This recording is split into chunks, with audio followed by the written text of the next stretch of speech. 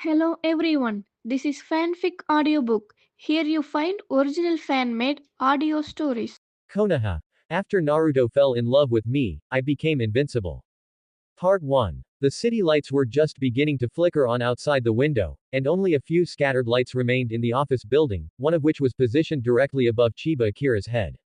He slammed down the final enter key, dragged the completed spreadsheet into WeChat to send to his supervisor, whose profile picture was a greasy middle-aged man, and slumped into his ergonomic chair as if his bones had been sucked dry.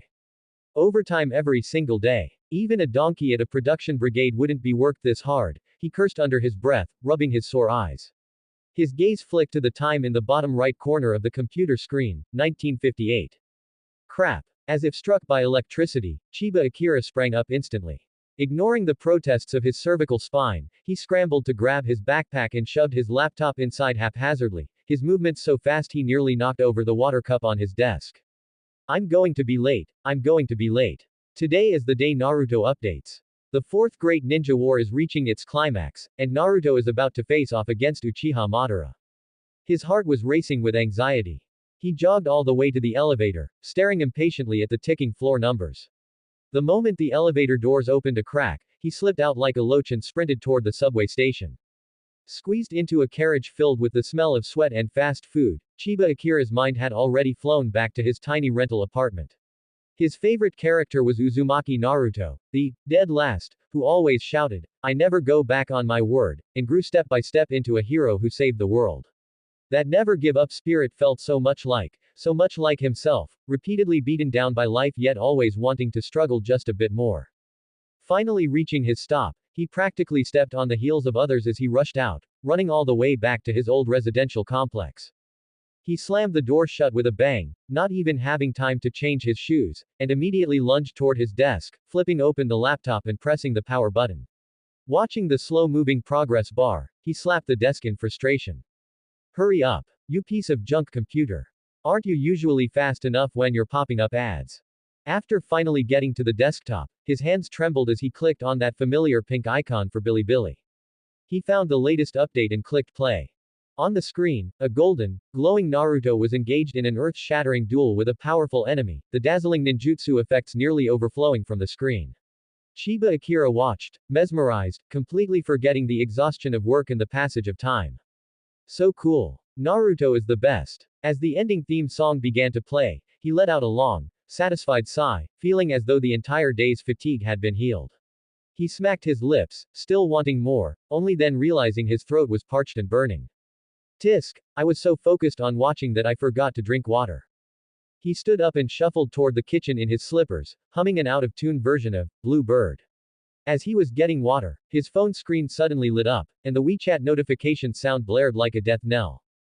His heart skipped a beat, filled with an ominous premonition. Swiping the screen open, it was indeed the supervisor with the greasy profile picture. Xiao Chiba, regarding the meeting minutes and data analysis from today's meeting, please work hard to make a PPT. We'll need it for the 9 a.m. meeting tomorrow morning. Thanks for the hard work, smile. Looking at that cold smiling emoji, Chiba Akira felt a surge of unbridled rage rush straight to his head. Hard work my ass. I've already clocked out. You only say this after Naruto finished airing. You did this on purpose, didn't you? He vented his impotent fury at the phone screen, wishing he could crawl through the network cable and hit that guy with a Rasengan. Suppressing his anger, he returned to the computer with his water cup, preparing to start his miserable overtime. However, the image on the computer screen made him freeze. It wasn't his desktop, but an extremely simple pop-up window, styled like something from the last century, abruptly occupying the center of the screen. A white background with black Simpson font, no borders or button decorations, just a single line of cold text. If you were given the chance to transmigrate into a world you are familiar with, what would you do? Below it was a blank input box and a blinking cursor. Which rogue software's trashy ad is this now? Chiba Akira moved the mouse irritably, habitually looking for that tiny times. However, he searched all four corners of the pop-up and even clicked blindly in the blank spaces, but there was no response. The pop-up seemed welded to the screen, motionless. Can't close it. He frowned and tried Alt plus F4, ESC, and even tried to launch the task manager. All were ineffective. The pop-up remained stubbornly there, the line of text seemingly carrying a hint of mockery. His supervisor's WeChat pinged again like a death knell, likely asking him, "Did you receive it?" The pressure of overtime, the anger of being forced, and the annoyance with this broken ad stacked up instantly, causing Chiba Akira's patience to completely run out. Is there no end to this? You won't close, right? Fine. You're asking. I'll answer. Just disappear as soon as I'm done. Driven by an inexplicable fire and without considering the consequences, he grabbed the keyboard and typed 4 characters into the input box: Naruto. It wasn't like typing a few words would hurt him, he just wanted this ghost of a thing to vanish so he could rush the PPT. The moment he hit the enter key. Buzz. The screen of that old laptop suddenly erupted with an unimaginable, blazing white light. The light was so intense that it instantly swallowed the entire room and stung his eyes. Holy crap. What the? Chiba Akira only had time to let out a short cry of alarm, instinctively shielding his eyes with his arm. But the light seemed capable of penetrating any physical barrier, overbearingly occupying all of his senses. He felt as if he had fallen into a vortex of pure light, and an irresistible, massive suction force came from the direction of the screen, frantically pulling at his body. His world spun, and his consciousness felt like it had been thrown into a tumble dryer, quickly blurring and drifting away. The last thing he felt was the chair beneath him falling over with a clatter, and the crisp sound of his water cup shattering on the floor. Then, everything returned to a dead silence. In the room, the computer screen had returned to normal, faintly emitting a dim light and displaying the ordinary desktop. It was as if the destructive white light and the powerful suction from moments ago were all just an illusion. Only the chair lying on the floor, the shattered glass cup, and the person who had vanished into thin air, silently proved that something incredible had indeed occurred. His consciousness felt like it was drowning in the deep sea, slowly and laboriously floating upward. The first thing Chiba Akira felt was a headache, a dull pain that felt as if he had stayed up way too late. He forced his heavy eyelids open to see an unfamiliar wooden ceiling. The faint scent of disinfectant and sunlight in the air became clearer. He sat up abruptly and looked around. It was a spacious but simply furnished room with several single beds lined up, covered with clean but slightly worn bedding. The walls were somewhat mottled, and the faint sound of children playing and crisp birdsong came from outside the window. A completely unfamiliar environment. Wasn't I? He froze as the blinding white light and intense suction from last night flooded into his mind.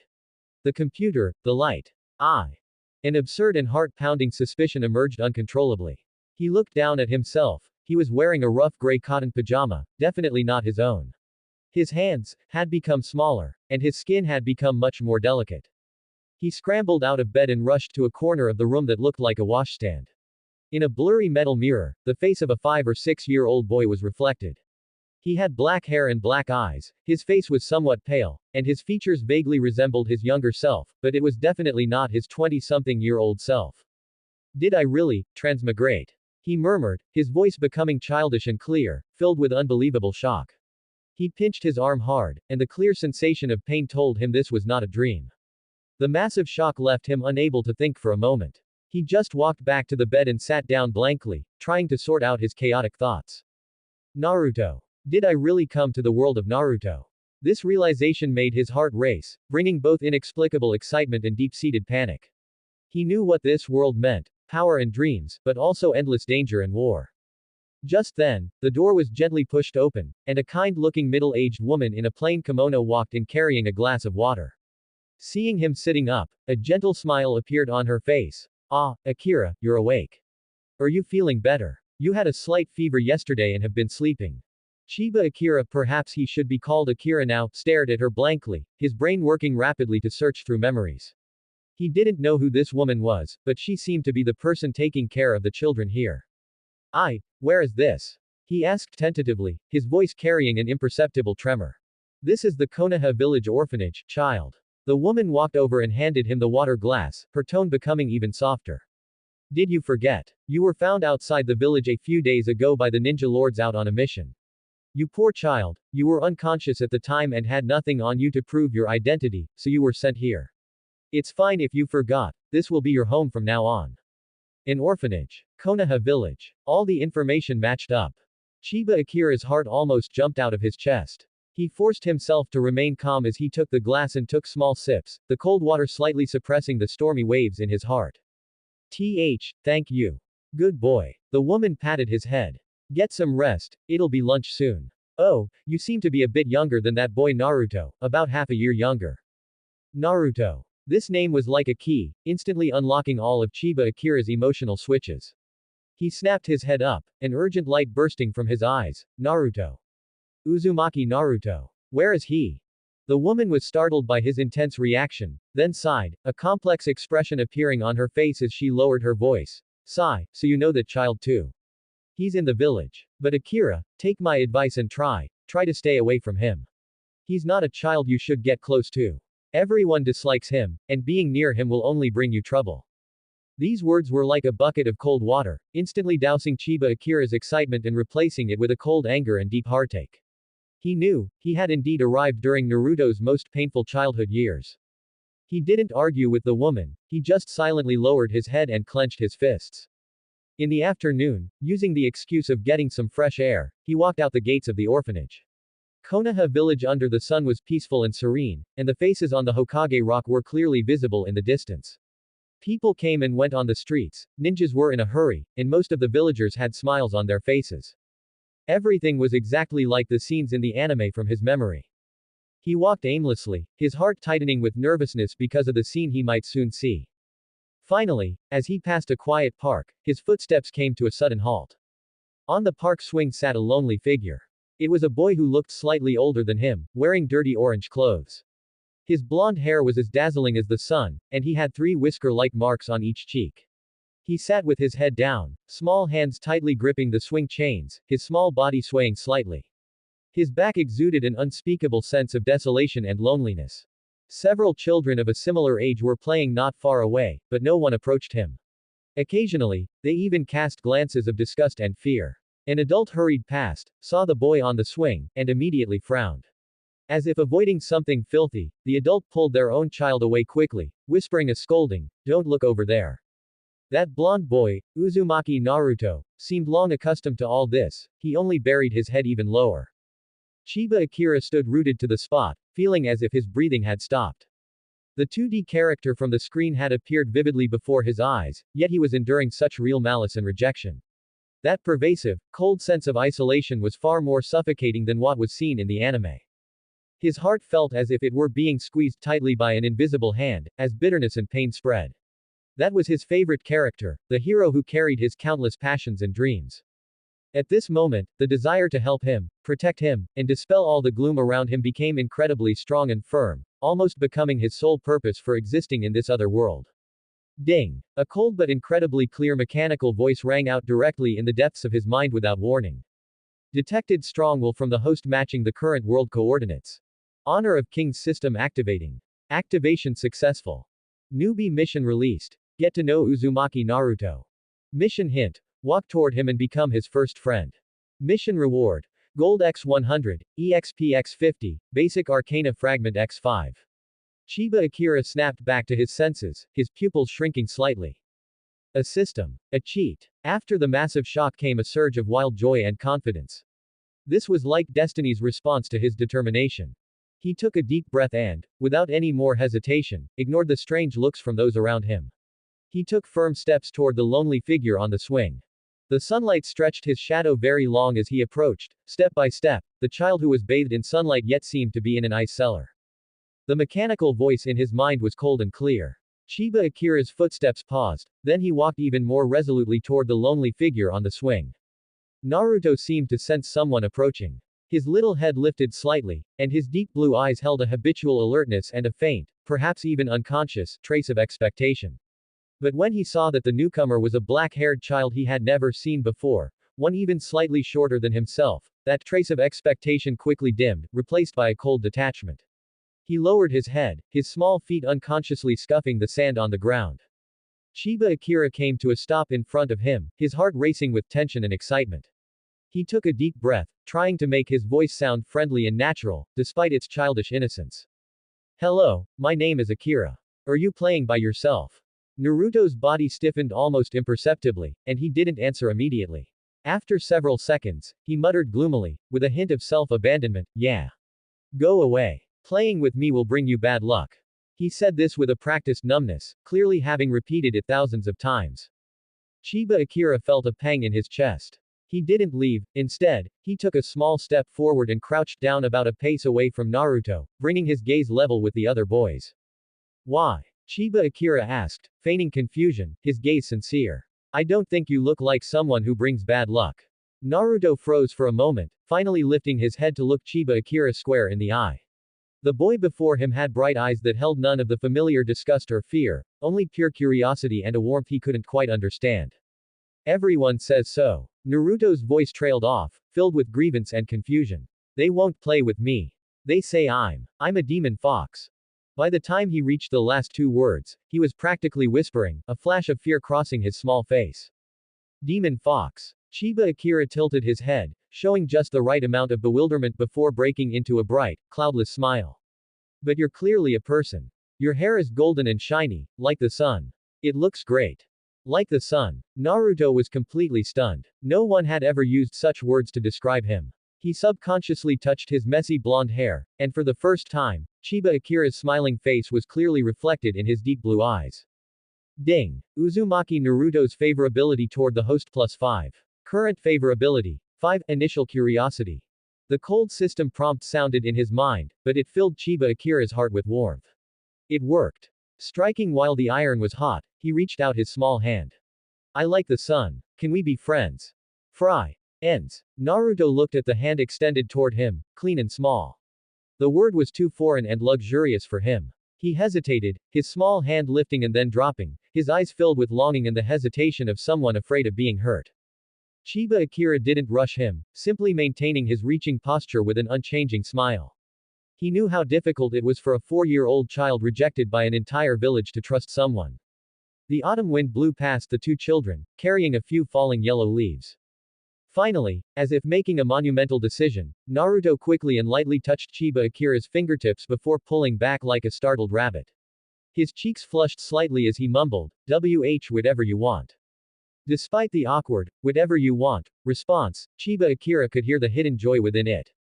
Ding! Congratulations to the host for completing the beginner mission. Get to know Uzumaki Naruto. Rewards issued. Gold coins +100, experience points +50, basic arcana fragments +5. Host level increased to LV.1. Honor of King's system fully activated. We wish you an enjoyable experience. A series of prompts rang out. Before Chiba Akira could check them in detail, he saw that although Naruto had pulled his hand back, those large eyes were staring at him without blinking, shimmering with a faint but real light he had never seen before. This light reminded Chiba Akira of the system reward prompt. 100 gold coins. While not much, it was finally the first bit of startup capital for surviving in this world. Chiba Akira's smile deepened. He naturally withdrew his hand and pointed to the empty swing next to him. Can I sit here? Naruto didn't speak, but he scooted over to make room for Chiba Akira, the hard sense of isolation on his small face melting just a little. System interface activated. The host can think system, to view it. The prompt sounded again. While clumsily climbing onto the swing, which was a bit high for his current stature, Chiba Akira thought the word in his mind. Instantly, a high-tech, semi-transparent blue interface was projected onto his retina, visible only to him. The interface clearly listed several options. Personal info, hero pool, skills, equipment, arcana, missions, backpack, shop. The interface was simple and clear, very similar to the Honor of King's game interface he was familiar with. With a thought, he clicked on Personal Info. Name, Chiba Akira. Level, LV.1 5100ths. Identity, Konoha Orphanage Orphan. Overall combat power, Scum. Gold coins, 100. Diamonds, 0. Available arcana, none. Current equipment, none. Mastered skills, none. Seeing the evaluation, Scum, Chiba Akira's lips twitched. This system evaluation was truly sharp and merciless. But then again, with the physical constitution of a 4-year-old, he really couldn't even beat an ordinary adult. He then clicked on the shop. The dazzling array of items made his head spin. The cheapest minor healing potion cost 10 gold coins, and a level 1 physical attack arcana required 100 gold coins. The 100 gold coins he had just earned were only enough to buy a single basic arcana. However, there was a surprise in the missions tab. The Get to Know Uzumaki Naruto mission was marked as completed, and a new mission had appeared below it. Daily mission. Basic physical training. Mission requirements. Complete 100 squats, 100 push-ups, and run 5 kilometers around Konoha. Can be completed in sets. Mission rewards. Experience X100, Gold Coins X50, Arthur Trial Card 1 Day X1. Seeing the reward, Chiba Akira's eyes lit up. An Arthur Trial Card. This meant he could temporarily use a hero's skills. In this ninja world full of danger, even just 1 day of power was a precious safeguard. Hey, Akira. Naruto's hesitant voice came from beside him. Are you spacing out? Chiba Akira snapped back to reality and closed the system interface. He saw Naruto looking at him somewhat uneasily, a flash of worry in his deep blue eyes, clearly afraid that Akira had suddenly changed his mind and was going to ignore him. Ah, no. Chiba Akira immediately shook his head and swung his legs. I was just thinking, should we go get something to eat? I'm a bit hungry. He remembered that at this time of day, Naruto likely hadn't had dinner either. Moreover, the 100 gold coins he just received could be used to treat Naruto to a meal and continue building favorability. Eat something. Naruto blinked, subconsciously touching his growling stomach. He had very little pocket money and often went hungry. Yeah, I know a place where the ramen is especially delicious. Chiba Akira jumped down from the swing, a hint of craftiness flashing in his eyes. It's called Ichiraku Ramen. The owner, Old Man Tuki, is a very nice person. Although he hadn't been there yet, according to the original story, Ichiraku Ramen was one of the few places willing to serve Naruto, and Tuki was very kind to him. Hearing the name, Ichiraku Ramen, Naruto's eyes instantly lit up. You know Ichiraku Ramen. Old Man Tuki really is great. He never kicks me out. It seemed Naruto had already been there. Chiba Akira was secretly pleased, this made things even easier. He reached out his hand to Naruto. Shall we go? My treat. The afterglow of the setting sun stretched the shadows of the two children.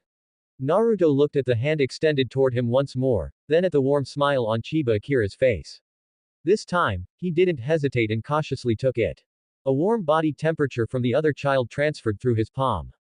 A strange, unprecedented current of warmth flowed from their joined hands through Naruto's entire body, dispelling the cold and loneliness of the swing. He held on tight, fearing this warmth might suddenly vanish. Ding! Uzumaki Naruto's favorability toward the host +10. Current favorability, 15, friendly. Hearing the system prompt, Chiba Akira felt completely reassured. The plan was going smoothly. Next was to continue strengthening their bond at Ichiraku Ramen, and then begin today's physical training mission. Naruto's hand was small and a bit cold, but it tightly gripped two of Chiba Akira's fingers like a drowning man clutching at a straw.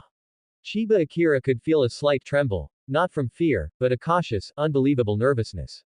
Are you really going to where I live? Naruto followed closely, looking up and asking again, his blue eyes full of anxiety.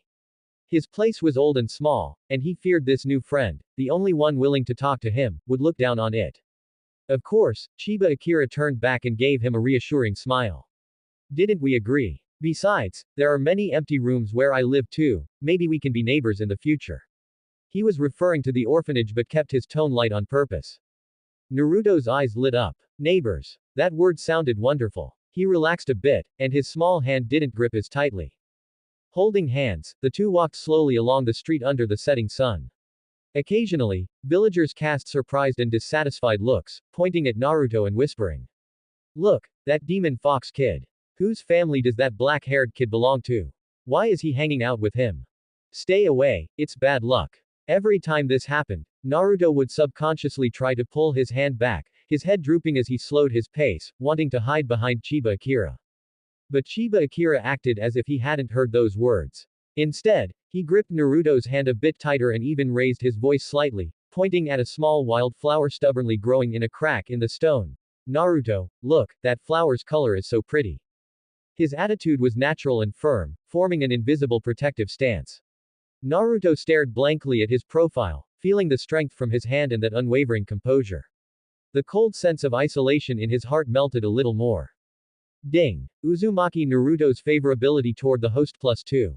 Current favorability, 17, initial trust. Just as they were about to reach the street corner where the orphanage was located, trouble arrived. Three boys, looking 2 or 3 years older than them, blocked the middle of the road, arms crossed with ill intent. The leading fatty pointed at Naruto and shouted, Hey! Demon Fox! Who gave you permission to come here? Scram back to your trash heap. Naruto's body stiffened abruptly. He instinctively wanted to break free from Chiba Akira's hand and run away, a reflex from being bullied so much. But Chiba Akira held him firmly, stepped forward, and blocked the way in front of Naruto. Is this road yours? We can't walk here. Chiba Akira looked up. Though he was shorter, his presence was no less imposing. HMPH. Anyone with the demon fox isn't anything good either. Another tall, thin boy spat. Let's beat them both up. Fatty charged first, swinging a fist at Chiba Akira. Chiba Akira's heart tightened. This small body couldn't take a beating. Just then, the system prompt rang in his mind. Detected host in a low-intensity conflict. Recommended to enable basic combat assistance module cost. 10 gold coins per minute. Enable.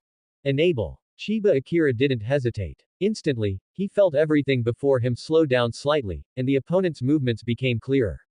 Simultaneously, a faint heat flowed into his body, significantly increasing his reaction speed. Fatty charged too hard. Chiba Akira ducked suddenly, narrowly avoiding the fist, and tripped him. Fatty couldn't stop his momentum and fell flat on his face, howling on the ground. So amazing! Naruto exclaimed softly from behind. The other two boys were stunned, not expecting this black-haired little kid to fight back. The tall, thin one cursed and lunged forward. As the tall, thin boy's fist came at him, Chiba Akira sidestepped and instinctively slammed his elbow into the other's ribs. This was a bit of knowledge he'd picked up in a university club, and with the system's help, he actually pulled it off. Ah! The tall, thin boy bent over in pain. The third boy got scared seeing this and hesitated to step forward. The tripped fatty scrambled up, his face red with rage, and charged again with a howl. Chiba Akira had just dealt with the tall, thin boy and couldn't dodge in time. At that moment, Naruto, who had been trembling behind Chiba Akira, suddenly found the courage to rush out and headbutt Fatty in the stomach. You're not allowed to hit Akira. Eyes closed like a cornered small animal, he gripped Fatty's waist tightly, pushing with all his might. Fatty was caught off guard, staggered back a few steps, and fell again. Haha, Naruto, that was a direct hit.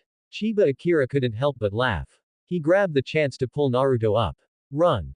The two broke through the encirclement and sprinted toward the orphanage without looking back, leaving Fatty's furious curses behind them. They didn't stop until they reached the orphanage entrance, panting heavily with their hands on their knees. Huff, huff, did we win? Naruto's face was flushed from running, but his deep blue eyes were incredibly bright. Chiba Akira waved his hand while panting, but his heart was bleeding. They'd fought for less than a minute, and the system had docked him 10 gold coins. This combat assistance was a real money sink. But seeing Naruto's excited face, he felt the money was well spent. You were even more amazing, he looked at Naruto and said sincerely. Thanks for that headbutt. Because you're my friend. Naruto scratched his messy blonde hair sheepishly, a genuine smile, one belonging to a child, filled with shyness and pride, appearing on his face for the first time. Ding. Uzumaki Naruto's favorability toward the host +8. Current favorability, 25 trusted partner. Ding. Daily quest basic physical training progress updated. Running distance plus 1.2 kilometers. Sigh, still 3.8 kilometers to go.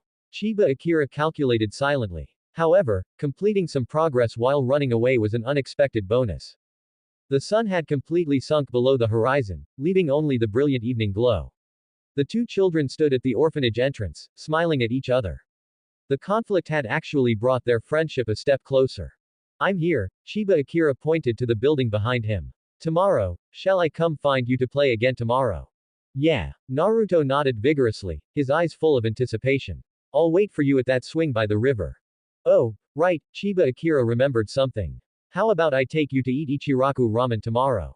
I heard the ramen there is delicious. Ichiraku ramen. Naruto's eyes brightened further. Really? I have money. He pulled a few loose coins from his pocket and counted them carefully. Seeing his serious expression, Chiba Akira felt a warmth in his heart. Don't worry, it's my treat. Watching Naruto's back as he skipped away, looking back every few steps, Chiba Akira breathed a long sigh of relief. Though the start was tough and he almost got beaten up, he had finally taken a solid first step. He turned and pushed open the orphanage door. The aroma of food wafted out, and his stomach growled. Fill his stomach first, then he'd have to study that money-grubbing system and figure out how to finish that fool physical task as soon as possible. He was determined to get the Arthur trial card. But the biggest gain today was Naruto's, "You're my friend." In this dangerous world, having a partner you can trust is more precious than anything. Early the next morning, just as the sky was beginning to brighten, Chiba Akira quietly got up. The orphanage's cafeteria hadn't opened yet. He felt the weight of those 100 gold coins rewarded by the system in his pocket, heavy, yet invisible and intangible to others, and wondered how to turn them into something real to eat. The system shop did sell soldier pills for 10 gold coins each, described as capable of quickly restoring physical strength, highly satiating, but with an indescribable taste. Chiba Akira instantly abandoned that option. One look at the description was enough to know it wasn't anything good. If he let Naruto eat such a thing, the boy probably wouldn't want to eat with him ever again. He slipped out of the orphanage quietly and ran toward the riverbank where he had parted with Naruto yesterday, guided by his memory. Sure enough, that small orange figure was already sitting on the swing, legs dangling, glancing toward the intersection from time to time. Seeing Chiba Akira appear, Naruto immediately jumped off the swing, a wide smile spreading across his face as he waved vigorously. Akira. Over here. Have you been waiting long? Chiba Akira ran over, his breath a bit ragged. This body's endurance was truly abysmal. Nope. Naruto shook his head, his eyes sparkling. I just got here too. Chiba Akira smiled, not pointing out the morning dew on his shoes or the dampness on his clothes. Clearly, the kid had been sitting there for quite a while. Come on, I'll take you somewhere good. He naturally took Naruto's hand again. Naruto wasn't as stiff as he had been yesterday. Instead, he squeezed back and asked curiously, where are we going? Are we going to that place with the delicious ramen you mentioned yesterday? Ah, Chiba Akira stalled. He couldn't afford Ichiraku ramen right now. The system did sell ramen, but the price was absurdly high at 50 gold coins a bowl, enough to leave him broke for 3 days.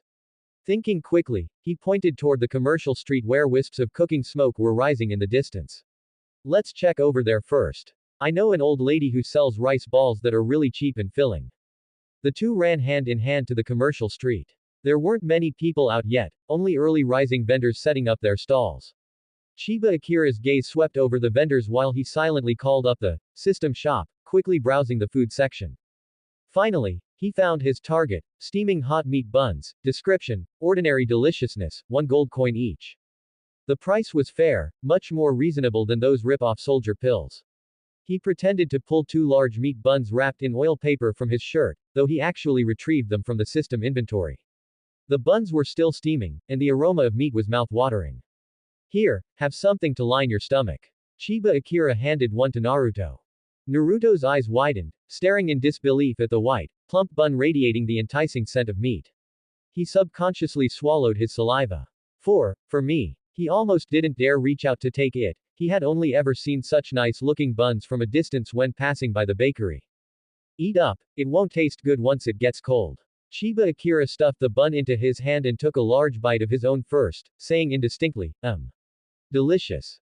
Only then did Naruto take a cautious bite. The soft dough and savory meat juice instantly melted in his mouth. His eyes went wide. This was a level of deliciousness he had never experienced, 100 times better than the thin porridge and hard bread at the orphanage. He ate extremely fast, practically devouring it in a few gulps, and then looked at the empty oil paper in his hand, licking his lips longingly. Seeing him like that made Chiba Akira's heart ache. I can't finish mine, help me out. Chiba Akira broke off more than half of his bun, of which he'd only taken 1 bite, and handed it over. Naruto hesitated and whispered, is this okay? Just eat it, otherwise it'll go to waste, Chiba Akira urged. The temptation of the bun was too great. Naruto took it, whispered a small, thank you, and began devouring it again. After finishing, he let out a satisfied burp and then sheepishly covered his mouth. Ding. Uzumaki Naruto's favorability toward the host +3. Current favorability, 28 trusted partner. Seeing Naruto's satisfied look, Chiba Akira felt the gold coins were well spent. While munching on the remaining half bun, he pulled Naruto along to start jogging through the streets. Where are we going? Naruto asked, his mouth still full. To train. Chiba Akira said solemnly. If you want to become a powerful ninja, you can't do it without a good body. We start with running. He had to hurry and complete that physical fitness task. The Arthur trial card was beckoning him. Ninja. Upon hearing those words, Naruto's eyes instantly erupted with an incredibly brilliant light, 10 times brighter than when he saw the buns. Akira, do you want to be a ninja too? Of course. Chiba Akira nodded. What about you? Me. My biggest dream is to become the Hokage. Naruto danced with excitement, almost tripping over his own feet as he ran. I'll make everyone in the village acknowledge me. A great dream. Chiba Akira smiled and validated him, thinking that the kid certainly had guts to say such things already. Then let's work hard together. First, 5 laps around this street. Alright. Naruto seemed to be injected with infinite motivation, shouting as he dashed forward, full of energy. Chiba Akira quickly followed. The two children ran through the morning streets, one after the other. Naruto's stamina was surprisingly good, he ran fast and would occasionally turn back to urge him. Akira. Hurry up. Why are you so slow? Chiba Akira was panting heavily, mentally cursing this broken body. In his past life, he had been someone who worked out regularly, but now he was being left in the dust by a 6-year-old. It was a total humiliation. Wait for me. He gritted his teeth and accelerated, but was soon left behind by Naruto again. Daily Task Basic Physical Training Progress Update. Distance run plus 3.1 kilometers. Squats 0 100ths, push-ups 0 100ths. After more than 3 laps, Chiba Akira really couldn't run anymore. He leaned on his knees, gasping for air, feeling like his lungs were about to burst. Naruto ran back and circled around him, his face flushed with excitement. Akira, are you okay? Your stamina is so bad, way worse than mine. Shut up. Chiba Akira panted heavily. Let's rest for a bit. He sat down on a roadside bench, and Naruto sat beside him, his small legs swinging happily. This kid wasn't tired at all, his stamina was absurdly good. Akira, Naruto suddenly grew quiet, looking at the street that was gradually becoming lively in the distance, and whispered, thanks for the buns, and, for running with me. He paused, his voice even lower, carrying a cautious need for confirmation. Are we, really friends now? You won't suddenly stop talking to me, right? Chiba Akira turned his head and looked at Naruto's deep blue eyes, which were currently filled with insecurity and expectation. His heart softened completely. This child had been isolated for so long that even friendship was something he had to handle with extreme care. He reached out and vigorously ruffled Naruto's bright blonde hair, smiling with absolute certainty. Of course. We've been friends since yesterday, you dummy. Naruto stared at him blankly, and then, a huge, cloudless smile bloomed on his face. Yeah. He nodded heavily, and mimicking Chiba Akira, he reached out with a giggle to ruffle Chiba Akira's black hair. Then let's be friends forever and ever. The two children laughed and played on the morning bench, drawing glances from passers-by. Ding. Uzumaki Naruto's favorability toward the host +5. Current favorability, 3-3 close partner. Ding. Daily Task Basic Physical Training Progress Update. Distance run plus 0.5 kilometers, total 5 kilometers reached. Ding. Daily Task Basic Physical Training completed. Rewards issued. Express plus 100, Gold plus 50, Arthur Trial Card 1 Day X1. Listening to the system prompts, Chiba Akira looked at the shimmering golden trial card in his mental inventory, filled with motivation. Finally finished. This Arthur Trial card was good stuff, it could save his life at a critical moment. Akira, are we running together again tomorrow? Naruto asked, blinking his large eyes. Of course, but next time you have to wait for me. Chiba Akira wiped his sweat. Also, tomorrow I'll take you to eat something even better. With the 50 gold coin reward, he was much better off now. Although he still couldn't afford Ichiraku ramen, he could at least give Naruto a decent breakfast. Once the excitement of the run passed, fatigue washed over him like a tide. Chiba Akira felt his legs were as heavy as lead and just wanted to collapse on a bench and not move. Although the Naruto next to him was also panting, he clearly had energy left and curiously poked his arm. Akira, you're really weak. Chiba Akira gave him an annoyed look and said weakly, don't get cocky, this is just the beginning. There's harder stuff coming. He thought of the 100 squats and 100 push-ups in the mission, and his life suddenly felt bleak. Hearing, harder stuff, Naruto became even more energetic and eager to try. What else? Let's keep going. Keep going my foot. Chiba Akira muttered under his breath, struggling to climb up from the bench. We need to find a place without people to practice, otherwise we'll be watched like monkeys in a zoo. He didn't want to do squats on a busy street. He pulled Naruto and turned into a secluded little grove by the river. The ground here was flat with little weeds, and it was quite hidden. Sunlight filtered through the leaves, casting dappled shadows, and the air was filled with the scent of grass and earth. Squats first. Chiba Akira struck a pose, recalling the key movements from fitness videos he had seen before, and clumsily squatted down. Naruto followed suit, also squatting down. His movements were crooked, but his enthusiasm was high, like this. Heave ho.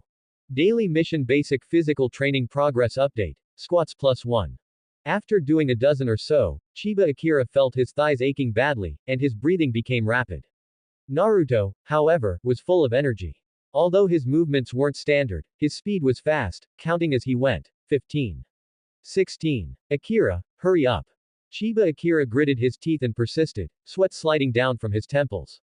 He glanced at the system interface. The number of squats was slowly increasing, giving him the feeling of playing a real-life fitness game, which gave him a bit more motivation. By the time he reached 30, Chiba Akira felt like his legs were no longer his own. He sat on the ground with a thud, panting heavily. Rest a bit. Seeing this, Naruto also stopped and squatted in front of him, his little face full of concern. Akira, you're sweating so much, and your face is so red. Are you okay? He reached out his small hand and clumsily wiped Akira's sweat with his sleeve. I'm fine. Chiba Akira caught his breath. Seeing the pure worry in Naruto's azure eyes, his heart warmed, and he struggled to get back up. Continue. Squats plus 1. Plus 1. Plus 1. The process was extremely painful. Every single one felt like his muscles were screaming. Naruto went from being relaxed at the start to slowing down later. His little face flushed red, but he still persisted, constantly cheering Chiba Akira on. Akira. Keep going. Almost there. 98, 99, 100. Wow. Finished. When he finally finished the 100 squats, Chiba Akira collapsed directly onto the ground in a starfish position, feeling like his body had been emptied. Naruto was also exhausted and sat down next to him, bumping him with his shoulder. Hehe, we did it. After resting for a long while, Chiba Akira finally resigned himself to getting up and facing the even more terrifying push-ups. This thing is even more lethal than squats. His arms were shaking as he propped himself on the ground. Once his body went down, he almost couldn't get back up. Naruto mimicked his posture and lay down, but his butt was stuck high in the air and his body sagged, looking both hilarious and cute. No, keep your body straight. Chiba Akira corrected him while struggling through his own. You won't train properly like that. Naruto tried hard to adjust his posture, but it was still crooked. This is so hard. My arms are so sore. Push-ups plus 1. Plus 1, extremely slow. After doing 20 or so, Chiba Akira's arms went on strike completely, trembling so much he could no longer push up. Although Naruto's posture was weird, relying on his stubborn physical strength and willpower, he actually managed to grunt through 40 or so before collapsing in exhaustion. I can't. Akira, this is so hard. Naruto panted, his face pressed against the grass. Chiba Akira looked at the pathetic push-up number in the mission list, then at his own trembling arms, and sighed. At this rate, he wouldn't finish even by nightfall. With a thought, he tried asking in his mind, System, is there anything that can quickly restore stamina? Something cheap. Recommended purchase. Basic stamina potion, small, price 20 gold coins. Effect. Slightly relieves muscle fatigue and accelerates stamina recovery, effect lasts for 1 hour. 20 gold coins. Chiba Akira felt a pang of heartache, but looking at the remaining push-ups, he gritted his teeth and bought a bottle. A bottle of pale green liquid emitting a faint grassy scent quietly appeared in the system inventory. He pretended to pull something from his chest but actually took out the potion, pulled out the cork, and drank a small half himself. A cool stream flowed into his throat and quickly spread to his limbs. His originally sore and weak muscles were wrapped in gentle energy, and the feeling of fatigue instantly lessened significantly. He handed the remaining half bottle to Naruto. Here, drink some water. It's special and can restore your strength. Naruto didn't doubt him at all, took it, and gulped it down. He licked his lips. It's a bit sweet and cool. I really don't feel that tired anymore. Akira, where did you get this? Homemade at my house. Chiba Akira casually made up an excuse, secretly relieved that Naruto was so easy to fool. After resting for about 10 minutes, with the help of the potion, the two felt much better and began challenging the push-ups again. This time, Chiba Akira felt much more relaxed. Although it was still difficult, he could at least perform them with standard form. Naruto was even more lively, charging through them with shouts. Akira, I feel like my strength is back. Naruto did push-ups excitedly, your family's water is amazing. Chiba Akira focused on his movements, silently counting the numbers in his head. Every time he completed 10, a system notification would sound. This instant feedback gave him more motivation to persist. Push-ups plus 50. Plus 70. Plus 90. Plus 100. When the last push-up was completed, Chiba Akira lay flat on the ground, not wanting to move an inch. Naruto also collapsed in exhaustion beside him, but his face was filled with the excitement and pride of completing the challenge. Ding! Daily mission basic physical training completed. Rewards have been issued to the inventory. Ding! Host level increased to LV.2. All basic attributes have been slightly increased. A weak but clear heat flow surged through his body. Chiba Akira felt his fatigue being dispelled once more, and his body felt a bit lighter. He opened the inventory and looked at that golden Arthur trial card, his heart filled with excitement. Naruto, he turned his head, looking at the exhausted but smiling little partner beside him, and said mysteriously, "Want to see something amazing?" Naruto immediately turned his head, his eyes shining, "Something amazing. What is it? What is it?" Chiba Akira concentrated and chose to use the trial card. Arthur trial card activated, remaining time 23 hours 59 minutes and 59 seconds. Host contemporarily use skills, Shield of Vows, Revolving Strike. Passive skill Holy Light Protection is now in effect, slight continuous recovery of vitality. Instantly, he felt an unfamiliar, warm, and heavy energy enter his body. The usage methods for the two skills naturally surfaced in his mind. He raised his hand, and with a thought. Buzz. A faint, almost transparent golden halo instantly covered the surface of his arm. Ancient patterns could be seen flickering vaguely before quickly fading away. Although it didn't look like much, Chiba Akira could feel that his arm's defensive power had received a staggering boost. Wow! Naruto suddenly sat up, his eyes wide as he leaned in close, staring intently at Chiba Akira's arm. What was that just now? A golden light. So cool. Is it ninjutsu? Naruto cautiously extended a finger and poked Chiba Akira's arm covered by the Shield of Vows. It felt like poking an incredibly tough piece of leather, and it even carried a hint of warmth. I guess you could say that. Chiba Akira smiled and deactivated the skill, the halo vanishing. He couldn't expose the system, so he could only say vaguely, "It's a special defensive technique I'm still practicing." Even though the skill had dissipated, a portion of that feeling of being filled with power remained, making him feel full of drive. He even felt like doing another 100 push-ups. Akira, you're so amazing. Naruto clapped excitedly. I want to learn this too. Can you teach me? Chiba Akira rubbed his nose, feeling a bit awkward. This requires a long time of practice, and you need to have a special talent. It's okay. I'm not afraid of being tired. Naruto clenched his small fist. I definitely want to become as amazing as Akira.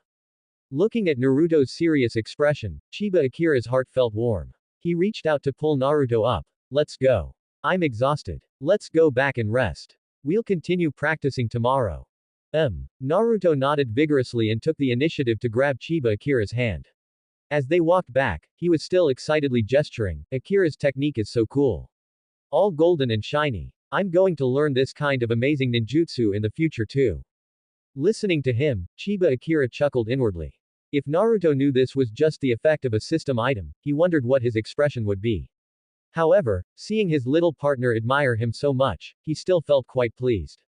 On the day the Ninja Academy opened, the weather was clear and beautiful. The symbol of Konoha sparkled under the sunlight, and the school gates were bustling with parents dropping off their children and new students who were both excited and nervous. Chiba Akira stood slightly on the outskirts of the crowd, watching this familiar scene with a complex heart. Beside him, Naruto seemed exceptionally tense and uneasy, his small hands tightly clutching the corner of his newly received, slightly oversized ninja uniform. His blue eyes couldn't help but glance at the children surrounded by their parents, chatting and laughing, his eyes filled with envy and a trace of imperceptible loneliness.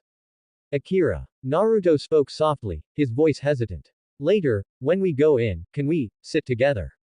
He asked cautiously, already anticipating a certain outcome, yet unable to resist holding onto a final sliver of hope. Of course. Chiba Akira withdrew his gaze and gave him a reassuring smile, naturally taking his hand. Do you even need to ask? We're friends. Naruto's eyes lit up, and he gripped his hand back tightly, drawing courage from it. However, this courage faced a severe test the moment they stepped into the classroom. The originally noisy classroom suddenly dropped several decibels because of their arrival. Countless gazes shot over in unison, the vast majority focusing on Naruto. In those eyes, there was undisguised disgust, cold rejection, curious scrutiny, and even warning glares from some parents, who immediately pulled their children further away from the door. Whispers began to spread. Look, it's him, the demon fox. Why did he come too? Stay away from him. Chiba Akira frowned slightly as he heard these words. He remembered his experience at the training ground a few days ago. The way those villagers looked at Naruto was exactly the same as the way these children's parents were looking at him now. Naruto's body stiffened instantly, and his face turned pale. He subconsciously wanted to break free from Chiba Akira's hand, to hide himself or turn and run. His palm, which had been held tightly, suddenly became ice cold, even breaking out in a layer of cold sweat. Chiba Akira could clearly feel his fear and retreat. Instead of letting go, he held on tighter, his nails even lightly pressing into Naruto's palm to signal him to stay steady. Don't be afraid, he whispered, loud enough only for Naruto to hear. I'm here. His gaze calmly swept across the classroom. He saw some familiar faces. Hyuga Hinata with her white eyes, shyly lowering her head, Nara Shikamaru, who was yawning lazily, Akamichi Choji, busy eating snacks, and Uchiha Sasuke, who looked cool among the crowd and was being secretly observed by several young girls. The seats in the classroom were almost full, with only a few scattered empty spots left. Two of the empty seats were next to each other, but in the corner of the very back row. The other empty seats were scattered next to other people. Almost everyone looked at them with eyes full of wariness and rejection, silently declaring, "You are not welcome here." A boy sitting in the middle, who looked like he came from a well-off family, even deliberately placed his school bag on the empty chair next to him, lifting his chin and giving Naruto a provocative look. The atmosphere was so oppressive it was suffocating. Naruto's head dropped lower and lower, almost burying itself in his chest, his body trembling slightly. Just then, Chiba Akira moved. Without any hesitation, he pulled Naruto and walked straight through the middle aisle of the classroom, ignoring all the different gazes cast their way, walking step by step toward those two neglected empty seats in the back corner. His pace was steady, his back straight. Although he was only the height of a child, he carried an unquestionable determination. When passing the boy who had deliberately used his bag to take up a seat, Chiba Akira paused slightly and glanced at him. The boy, who had been looking smug, suddenly felt inexplicably guilty under that gaze and quickly pulled his bag back into his arms, lowering his head. "Tch, coward," Chiba Akira laughed inwardly, continuing forward. All the whispering stopped, and the eyes of the entire classroom were focused on these two children walking toward the corner hand in hand. Reaching the seats, Chiba Akira let go, letting Naruto sit in the inner seat first, then calmly sat down in the seat next to him, placing his small school bag on the desk. Only after doing all this did he look up, meeting the complex, unwithdrawn gazes in the classroom with no particular expression on his face, as if he had done something perfectly normal. Naruto was completely stunned. He stared blankly at Chiba Akira beside him, then took a timid look at the others in the classroom. Those disgusted gazes were caught off guard by Chiba Akira's unapologetic actions, and some even subconsciously looked away. A massive surge of warmth suddenly smashed through the fear and ice walls in Naruto's heart. His nose tingled, and his eyes instantly welled up. He quickly lowered his head and messily wiped his eyes with his sleeve. When he looked up again, though his eyes were still a bit red, a light had been rekindled in those deep blue eyes. Secretly, under the desk, he reached out again and tightly grasped Chiba Akira's hand. "Thank you, Akira." His voice was very soft, yet exceptionally firm. Chiba Akira squeezed his hand back, saying nothing, only offering a smile. Ding. Uzumaki Naruto's favorability toward the host +10. Current favorability, 43, firm trust. Just then, the classroom door was pushed open again, and Iruka Yumino, wearing a Chunin vest and a forehead protector, walked in with a roll call sheet. A gentle smile was on his face, and he was about to speak when he keenly sensed the unusual atmosphere in the classroom. His gaze quickly swept across the class and soon landed on the two in the corner, Naruto with his head down, and Chiba Akira sitting calmly, and their hands tightly held together under the desk. Iruka's gaze lingered on Naruto for a moment, a trace of imperceptible complexity and heartache flashing through, then he looked at Chiba Akira, his eyes filled with a bit of surprise and approval. This child was different from the others. He didn't say much, just coughed lightly to get the class's attention. "Alright, everyone quiet down. Starting today, I will be your lead teacher, Iruka Yumino." His voice was gentle yet powerful. "Here, I hope everyone can become excellent ninjas, and more importantly, become true comrades."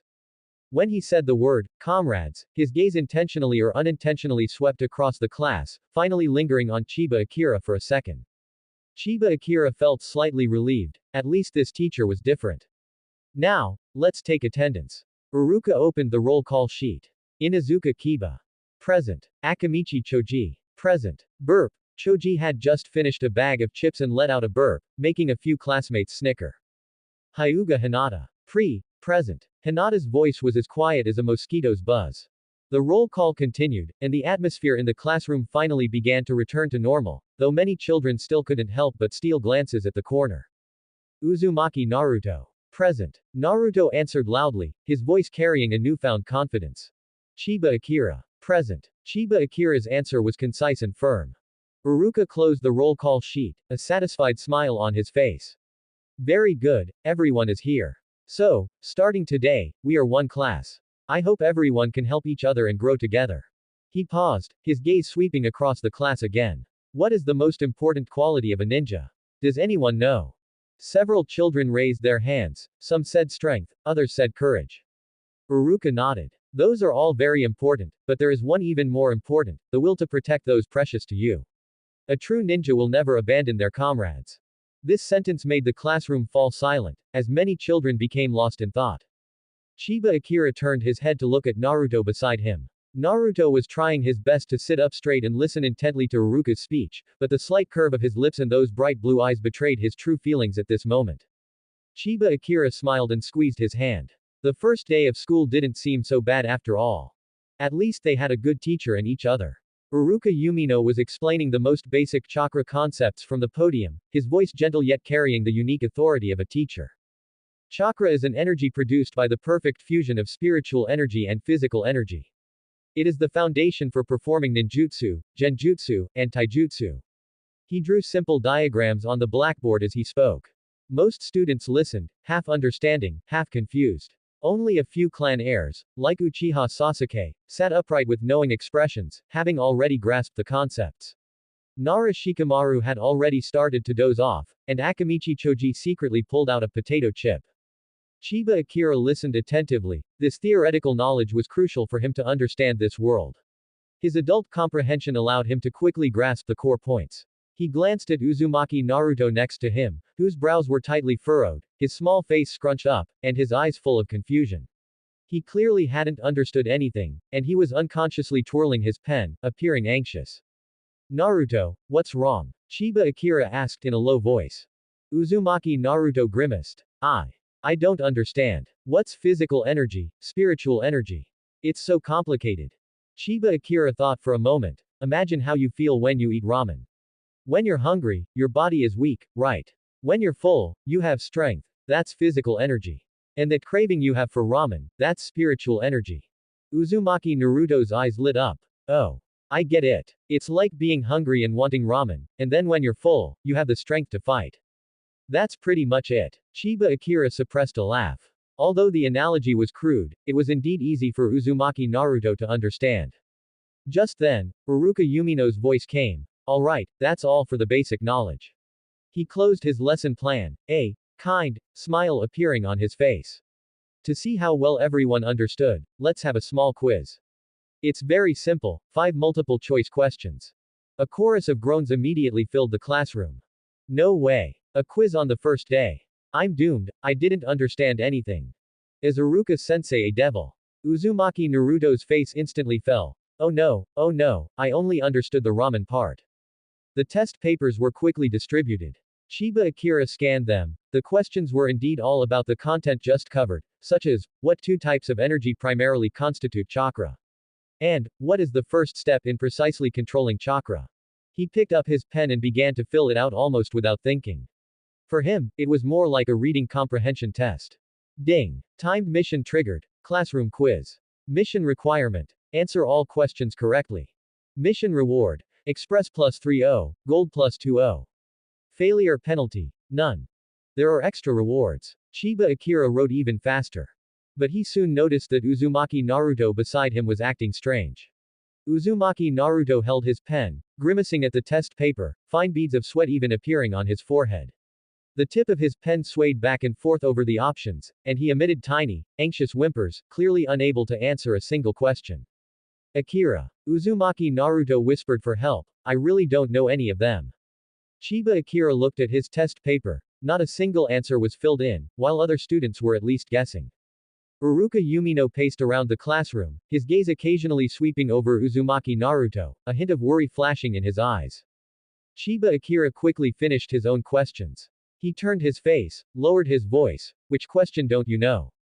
Uzumaki Naruto, as if grabbing a life raft, wailed with a distressed face and answered in a whisper, all of them. Chiba Akira was speechless. He quickly glanced around the classroom. Uruka Yumino was facing away from them, looking out the window perhaps intentionally. An opportunity. He immediately leaned back slightly, covering his mouth with his left hand, his voice extremely low, but his words very fast.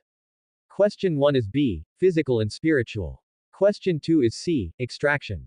Question 3 is A, controlling flow. Question 4 is D, hand seals. Question 5 is B again, balance. His voice was quick and light, like a breeze. Uzumaki Naruto was stunned at first, then overjoyed, frantically scribbling on the test paper as he was told. Because he was in such a hurry, he even drew the third circle outside the box. Slow down, don't be so obvious, Chiba Akira reminded him.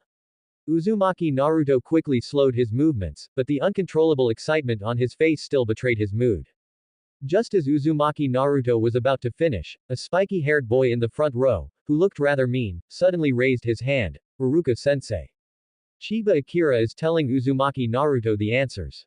Everyone's eyes instantly focused. The classroom fell silent, even Choji's chip chewing stopped. Uzumaki Naruto was so scared he dropped his pen, his face pale, his body unconsciously shrinking into his chair. Chiba Akira cursed inwardly. That Inuzuka Kiba was really meddlesome. Uruka Yumino turned around and walked over, his expression serious. He first looked at the reporting boy. Inuzuka Kiba, maintain classroom discipline, no shouting. Inuzuka Kiba pouted defiantly, but they're really cheating. I'll handle it. Uruka Yumino's tone carried an undeniable authority. Then he looked at Chiba Akira and Uzumaki Naruto. What's going on? Uzumaki Naruto was too nervous to speak, his fingers trembling.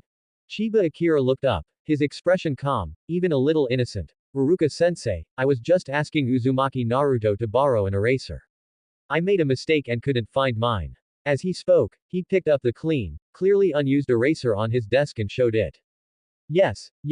Uzumaki Naruto quickly nodded. I was looking for an eraser for Akira. Uruka Yumino's gaze lingered on Chiba Akira's open, pained face for 2 seconds, then he looked at Uzumaki Naruto, who was almost curled up in fright, and the crooked but mostly filled in answers on Uzumaki Naruto's test paper. He knew perfectly well what was going on. But he didn't expose them, merely giving Chiba Akira a meaningful look and nodding, pay attention next time. Borrow things quietly, don't disturb other students. Yes, sensei, Chiba Akira replied obediently. Inuzuka Kiba's eyes widened. Sensei, they clearly were. Kiba, focus on your own questions. Uruka Yumino interrupted him. Papers will be collected in 5 minutes.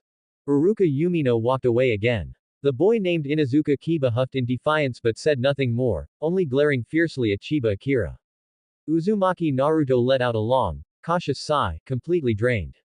He looked at Chiba Akira with a look of immense gratitude, as if he had just escaped death, and whispered, Akira, thank you.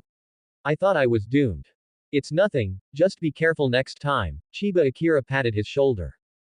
Ding. Timed mission classroom quiz completed. Reward. Express plus 30, Gold plus 20. Ding. Uzumaki Naruto's affection for host plus 5. Current affection. 48 firm trust.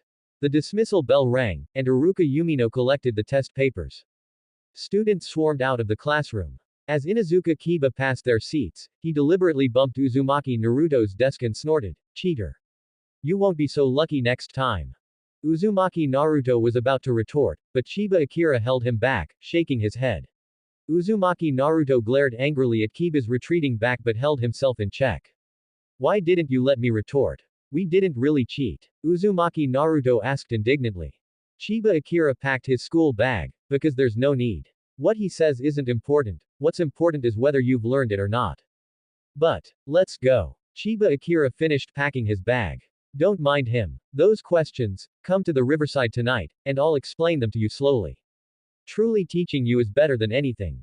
Uzumaki Naruto's eyes instantly brightened, the previous unhappiness instantly forgotten, and he nodded vigorously. I'll definitely study hard. Although the method was a bit tricky, Chiba Akira felt that preserving the small bit of confidence Uzumaki Naruto had just built was far more important than the score of a single quiz. Watching Uzumaki Naruto's footsteps become light again, he felt it was a worthwhile endeavor. Moreover, the real learning had only just begun. A few days later, during the ninja tool class, the weather was sunny. Several noticeable wooden targets stood on the training ground. Uruka had a basket of shuriken and kunai in front of him, and the children gathered in a circle, their eyes sparkling with excitement and curiosity. Today, we will learn the most basic shuriken throwing. Uruka picked up a shuriken, flicked his wrist with a smooth and precise motion, and with a whoosh, the shuriken accurately hit the bullseye of the target 20 meters away. Wow! The children gasped in admiration. That's amazing. Naruto jumped up and down, his eyes wide and round, his face clearly expressing, I want to be that cool too. Uruka smiled and began explaining the key points of the motion. The grip must be firm, use wrist strength, coordinate your body, and lock your gaze onto the target. Chiba Akira stood among the crowd, carefully listening to every key point. He thought to himself that these basic skills weren't difficult for him, but he had to act like a normal student. After the explanation, the children took turns trying. The results were predictably chaotic. Some throws were weak and dropped at their feet, while others flew off in strange directions, causing gasps and dodging. When Inuzuka Kiba stepped up, he deliberately glanced at Naruto, then threw with force. The shuriken spun out and firmly stuck into the target's second ring. Did you see that? That's what you call skill. Kiba clapped his hands proudly. Uchiha Sasuke had a cold expression, his movements were standard, and almost every throw hit the inner ring, drawing hushed admiration from several girls. Sasuke-kun is so amazing. As expected of the Uchiha clan. Sasuke withdrew his hand expressionlessly, a hint of disdain flashing in his eyes. This level of training was too easy for him. When it was Chiba Akira's turn, he deliberately adjusted his posture to look a bit nervous. The first throw missed the bullseye, sticking into the outer edge of the target. The second throw missed the target entirely. Not bad, keep trying. Uruka encouraged. Chiba Akira nodded, but inwardly he was calculating how to maintain the balance of being slightly clumsy but not too terrible. Naruto nervously rubbed his hands. When it was his turn, he took a deep breath and threw hard, mimicking Uruka. The shuriken spun out but went far wide of the target, almost hitting Choji, who was watching nearby. Oh no! Choji jumped away in fright, dropping the potato chips in his hand. Ha ha ha. A dead last is a dead last. He can't even find the target. Kiba laughed mercilessly. Naruto's face flushed red, and he tried several more times in defiance, either missing the target or throwing wildly off course. Uruka patiently corrected his movements, but with little effect. Naruto, relax a little, don't throw so hard. Uruka walked up to him and personally demonstrated the grip. But sensei, I'm trying really hard. Naruto looked at his hands, feeling wronged. Chiba Akira observed Naruto's performance, knowing this was because the Nine Tails chakra was interfering with Naruto's own chakra control. He walked over and patted Naruto's shoulder. Don't rush, take it slow. I didn't throw well just now either. Akira. Naruto looked at him gratefully. Just then, the system prompt suddenly sounded. Ding. Instant quest triggered. Vow of protection. Quest content. Ensure Uzumaki Naruto is unharmed during the upcoming accident. Quest reward. Express plus 50, Gold plus 30, passive effect of Holy Light protection slightly and permanently increased. Failure penalty. None. An accident. Chiba Akira's heart tightened, and he immediately became alert. His gaze quickly scanned the surroundings, searching for potential dangers. Just then, an older boy, who had been the most aggressive in mocking Naruto earlier, happened to pass by the edge of the training ground. He was delivering equipment and should have just walked past, but seeing Naruto miss the target again, he sneered. You can't even do this, and you want to be a ninja. He deliberately picked up a training shuriken from the basket and flicked his wrist seemingly casually, but Chiba Akira keenly sensed that the shuriken carried clear malice, drawing a low, flat arc straight toward the back of Naruto's head. Watch out! A girl cried out. Naruto was still oblivious, frustrated that he had missed again, completely unaware of the danger behind him. Uruka's face changed, and he was about to make a move. But Chiba Akira was closer and had received an early warning. He instinctively stepped forward, instantly blocking behind Naruto's side, and silently chanted, Shield of Vows. Buzz. An extremely faint, almost imperceptible golden halo flashed across the outside of his raised arm. Clang. The shuriken accurately struck his forearm, emitting a muffled thud before being deflected and falling to the ground. The entire process was as fast as lightning striking flint. Chiba Akira immediately dispersed the skill, pretending to be hurt, and hissed as he sucked in a cold breath while clutching his arm. In reality, he only felt a slight impact. The protective effect of the Shield of Vows exceeded his expectations. Akira. Naruto finally reacted, startled, and quickly grabbed his arm. Are you okay? Why did he do that? The older boy was also stunned, having not expected to actually hit someone. He had only intended to scare Naruto, but now he had caused trouble. I didn't mean to. He muttered something about running into it himself, and quickly slipped away. Silence instantly fell over the training ground. Everyone was stunned by the sudden turn of events. Uruka appeared beside Chiba Akira using the body flicker technique, nervously checking his arm. Chiba, how are you? Where are you hurt? He pulled up Chiba Akira's sleeve and was surprised to find only a slight red mark on his arm, without even breaking the skin. Logically, that force should have caused a more serious injury. I'm fine, Uruka-sensei, I was just startled. Chiba Akira shook his head, pulled down his sleeve, and covered the red mark. Uruka sighed in relief, but his expression remained serious. He looked in the direction where the older student had disappeared, then looked at the silent, terrified students around him, and said gravely, ninja tools are not toys. You absolutely must not aim them at your comrades. I will deal with today's incident seriously. Everyone continue practicing, but be more careful. Inuzuka Kiba curled his lip and muttered softly, if the dead last wasn't always messing up, no one would get angry. Kiba. Uruka sharply rebuked, don't say things like that. After this commotion, the atmosphere of practice became much more subdued. But Chiba Akira was secretly pleased. The system prompt sounded again. Ding. Instant quest vow of protection completed. Rewards have been distributed. Ding. Passive skill holy light protection effect increased. Health recovery speed slightly increased. A warmer stream flowed into his body, and the slight pain instantly vanished. Naruto lost the desire to practice, sticking close to Chiba Akira, filled with dread and guilt. I'm sorry, Akira, this was all to protect me. If I wasn't so clumsy, you wouldn't have gotten hurt. Idiot, it's fine as long as you're okay. Chiba Akira ruffled his golden hair. Besides, I wasn't really hurt, look. He pulled up his sleeve, and the red mark had completely vanished. Huh. Just now, clearly. Naruto widened his eyes. Maybe I saw it wrong. I was too nervous at the time, Chiba Akira casually explained. In the subsequent practice, Naruto became cautious, afraid to throw hard, fearing another accident. Chiba Akira, meanwhile, continued his mediocre performance, occasionally hitting the outer ring of the target by luck. Sasuke watched all this with cold eyes, feeling a sense of disdain. This level of friendship was meaningless in his view. A true powerhouse didn't need to rely on anyone.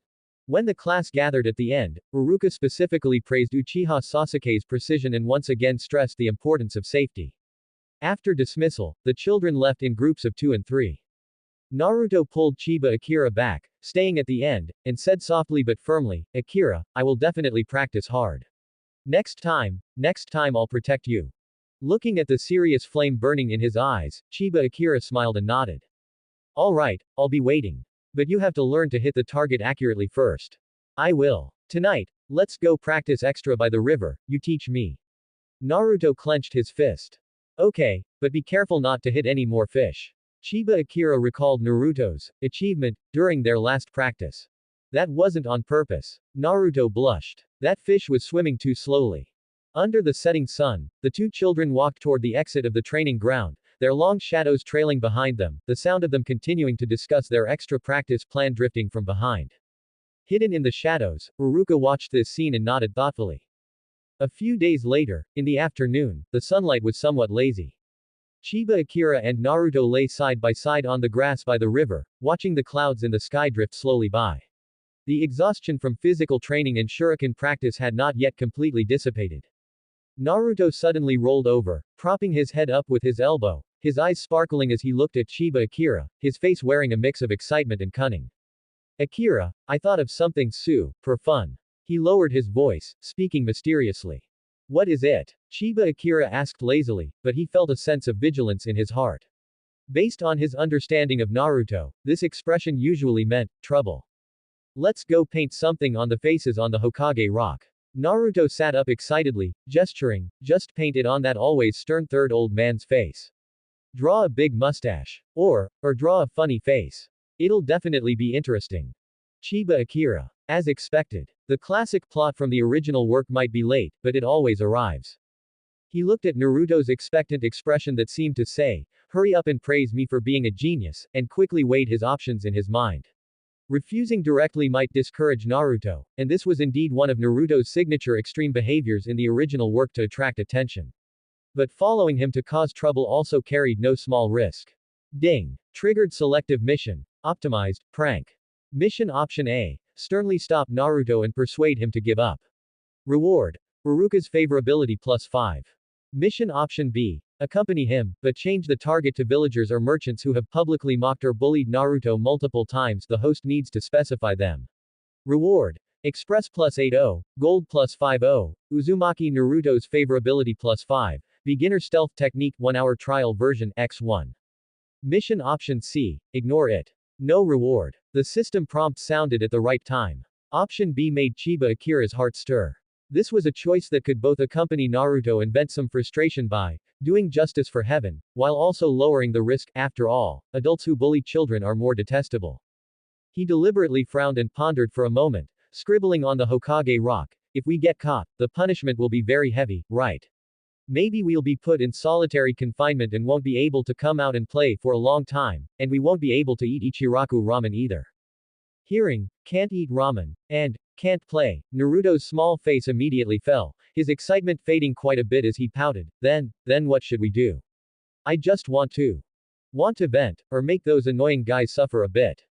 Chiba Akira took over his words, his gaze sweeping toward the commercial street, speaking with hidden meaning. I actually know a few people who always say very nasty things.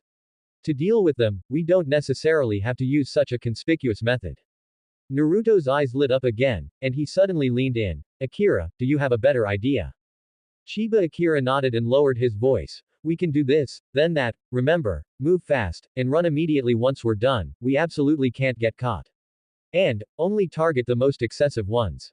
He briefly explained a plan, such as throwing rotten eggs at the back door of the tavern owner who always spat at Naruto, or using sticky paste to gum up the keyhole of the grocery store owner who often deliberately sold expired bread to Naruto. These were all things he had noticed in his daily life. Naruto listened with delight, feeling that this was much more high level than painting on the Hokage rock, and with clear targets, it gave him a sense of revenge, pleasure. Okay. I'll listen to Akira. He rubbed his hands together, eager to try.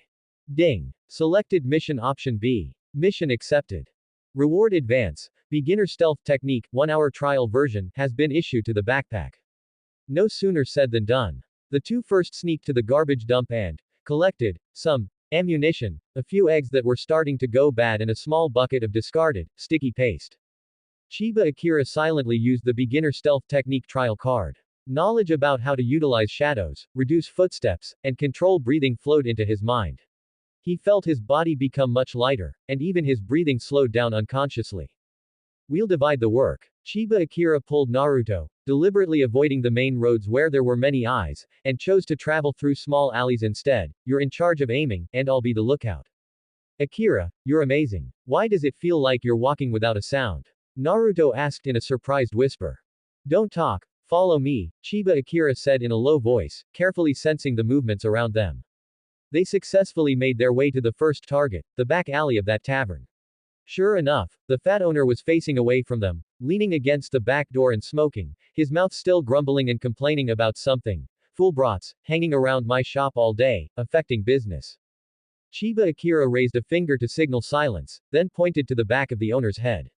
Naruto understood, held his breath, and took out a rotten egg. 3, 2, 1. Chiba Akira silently mouthed the countdown. Splat. The egg accurately bloomed on the back of the owner's bald head, and the egg liquid and stench instantly spread. The yellow and white liquid flowed down his neck, emitting a nauseating smell. Ow! Which fool! The owner flew into a rage and turned around abruptly, dropping the pipe in his hand. But the two culprits, under Chiba Akira's lead in utilizing the effect of the stealth technique, had already silently slipped into another narrower alley. Naruto was turning red from holding it in, desperately covering his mouth to keep from laughing out loud. Ha ha ha, did you see his expression? Once they reached a safe distance, Naruto finally couldn't help but laugh out loud, his face turned green. Chiba Akira also couldn't help but smile. Keep your voice down, don't get discovered. Next was the second target. The grocery store owner was in the shop doing accounts, completely unaware of the movement at the back door. Chiba Akira and Naruto quietly crept to the back door and sealed the keyhole tight with paste. Let's see how he gets home now. Naruto lowered his voice, but his excitement was beyond words. Before they had gone far, they heard the sound of a key being unable to enter from inside, followed by a string of curses. What's wrong with this lock?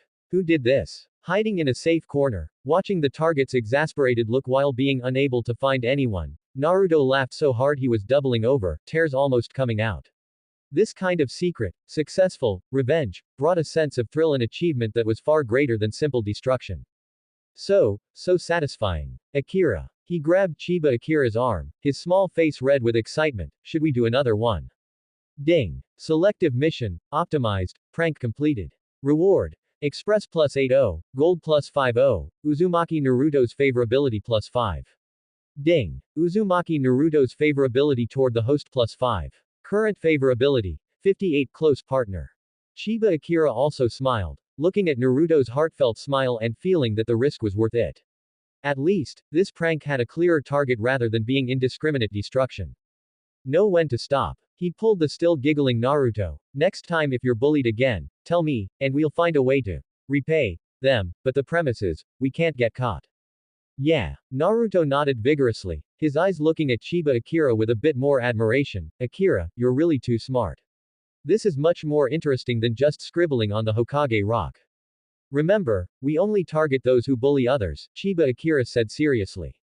Bullies who prey on the weak are the most detestable, they need to be taught a lesson. Naruto nodded repeatedly, thinking Akira was absolutely right. Those adults who usually spoke harshly to him finally suffered today, and this feeling was even better than eating the most delicious ramen. Under the setting sun, the figures of the two small Avengers nimbly weaved through the alleys of Konoha and disappeared. Behind them, the victims were still scratching their heads over their mysterious encounters. The excitement of a successful prank had mostly dissipated by the next morning. Chiba Akira and Naruto slipped into the classroom as usual, but as soon as they sat in the corner, they felt something was off about the atmosphere. A few students were gathered together whispering. Their voices weren't loud, but words like, rotten eggs, keyhole, and, couldn't find anyone, still drifted over. Clearly, yesterday's little incident had become a topic of conversation for some. I heard Boss Yamada was so angry he spent the whole morning cursing in his shop. And the one from the izakaya said if he catches that brat, he'll skin him alive. Haha, that old man usually loves to bully kids. He deserves it. Naruto was a bit nervous and instinctively shrunk toward Chiba Akira's side, whispering, Akira, are they talking about us? Don't scare yourself, Chiba Akira said in a low voice, maintaining a calm expression. They don't have any evidence. That said, he was still on guard. Konoha's ninja were no pushovers, especially Iruka, who was responsible for school security. Sure enough, halfway through the morning classes, the classroom door was pushed open gently. Iruka poked his head in, nodded to the Chunin teacher who was teaching, then scanned the class before his gaze finally landed on the corner. Uzumaki Naruto, Chiba Akira. His voice sounded as gentle as usual, but it carried a hint of unquestionable authority. You two, come out for a moment.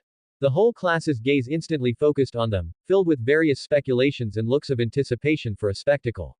Inuzuka Kiba didn't even hide his schadenfreude, muttering softly, now this is going to be good. Naruto's face turned pale instantly, his palms sweating as he looked at Chiba Akira for help. Chiba Akira's heart also skipped a beat, but he remained steady on the surface, gently patting Naruto's back and whispering, it's fine, follow me. The two walked out of the classroom one after the other, following Iruka to the faculty office at the end of the hallway. Iruka closed the door, blocking out the view from outside. There was no one else in the office. Iruka didn't speak immediately, he just walked to the window, watching students from other classes active on the playground outside with his back to them. The silence made the atmosphere even more oppressive. Naruto nervously twiddled his fingers, keeping his head down, not daring to look at Iruka's back. Fine beads of sweat had already appeared on his forehead. Chiba Akira also lowered his eyes, his mind racing to think of a strategy. Admitting it was impossible, but a flat denial would be too weak. The best way was a mix of truth and lies, leaving no openings for the other party to find. After a long while, Iruka finally turned around. His face didn't have a stern expression, instead, it held a bit of helplessness and inquiry. He first looked at Naruto. Naruto, where did you go after school yesterday afternoon?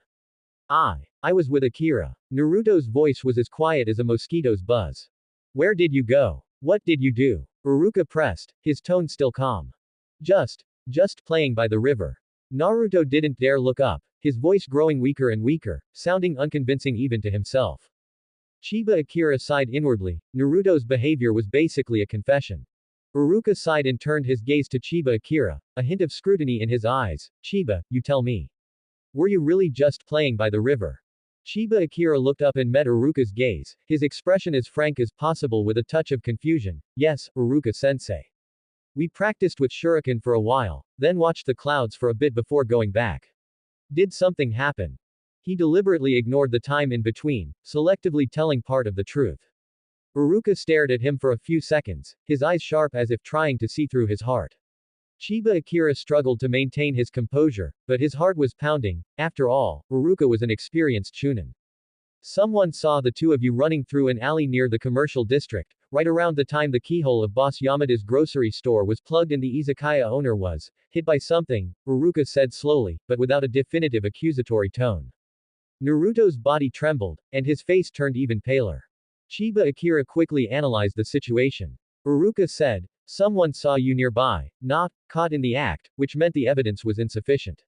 A look of appropriate surprise and a hint of grievance appeared on his face. The commercial district.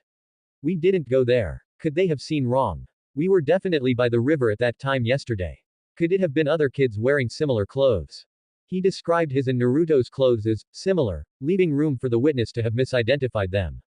And teacher, Chiba Akira continued, you also know how everyone usually treats Naruto. If it were really us, those victims would have called us out by name long ago instead of just saying they saw two kids. This was said very cleverly, implying the villagers' prejudice against Naruto while indirectly proving their clean. Uruka's brow furrowed slightly as he weighed things. He indeed had no solid evidence, and the calmness and composure Chiba Akira had always shown made him hesitate. More importantly, deep down, he didn't want to believe these two children would proactively do something with such obvious malice. Naruto stole a glance at Chiba Akira, his admiration for him rising several levels. Akira was truly amazing to be able to handle even this situation. Uruka's gaze fell back onto Naruto, who was practically shrinking into a ball, and his tone softened. Naruto, I know, sometimes people's attitudes might make you feel sad. But pranks don't really solve problems, instead, they give others more reasons to misunderstand you. Do you understand? These words were less of a criticism and more of a concerned piece of advice. Naruto suddenly looked up, his eyes a bit red, and opened his mouth to argue. Why was it always them bullying him, but it was wrong for him to fight back? But seeing Uruka's gentle yet weary eyes, he pursed his lips, lowered his head, and gave a muffled, Chiba Akira watched from the side, his feelings complex. Uruka was indeed a good teacher, but the injustice this world showed Naruto couldn't be solved by advice alone. Uruka looked at Chiba Akira again, his gaze turning complex. Chiba, you're a smart kid. Naruto, he can be impulsive sometimes.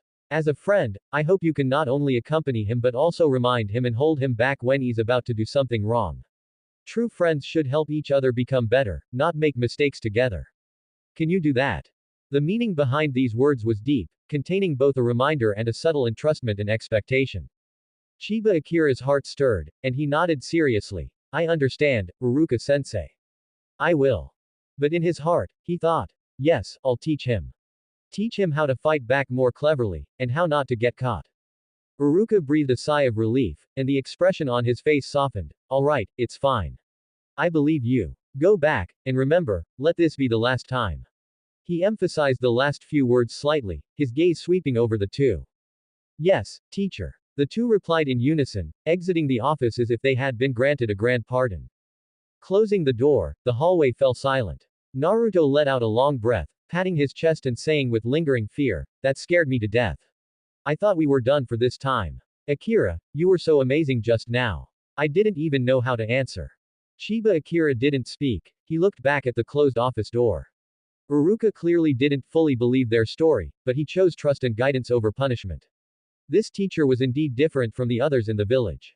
Let's go. He pulled on Naruto, who was still celebrating their luck, and lowered his voice. We still need to be more careful next time. And, we need to think of a better cover. Naruto's eyes lit up. What kind of cover? We'll talk about it later. Now let's head back to the classroom. Chiba Akira glanced around. Too many people are watching us. The gazes in the classroom focused on them again when they returned, but seeing the two unharmed, they gradually lost interest. Inuzuka Kiba curled his lip in disappointment, clearly having missed the spectacle he had imagined. Only Iruka, during the subsequent class, would occasionally glance toward the corner, his eyes carrying an imperceptible worry and deep thought. He knew the problem hadn't truly been solved. Those two children, especially Chiba Akira, were far smarter than they appeared on the surface. Uruka's conversation was like a gentle breeze, temporarily scattering the clouds of suspicion surrounding the two, but it did not change the atmosphere in the classroom. Most classmates still kept their distance from Naruto, and the occasional glances they cast carried alienation and a hint of caution. A few afternoons later, just as the dismissal bell rang, the children poured out of the classroom like birds leaving a cage. Chiba Akira and Naruto packed up their things, and just as they reached the entrance of the school building, they were blocked by three people. It was those older students who had caused trouble before. The leader was still Fatty, accompanied by the tall and skinny one and another short one. Fatty crossed his arms, held his chin high, and deliberately blocked Naruto's path. Hey, Fox Demon, I hear you've been getting arrogant lately. Fatty spoke in a sarcastic tone, but his eyes darted toward Chiba Akira next to them. Clearly, the previous setback had made him resent both of them. You dare pull tricks now. Naruto's body stiffened, and he subconsciously wanted to retreat, but seeing Chiba Akira beside him, he forcefully stopped himself, sticking out his neck as he retorted, none of your business. HMPH. Why isn't it my business? Fatty took a step forward, nearly bumping into Naruto. Ominous guys like you shouldn't be at the Ninja Academy. Get lost. The tall and skinny one chimed in from the side, exactly. Seeing you brings bad luck. We haven't settled the score with you for making us fall last time. He conveniently ignored the fact that they were the ones who had started the fight. A few students nearby slowed down, watching with a mix of curiosity and fear. No one stepped forward, and no one spoke up to stop it. Several younger girls among them already looked nervous, clutching their backpack straps tightly. Chiba Akira frowned, stepped half a pace forward, partially shielding Naruto behind him, and calmly looked at Fatty. The academy is a place everyone can attend. Besides, you were the ones who started the fight last time. His composure and directness stunned Fatty for a moment, who then became furious out of embarrassment. Brat, who asked you to speak? Anyone hanging out with him definitely isn't any good either. Let's teach them both a lesson. Saying this, he suddenly reached out to shove Chiba Akira's shoulder. Ding. Instant mission triggered. Repel the provocation. Mission requirement. Protect Uzumaki Naruto, repel the provocateurs, and avoid serious conflict. Mission reward. Express plus 60, Gold plus 40, Uzumaki Naruto affection plus 3. Failure penalty. None. As the mission prompt sounded, Chiba Akira's body had already reacted. He did not meet the shove head on. Instead, he skillfully sidestepped to deflect the force, and simultaneously hooked his foot. Fatty, due to his excessive force and Chiba Akira's subtle interference, lost his balance. With a thump, he fell to the ground in an extremely embarrassing posture, eating a mouthful of dirt. PFF'd, some of the surrounding children couldn't help but laugh out loud, then quickly covered their mouths. Even a few older students passing by stopped, watching the farce with interest. Haha. He fell again. Seeing Fatty's pathetic state, Naruto couldn't help but laugh out loud, his earlier fear somewhat diminished. Akira, you're amazing. Fatty's face instantly turned liver-colored. This was the second time he had been tripped up by the same person, his pride was completely shattered. His knees were still shaking as he got up, but his mouth remained belligerent. Attack them. The tall and skinny one and the short one exchanged glances, both hesitating slightly. The lesson from last time was still fresh in their minds, but they couldn't back down under the scrutiny of the crowd. Gritting their teeth, both charged toward Chiba Akira simultaneously. Seeing this, Naruto forgot his fear, shouted, "Don't hit Akira," and was about to rush forward to help.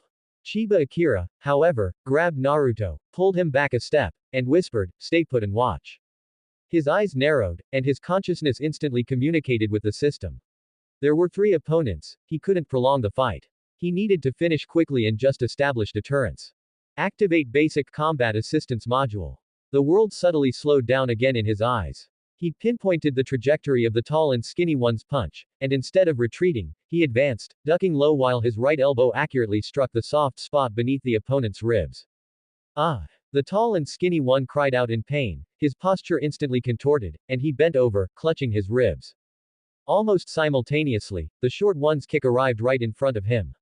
Chiba Akira didn't have time to fully dodge, so his left arm quickly blocked. Bang! The force of the kick numbed his arm, but he managed to block it. Using that momentum, he pivoted on his right foot, half-spun his body, and delivered a low sweep with his left leg. Snap! The short one, unstable on his feet, was immediately swept to the ground, landing flat on his back. The entire process happened in a flash. The surrounding students didn't even clearly see the specific movements, they just saw two older students, one squatting and clutching his stomach, the other lying on the ground groaning. Several young girls had wide eyes and slightly open mouths. Wow! Akira is so strong. Someone in the crowd gasped softly. To be this strong when he's so small. Those three older kids are too embarrassing. Fatty, who had just gotten up, saw this scene, and his charging footsteps instantly froze. A look of shock and uncertainty flashed across his face. He hadn't expected this black-haired little guy to be so capable in a fight, even cleaner and sharper than last time. Chiba Akira stabilized his stance, took a slight breath, and shook his numb left arm. Although the combat assistance module was useful, the physical strain was very real. He looked at Fatty, who was frozen in place, his gaze calm yet cold. Want to continue? His voice wasn't loud, but it clearly reached the ears of every child present. That calm aura caused the onlookers to instinctively quiet down. Cold sweat broke out on Fatty's forehead. He looked at his two companions on the ground, then at the cold-eyed Chiba Akira, and finally at Naruto, who hadn't moved but was glaring fiercely at them from the side. His lips trembled a few times, and he finally blustered a threat. You wait. Next time I'll bring more people. After speaking, he quickly helped up the groaning short one and the barely standing tall and skinny one, then sheepishly pushed through the crowd and ran away. He nearly ran into a tree on his way out, causing the onlookers to burst into another round of suppressed laughter. The crowd of onlookers stirred slightly, their gazes toward Chiba Akira now filled with surprise and scrutiny. This new, usually quiet orphan seemed to be more than met the eye. That guy fought 3 people alone. Those older kids were useless. Who will dare bully Naruto now? Various whispers entered his ears. Chiba Akira ignored the stares, deactivated the expensive combat assistance, and turned to Naruto. Are you okay? Naruto's eyes were wide, filled with shock and adoration. He excitedly grabbed Chiba Akira's arm. Akira. You're incredible. How did you do that? Just like that, you. It's nothing, they just underestimated us too much. Chiba Akira interrupted him, not wanting to explain further. Let's go. He pulled the still excitedly chattering Naruto, quickly leaving the troublesome area. He could feel the gazes behind them lingering. Some were awe, some were curiosity, and some might have been apprehension. Ding. Instant mission repel the provocation completed. Reward. Express plus 60, Gold plus 40, Uzumaki Naruto affection plus 3. Ding. Uzumaki Naruto affection towards the host plus 3. Current affection. 61 close partner. Walking home, Naruto was still immersed in his excitement, gesturing wildly. Akira, that move you did just now was so fast. And that sweep kick. Wow. Can you teach me? I want to get stronger too. Chiba Akira looked at his excited face and smiled helplessly. Wait until your basic physical fitness improves a bit more. You can't even do 100 push-ups now, learning won't do you any good. What? 100? Naruto's eyes widened. That's way too many. Becoming strong requires paying a price. Chiba Akira patted his shoulder. Starting tomorrow, wake up at 6 every morning, and I'll train with you. 6 o'clock. Naruto's voice rose 8 octaves. Akira, are you crazy? That early? If you don't want to, forget it. Chiba Akira pretended to shrug it off, waving his hand. Wait. I didn't say I don't want to. Naruto hurriedly caught up. 6 o'clock it is. I will definitely stick with it. Watching Naruto's gritted teeth expression, Chiba Akira chuckled internally. This kid was really easy to trick. The setting sun stretched their shadows long. This time, Naruto's steps were noticeably more vigorous. The image of Akira protecting him today was deeply etched in his mind. At the same time, another thought took root in his heart. He also needed to become strong enough to protect Akira, instead of always being protected. He wanted to become Akira's most reliable partner. The 3 members of Fatty's gang fled in disarray, their figures disappearing around the street corner.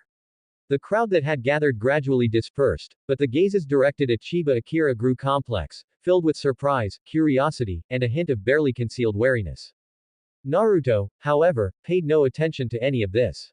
He circled around Chiba Akira like an overly excited puppy. Akira. That move you just did was so fast. You went, whoosh, and dodged, then, bam, and he was down. How did you do that? Was it taijutsu? Or some special technique? Chiba Akira felt dizzy from Naruto's circling and helplessly pressed a hand on his shoulder. Alright, stop spinning. It was just a clever trick, they were too careless. He said this, but inwardly, he was bleeding. 30 seconds, 10 gold coins. This system assistance was practically robbery. It seemed he'd have to rely more on himself from now on, or find a way to earn more gold coins. However, it was clear the matter wasn't over yet. Fatty's gang hadn't run far. They were hiding in an alleyway not far away, watching this side with gritted teeth. Especially Fatty, seeing Naruto's jubilant expression only fueled his rage. Having suffered such a humiliating defeat in front of everyone made him feel utterly disgraced. His eyes scanned the surroundings until they landed on a pile of discarded wooden shuriken target fragments stacked against a wall. Though the edges were damaged, they remained hard and sharp. A malicious idea formed in his mind.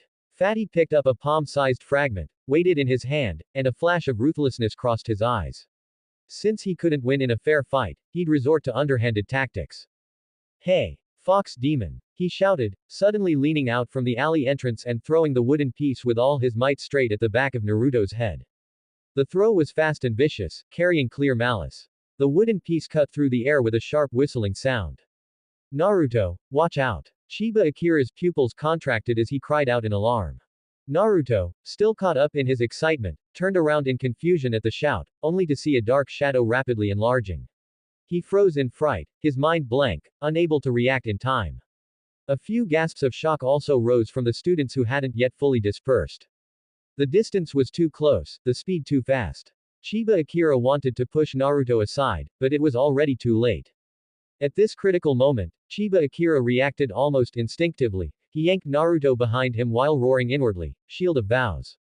A transparent golden shield with a faint metallic sheen instantly materialized on his raised forearm. The ancient patterns were even clearer and more visible than last time, exuding an aura of mysterious authority. Almost at the exact moment the shield formed. Thud. Crack. The wooden fragment slammed squarely into the center of the shield with a sickening thud, instantly shattering into pieces from the powerful recoil, sending wood splinters flying in all directions. Chiba Akira felt a tremendous impact on his arm, numbing his entire limb. He staggered back half a step before steadying himself. But the shield remained intact, and Naruto behind him was completely unharmed. The passive recovery effect of Holy Light Protection quietly activated, rapidly easing the numbness in his arm. Everything happened too quickly and suddenly. By the time everyone reacted, they saw Chiba Akira standing protectively in front of Naruto, shattered wood at his feet. As he lowered his arm, the strange golden glow on his forearm rapidly faded away. The entire area fell dead silent. Everyone stared dumbfounded at the scene, including Fatty himself, who had thrown the wooden piece. He was also terrified, never expecting the object he'd thrown in desperation to be so powerful, let alone to be blocked in such a manner. That was definitely no ordinary block. That golden light, what kind of jutsu was that?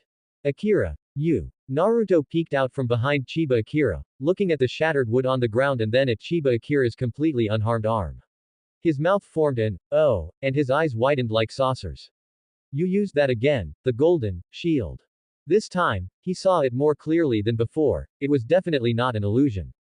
Chiba Akira didn't answer immediately. Instead, he cast a cold gaze toward the three terrified figures at the alley entrance. When Fatty met his eyes, his heart nearly stopped. He let out a frightened yelp, turned, and fled. The other two scrambled after him, even more disheveled than before. If you dare use such methods again, it won't just be a shield next time, Chiba Akira said coldly. Though his voice wasn't loud, everyone present heard it clearly. A chill ran down everyone's spines. What secrets were hidden within this seemingly frail orphanage child? Only then did Chiba Akira dismiss the skill, feeling a small portion of his energy depleted. He turned to check on Naruto. Are you okay? Were you scared? Naruto shook his head vigorously, grabbing Chiba Akira's arm and examining it carefully. I'm fine. I'm fine. Akira, are you hurt? That thing hit really hard just now. Huh. How is your arm completely fine? Chiba Akira smiled wryly. It seemed explaining would require some effort again. Let's call it a rather special bloodline limit. I'm still figuring it out myself. Bloodline limit. Naruto blinked. The term sounded impressive, and the admiration in his eyes was almost overflowing. Akira, you're really amazing. 100 times better than those upperclassmen. Ding. Uzumaki Naruto's favorability toward the host +8. Current favorability, 69 close companion. Feeling Naruto's undisguised admiration and the tight grip on his arm, Chiba Akira smiled helplessly. It seemed staying low-key was becoming increasingly difficult. A few students nearby watched from a distance, not daring to approach, their eyes filled with curiosity and awe. Whispers reached his ears. What was that just now? It looked like golden light. He blocked that. More amazing than ninjutsu. Even Inuzuka Kiba, who had previously provoked him, furrowed his brow, staring at Chiba Akira with a newfound seriousness and scrutiny. Let's go, Chiba Akira said, pulling Naruto away from the troublesome scene. You got a scare today. I'll treat you to dango tonight. Yes. Naruto immediately cheered, forgetting the earlier danger. The biggest portion. But after a few steps, he couldn't help asking again, Akira, what else can your bloodline limit do? Can you teach me? This. I'm afraid not, Chiba Akira shook his head. Bloodline limits are innate, others can't learn them. Ah, that's too bad, Naruto felt a bit disappointed but quickly perked up. But it's okay. I'll train hard and become really strong someday. Looking at Naruto's determined little face, Chiba Akira felt warmth in his heart. At least, after today's commotion, it was unlikely that any foolhardy individuals would dare cause trouble for them anytime soon. Under the setting sun, the figures of the two children gradually faded into the distance. Naruto chattered away as they walked, occasionally stealing glances at Chiba Akira's arm, his eyes full of curiosity and admiration. Behind them, numerous probing gazes lingered for a long time. Today's events were destined to stir up quite a commotion in the Ninja Academy. The sweet stickiness of the three-colored dango temporarily soothed Naruto's frightened emotions and satisfied his appetite. When they parted, he was still excitedly asking about that golden shield. It wasn't until Chiba Akira promised to demonstrate it for him again when the opportunity arose that he reluctantly waved goodbye. Back in the quiet dormitory of the Konoha orphanage, Chiba Akira lay on his bed, his consciousness sinking into the system interface. The system had given reward prompts for repelling Fatty and blocking the wooden shard earlier. Ding. Instant mission repel the provocation completed. Reward. Express +60, Gold +40. Ding. Instant mission vow of protection completed. Reward. Express +50, Gold +30, slight permanent enhancement to the passive effect of Holy Light Protection. Ding. Host level increased to LV.3. All base attributes slightly increased. A surge of warmth, more noticeable than before, flowed through his entire body. The slight soreness in his muscles completely vanished. He felt his body become lighter, and his five senses sharpened a bit. He looked at his personal information. Name, Chiba Akira. Level, LV.3, 4300s. Identity, Orphan of Konoha Orphanage. Combat power, slightly improved but still needs effort. Gold, 220. Diamonds, 0. Available runes, none. Current equipment, none. Mastered skills, none, excluding trial skills. The combat power evaluation had finally changed a little, though it was still a bit disheartening. The corner of Chiba Akira's mouth twitched. It seemed the system's sarcastic nature wouldn't change with level increases. The gold had accumulated to 220, which counted as a small fortune. He eagerly clicked on shop. The interface was refreshed, unlocking more items as his level increased. The dazzling array of goods made his eyes swim, but the prices also made him gasp. Equipment section. Boxing gloves +10 physical attack, 450 gold. Magic resistance cloak, +90 magic defense, 220 gold. Boots of swiftness +30 movement speed, 250 gold. Iron sword +20 physical attack, 250 gold. Consumables section. Low-grade stamina potion, small, 20 gold, average effect, has cooldown. Low-grade healing potion, small, 35 gold, slowly restores minor injuries. Mana spring water trace restores a small amount of energy chakra, 50 gold, system energy and chakra are interchangeable. Skill scroll section, grayed out, locked, requires higher level or specific quests to unlock. Special section. Hero fragment treasure chest, random, 1000 gold, opening grants 1 to 5 random hero fragments. Rune fragment treasure chest, random, 500 gold, opening grants 5 to 15 random rune fragments. Limited time discount trial card bundle, 150 gold, contains 3 random hero trial cards, 1 hour each. Chiba Akira looked at his pitiful 220 gold, then at the prices ranging from hundreds to thousands, and deeply felt the limitations of poverty. Equipment was out of the question for now. Even if he bought it, he couldn't equip it. The system prompted that equipment slots unlock at LV.5. Consumables weren't cost effective, especially the healing potion. He had the Holy Light Protection passive for now, so his recovery ability was decent. His gaze fell on the limited time discount trial card bundle. 150 gold for 3 random 1-hour trial cards. Although random and short-lived, it was undoubtedly the best choice at this stage for quickly experiencing various abilities and dealing with emergencies. Moreover, the words, limited time discount, always gave a feeling of missing out if you didn't buy. Let's gamble. He gritted his teeth and purchased the bundle. Gold minus 150. Remaining gold, 70. Obtained. Lanolin King Trial Card 1 hour x1. Daji Experience Card Trial Card 1 hour x1. Cheng Yaojin Experience Card Trial Card 1 hour x1. Chiba Akira. Lanolin King Assassin Stealth and Cheng Yaojin Experience Card Tank Regeneration were okay, but this Daji Mage Control wasn't the style, a bit off. Throwing little hearts in the Naruto world. He carefully stored the 3 new trial cards along with the remaining Arthur trial card. These were his life-saving trump cards. Although drawing Daji left him speechless, upon second thought, if he ever encountered a female opponent or needed to use some confusing tactic, it might actually come in handy. Next, he opened the quests list. Apart from the occasionally triggered instant quests, no new daily or main quests had refreshed. System, how do I trigger more quests? He tried asking in his mind. Quest triggering is based on the host's environment, encountered events, and strong inner desires. Increasing level, exploring the world, and deepening bonds with important characters can all increase quest trigger probability and quality. It seemed he couldn't rely solely on grinding quests to level up and earn money, he had to actively participate in the plot and life. Chiba Akira stroked his chin, already having some ideas. Although he was still very weak now, at least he wasn't a complete novice with zero self-defense ability anymore. Closing the system interface, Chiba Akira began planning. 70 gold was too little, he had to use it sparingly. The top priority was still improving his own basic strength. He couldn't always rely on expensive combat assistance and time-limited trial cards. The next day after school, he dragged Naruto to start physical training again. This time, he didn't buy a stamina potion but relied on sheer willpower to complete it. The process was doubly painful, but the sense of pure exhaustion and growth afterward felt more solid. Naruto was also exhausted, but seeing Chiba Akira pushing himself so hard, he gritted his teeth and persevered, constantly muttering, I want to get stronger, as strong as Akira, at least strong enough to chase away those annoying guys myself. During a training break, Naruto finally couldn't hold back and leaned over to ask quietly, Akira, that bloodline limit of yours, can you show me again? Just a little look. He clasped his hands together, his blue eyes full of longing. Chiba Akira looked at his curious expression and smiled helplessly. You, not focusing during training, your mind is full of this.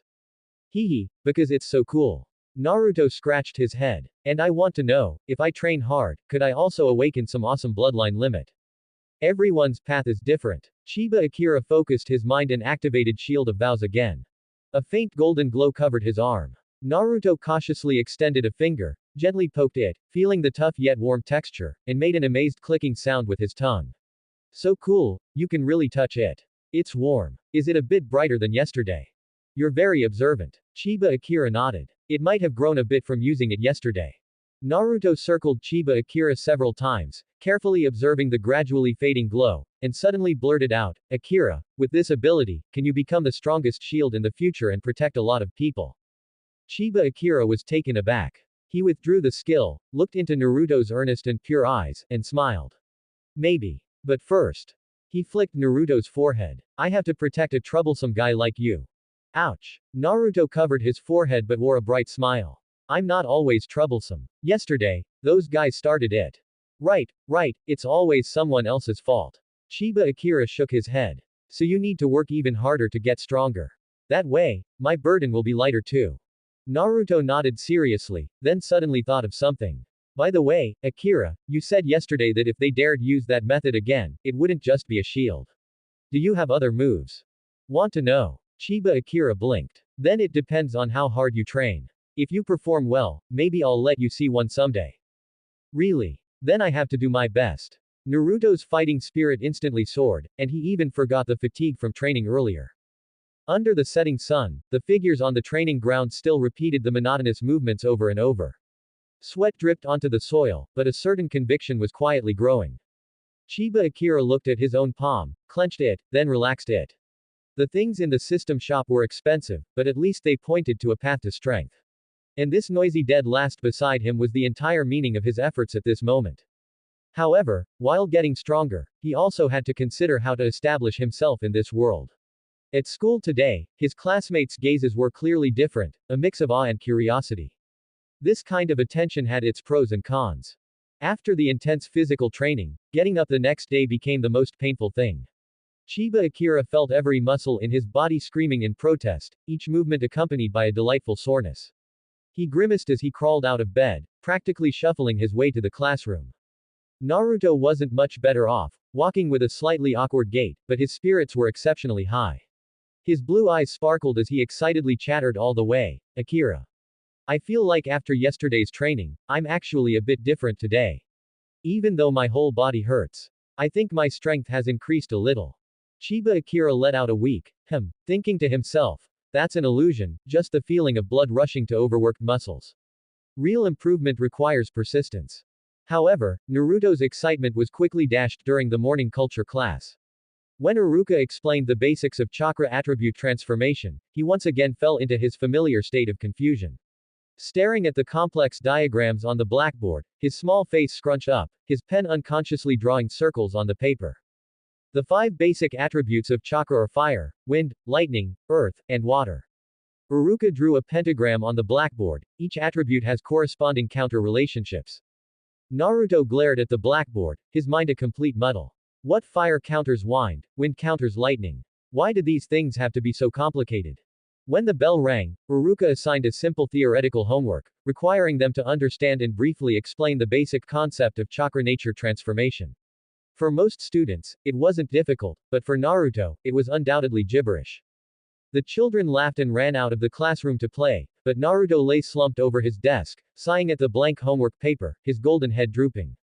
Stuck again. Chiba Akira packed up his own things and leaned over to take a look. Naruto nodded gloomily, his voice filled with frustration. "I don't understand at all. What nature transformation?" Chiba Akira sat down beside him, taking his homework paper and pen. "What part don't you get? Let me see." He tried to use the simplest language, combined with some basic analogies, to explain Iruka's lesson to Naruto again. Just imagine chakra like dough, and different attributes are like adding different seasonings to the dough. Fire attribute adds chili powder, so it's hot, wind attribute adds blades, so it's sharp. Naruto listened, half understanding, but at least it was better than complete confusion.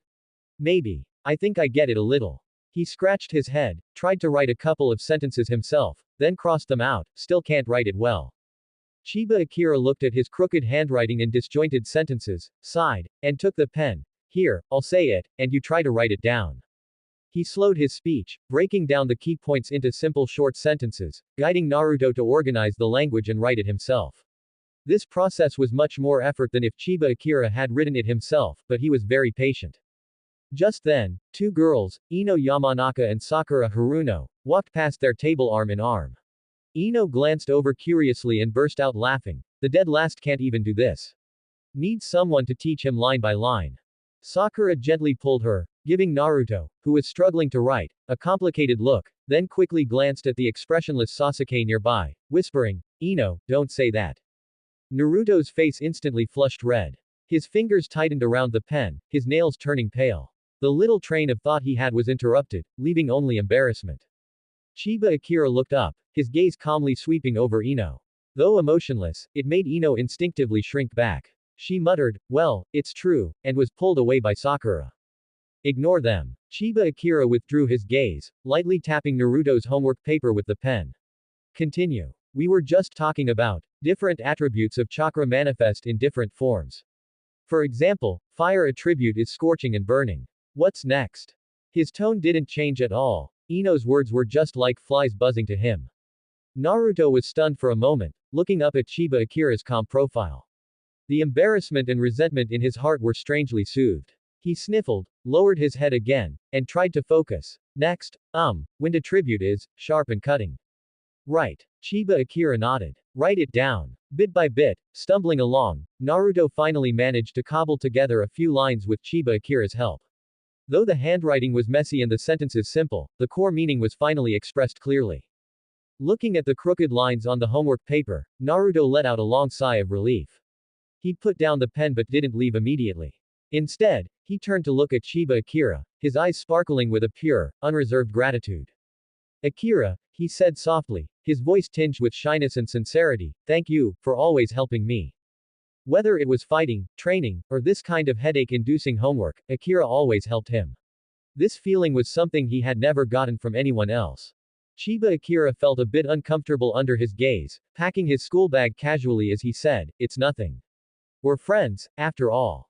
Yeah. Naruto nodded vigorously, a big smile spreading across his face, the earlier gloom completely gone. He actively helped Chiba Akira stuff his homework notebook into his bag, then shouldered his own backpack, closely following Chiba Akira out of the classroom. During the afternoon taijutsu sparring class, Naruto performed with exceptional effort. Though his movements were still not standard and full of openings, his relentless determination and fighting spirit even made Iruka take a second look. In one group sparring session, Naruto faced Inuzuka Kiba. Kiba was faster and stronger, throwing him to the ground several times. But Naruto immediately got up each time, howling as he charged again, even resorting to hugging Kiba's waist without any technique, the two of them rolling into a heap. Hey! Dead last, you're cheating. Kiba yelled angrily. I'm not the dead last. Naruto clung tightly, his face turning red, I'll definitely beat you. You, let go. Kiba struggled desperately, only to find Naruto's strength had increased quite a bit. Chiba Akira, watching from the sidelines, shook his head inwardly. Naruto's fighting style had no technique to speak of, it was purely wild, but it made up for it with sheer tenacity. That kind of resilience was rare. In the end, though Kiba still broke free with more skilled technique and took him down again, Naruto's stubbornness made some of the watching classmates show expressions of slight surprise. Why is this guy fighting so hard today? Doesn't he usually fall over at a touch? Looks like he really got a bit stronger. After the sparring ended, Naruto collapsed on the ground, exhausted, covered in dust, with a slight scrape on his forehead. But he looked at Chiba Akira, grinning happily. Chiba Akira walked over and handed him a cup of water, system-produced clear water, 1 gold coin per pot, much more cost-effective than soldier pills. Naruto took it and gulped down most of it, then wiped his mouth with his sleeve, his eyes shining brightly. Akira. I'll keep training hard. Physical fitness, shuriken, and theoretical knowledge. I want to learn it all. I want to become really, really strong. His tone was unusually firm, carrying an unprecedented determination. Chiba Akira looked at the fire burning in his eyes, the real motivation sparked by recognition and support. He smiled and nodded. All right, I'll be with you.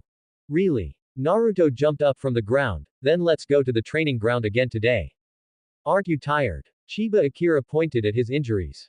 Not tired. Naruto patted his chest. I'm going to be the Hokage. What are these little injuries? On the way home from school, Naruto continued to chatter excitedly about today's training and his hopes for the future, but his hand never let go of Chiba Akira's sleeve. Akira, when do you think you'll be able to learn those complicated ninjutsu? Take it slow. Once you have a solid foundation, you can learn anything. Then when will I be as strong as you? You have your own path, and I have mine. Chiba Akira glanced at him, but with how hard you're working now, it probably won't be too long. Hearing this, Naruto became even more excited, his steps lightening considerably. Ding! Uzumaki Naruto's favorability towards the host +7. Current favorability, 76 deep bond. The setting sun stretched their shadows long, closely side by side. Chiba Akira looked at the system notification, feeling an indescribable sense of satisfaction. This feeling of being needed and depended on gave him more of a sense of accomplishment than simply getting stronger. That's the end of part 1. Part 2 is coming soon. Thanks for watching. Please subscribe and support our channel for more stories. Hello everyone, this is Fanfic Audiobook. Here you find original fan-made audio stories. Konoha. After Naruto fell in love with me, I became invincible. Part 2. Early the next morning, just as the sky began to lighten, Chiba Akira was awakened by the pervasive soreness throughout his body. Every breath tugged at his core abdominal muscles, and every movement elicited silent protests from his thighs and arms. He grimaced as he got up, feeling worse than yesterday. This was the delayed onset muscle soreness after intense training. This body is really too weak, Chiba Akira muttered under his breath, steadying himself against the edge of the bed as he stood up, his legs so weak he nearly collapsed. But he gritted his teeth, washed up briefly, and quietly slipped out of the orphanage. The morning air was crisp and cold, and the streets were empty. He slowly stretched his stiff body and shuffled toward the riverside training spot he often visited with Naruto. His walking posture resembled that of a 70 or 80-year-old man, drawing curious glances from early rising vendors passing by. From a distance, he spotted an orange figure already waiting there, performing some simple stretching exercises toward a large tree by the river. The movements were awkward and uncoordinated, clearly inexperienced and even a bit comical. His motions were as stiff as a rusty robot, each bend accompanied by faint groans. It was Naruto. Chiba Akira was somewhat surprised. He had thought that after yesterday's grueling training, Naruto wouldn't be able to get up today. This guy's recovery ability was truly remarkable. Akira. Naruto saw him and immediately stopped his movements, running over. Although his running posture was also a bit awkward, his face was filled with excitement. You're here. What are we training today? Running and squats again. Chiba Akira carefully observed his expression and noticed clear signs of fatigue around Naruto's eyes. Naruto also deliberately avoided large movements while walking. This guy was pushing through. Aren't you in pain? Naruto paused for a moment, then grimaced and rubbed his arms and thighs. It hurts. It hurts a lot. I almost rolled off the bed this morning. He lowered his voice. Actually, I was in so much pain last night that I couldn't sleep at all. I tossed and turned for half the night. Chiba Akira raised an eyebrow, not expecting this guy to be so honest. But, Naruto's tone shifted, his blue eyes lighting up again, but you're right. If I want to get stronger, I can't be afraid of pain. And even though it hurt after training yesterday, it felt like it really helped a bit. Look. He rolled up his sleeve, flexed his arm with effort, and a tiny, almost negligible bulge of muscle appeared. Chiba Akira almost laughed out loud. This slight muscle growth was purely psychological, but Naruto's earnest, boastful expression was just too funny. You've definitely gotten stronger, he praised insincerely. Right. Naruto exclaimed excitedly, waving his arms around and completely forgetting the pain in his body. I knew it. Akira, your training method is amazing. The effectiveness might be psychological, but this enthusiasm was truly rare. Chiba Akira smiled, feeling a bit motivated by Naruto's energy. Alright, let's continue today. But we'll lower the intensity a bit, or our bodies won't be able to handle it. No need to lower it. Naruto immediately objected, patting his chest confidently. I can handle it. Yesterday's intensity was no problem for me at all. Are you sure? Chiba Akira glanced at him sideways. You were limping just now while walking. Naruto's face flushed red as he stubbornly insisted, that was on purpose. To confuse the enemy. Chiba Akira was thoroughly amused by him. This guy's thought process was truly unique. Drawing on his limited fitness knowledge, he arranged a relatively gentle recovery training session, a slow jog for warm-up, dynamic stretches, and then some basic bodyweight exercises, with the number of repetitions halved.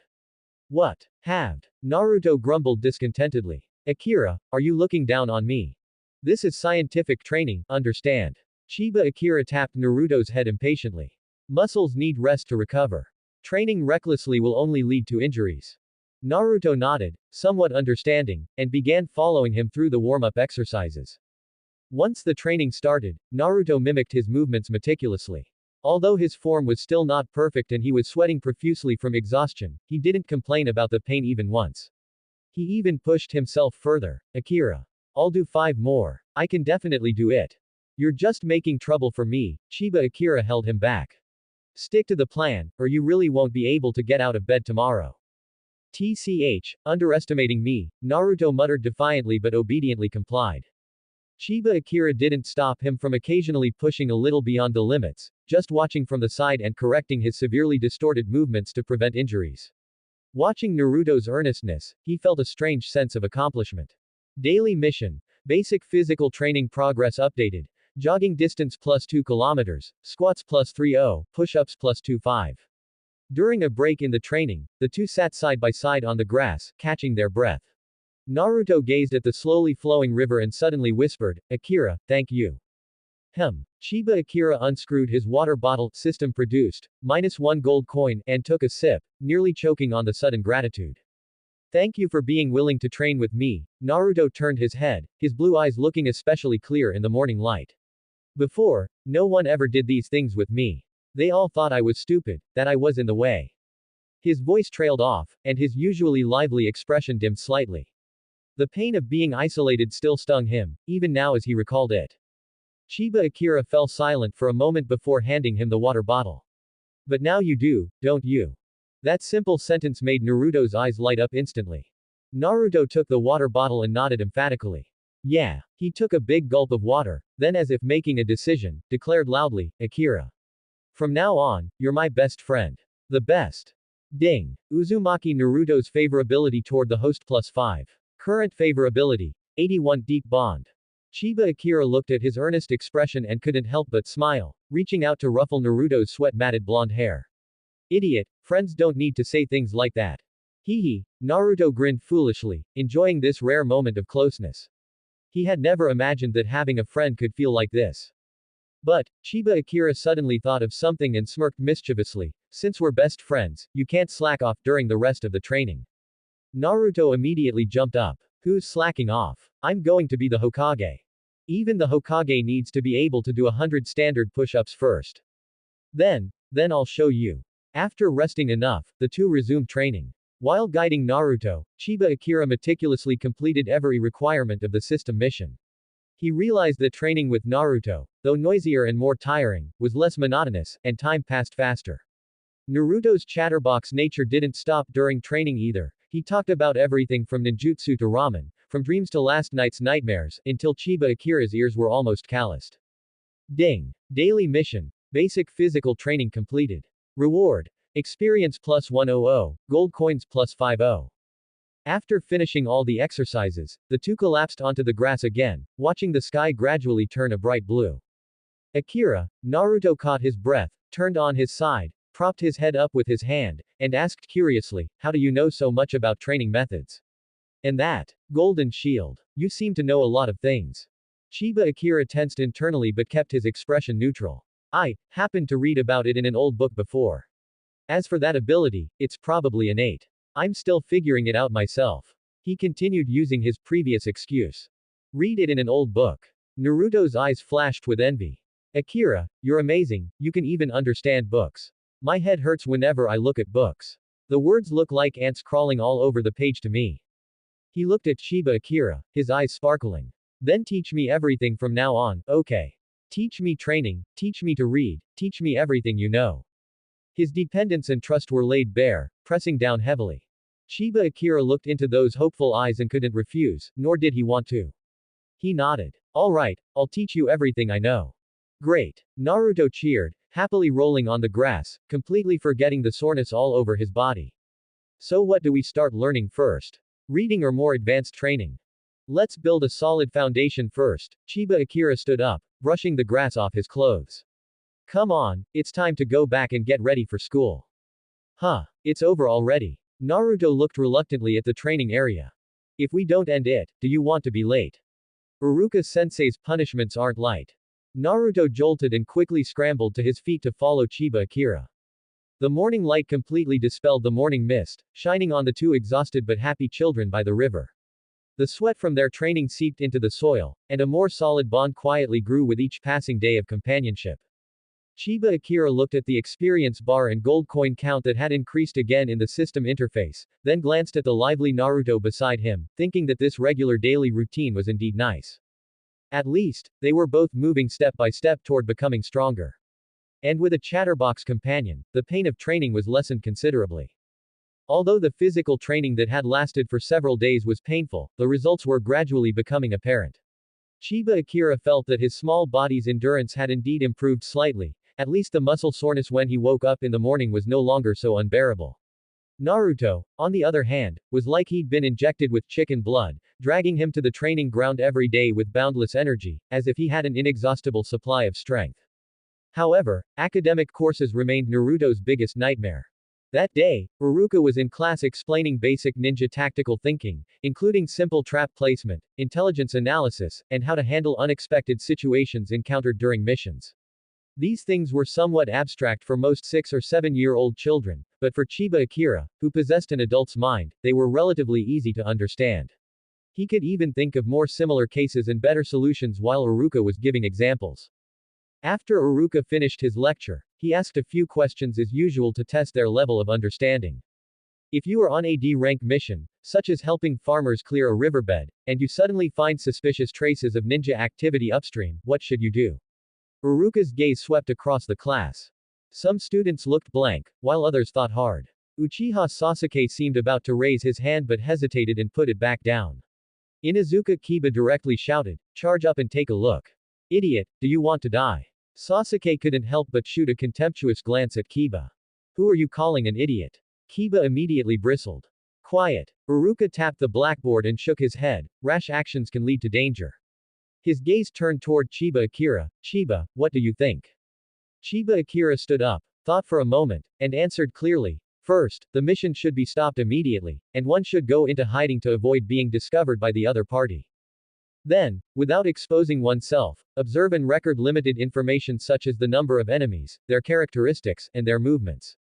Finally, prioritize withdrawal and report the intelligence to the mission client as soon as possible or return to the village to report to Hokage-sama. Assessing risk is not the responsibility of a genin, timely transmission of intelligence is more important. His answer was well organized and thorough, completely exceeding the level expected of a child his age. A flash of surprise and approval crossed Uruka's eyes, and he nodded. Very well answered. Calmness, concealment, observation, and prioritizing the delivery of intelligence, these are the basic principles when facing unknown situations. Everyone must remember that a ninja's primary task is to complete the mission and preserve themselves. Unnecessary risks are not advisable. Naruto, sitting nearby, looked at Chiba Akira with those familiar little stars of worship in his eyes, muttering softly, Akira is so amazing, to be able to think of all that. Sasuke also took a few more looks at Chiba Akira, a hint of surprise in his eyes. This guy, who usually didn't stand out much, could actually give such a professional answer. Ding. Instant quest triggered. Sea of Learning. Quest content. Use your spare time to tutor Uzumaki Naruto to understand at least 50% of the knowledge points from this lesson. Quest reward. Experience plus 80, gold plus 50, Uzumaki Naruto favorability plus 3. Failure penalty. None. Just as Chiba Akira sat down, the quest notification arrived. He glanced helplessly at Naruto, who had started scratching his head over his textbook again, and sighed in resignation. This system really treated him like Naruto's personal nanny. Akira, how do you know so much? Naruto slumped on the desk with a bitter face. My head spins just listening to it. All that hiding and observing sounds so complicated. I'll teach you after class, Chiba Akira replied in a low voice. Really? That's great. Naruto was instantly revitalized, his voice so loud the entire classroom heard him. Uruka looked over sternly. Uzumaki Naruto, no talking in class. Yes. Sorry, Uruka-sensei. Naruto quickly sat up straight, but the corners of his mouth still couldn't help but curl upward. After school, the two came to their usual spot, under the big tree by the river. Chiba Akira took out his textbook and began giving Naruto private tutoring. The process was extremely difficult. Naruto found it very hard to understand theoretical things, and it was difficult for him to focus for long periods. He would often zone out while listening or be distracted by a fish jumping in the river or a bird flying by. So, the key to setting traps lies in camouflage and the trigger mechanism. You must make full use of the environment. Chiba Akira explained until his throat was dry.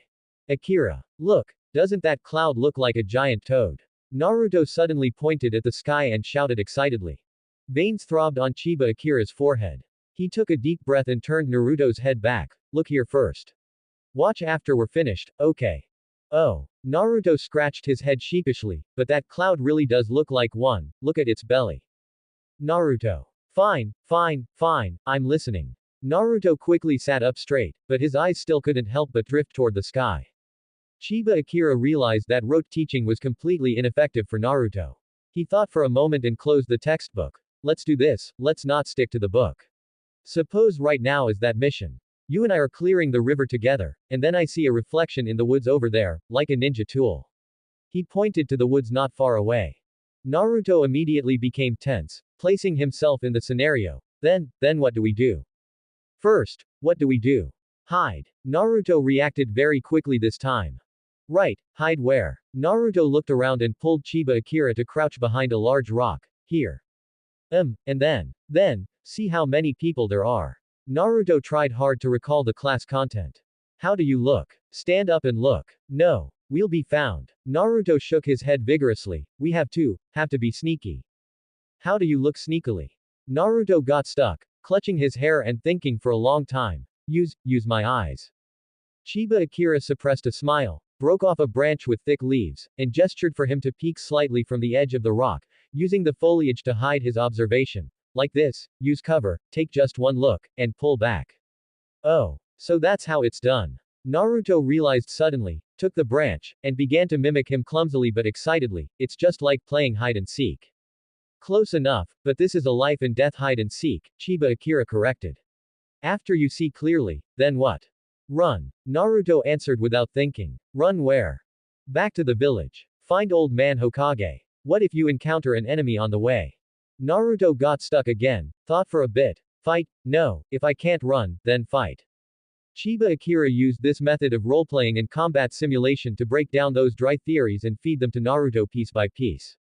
Although the efficiency was still not high, Naruto finally managed to understand some core concepts. At least he knew he couldn't just blindly charge in when something happened. So, aren't ninjas just supposed to know how to fight? Naruto asked in confusion, why do we have to learn all this hiding and sneaking stuff? Because staying alive is more important than winning a fight, Chiba Akira said seriously. A dead ninja is useless, no matter how powerful they were. Naruto nodded thoughtfully. Then, if I become Hokage, do I have to learn all this too? Of course, the Hokage has to protect the entire village and can't afford to take risks lightly. Alright. Naruto sighed, being Hokage really isn't easy. Ding. Instant quest C of learning completed. Rewards. Experience plus 80, gold plus 50, Uzumaki Naruto favorability plus 3. Ding. Uzumaki Naruto's favorability toward the host plus 3.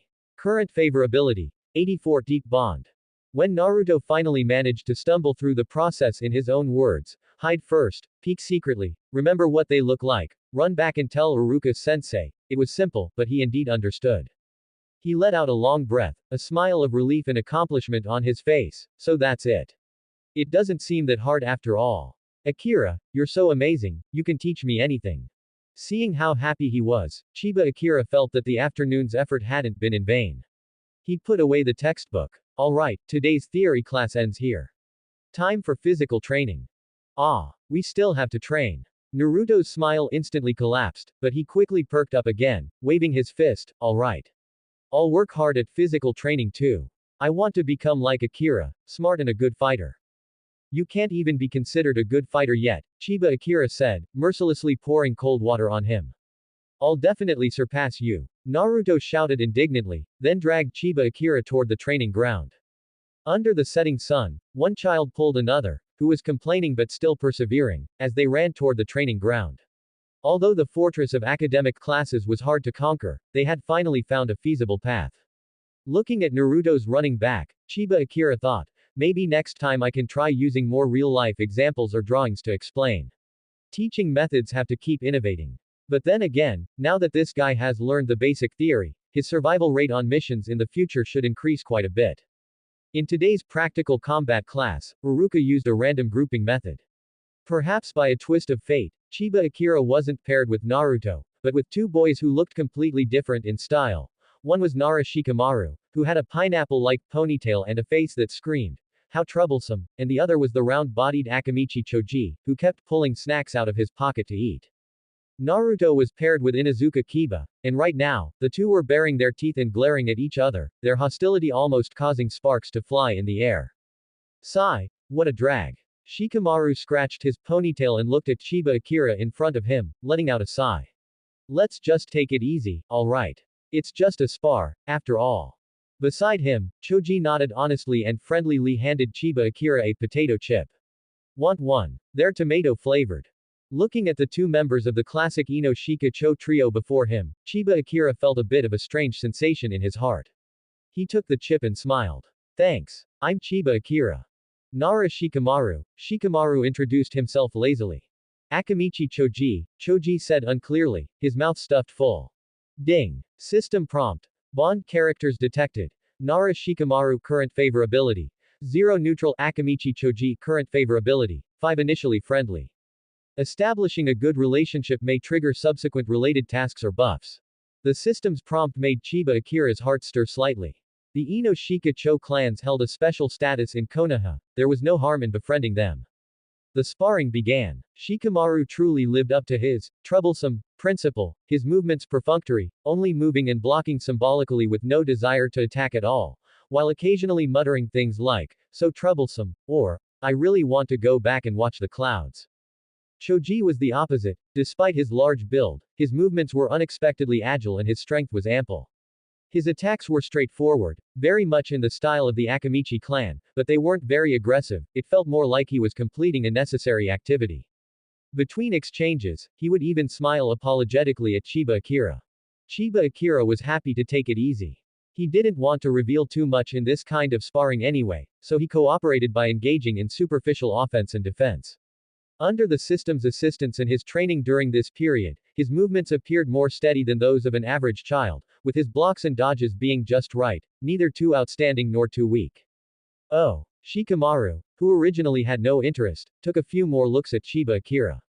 A faint, hard to detect scrutiny flashed in his lazy eyes. Your movements are quite decent, not like that noisy blonde kid.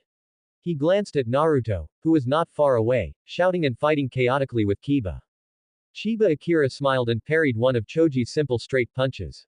I've just practiced the basics a little bit. A little bit. Shikamaru raised an eyebrow. Your footwork is very steady, it's more than just a little bit. Choji nodded from the side. Yeah, my dad said that you can tell at a glance if someone has a solid foundation. Chiba Akira laughed inwardly, it seemed these two little guys had quite sharp eyes. He deliberately showed a few small openings to make himself look more like an ordinary, hardworking student. Maybe it's because I'm a bit slow, so I practice more. Slow. Shikamaru rolled his eyes. If you're slow, then that Naruto guy is an idiot. After a round of sparring, the match ended in a draw. Uruka blew his whistle for everyone to take a break. Naruto immediately ran over, covered in dust with a bit of sweat on his forehead, saying huffily, Akira. That Kiba guy is too cunning. He kept launching sneak attacks. But his eyes were sparkling, he had clearly enjoyed the fight. Chiba Akira handed him a handkerchief. Wipe your sweat. How was the result? Of course I won. Naruto puffed out his chest, though it looked more like both of them had just rolled around in the mud. 1. Shikamaru squinted at Inuzuka Kiba, who was patting the dust off himself nearby. That guy doesn't look like he lost. Naruto's face turned red. That's because he used despicable tactics. What despicable tactics? Choji asked curiously. He had Akamaru bite my ankle.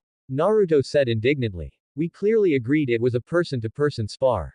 Chiba Akira couldn't help but laugh. Kiba and Akamaru have always been partners, that's the fighting style of the Inuzuka clan. What? Naruto's shoulders slumped in discouragement. Then doesn't that mean I'll never be able to beat him? Shikamaru leaned against a tree trunk and yawned. So much excess energy, what's the point of all that fighting? Choji pulled out a new bag of snacks and handed it to Naruto. Want some? They're barbecue flavored. Naruto froze for a moment, looking at the bag of snacks and then at Choji's friendly round face. He took them somewhat awkwardly. Thanks. He was always a bit at a loss when people showed him kindness, but he was soon attracted by the snacks and huddled together with Choji to share them. Wow. This is delicious. Naruto's eyes lit up. Where did you buy it? My mom made it, Choji said with an honest smile. She says you have to eat more to grow big and strong. Your mom is so nice. Naruto's voice trailed off, a flash of envy in his eyes. Chiba Akira noticed this detail and felt a stir in his heart. He patted Naruto's shoulder. Next time, I'll bring some homemade snacks too. Really? Naruto immediately perked up again. Akira, you know how to make snacks. A little bit, Chiba Akira laughed, already planning to buy some ingredients from the system shop. Shikamaru looked at Choji and Naruto huddled together, then at the calm Chiba Akira beside him, and suddenly spoke up. Hey, Chiba. Chiba Akira looked at him. You seem to always be with that troublesome Uzumaki kid. Shikamaru's tone didn't convey praise or criticism. Don't you find it exhausting? He wasn't just referring to physical energy, but the state of constantly having to deal with the surrounding gazes and trouble. Chiba Akira glanced at Naruto, who was currently arguing with Choji over who should eat the last chip, though the atmosphere was very harmonious, and shook his head. No. Naruto is just, quite simple and direct. You get used to it. Shikamaru raised an eyebrow, a thoughtful look flashing in his eyes. Simple and direct. I suppose that's true. But most people wouldn't think that way. That's their problem, Chiba Akira said calmly. I only believe what I see. Shikamaru was silent for a moment, then nodded. An interesting thought. The look in his eyes as he watched Chiba Akira lost a bit of its initial distance and gained a bit more approval. The break ended, and Iruka gathered everyone for the next round of grouping. This time, Chiba Akira was paired with another classmate, while Naruto was grouped with Shikamaru and Choji. Ha! I'm going to perform well this time. Naruto rubbed his hands together. I'll show you guys how strong I am. Shikamaru sighed. Here we go again, what a drag. Choji waved friendly. Good luck, Naruto. The result was no surprise. Naruto charged forward with a yell, only to have his movements easily controlled by Shikamaru's simple but effective shadow imitation technique junior version. Then, refusing to give up, he broke free, only to be gently bumped aside by Choji's human bullet tank rolling attack. Why can't I move? Naruto struggled desperately. Shadow imitation technique, Shikamaru said lazily. I'm not very proficient yet, but it's enough to deal with you. What kind of ninjutsu is this? Naruto finally broke free and immediately charged again. Be careful, Naruto. Choji warned, then helplessly used human bullet tank. Bang! Naruto was knocked back, rolling several times on the ground, but he immediately scrambled up. I haven't lost yet. Watching Naruto clumsily but persistently challenge Shikamaru and Choji, one dealing with him with a face full of helplessness, the other defending honestly and occasionally counter-attacking, Chiba Akira couldn't help but smile. After this class, although there wasn't much substantial improvement in combat, he had met two good new friends. When school was over, Choji even warmly invited Naruto and Chiba Akira. Let's go eat barbecue together next time. I know a place that's really delicious.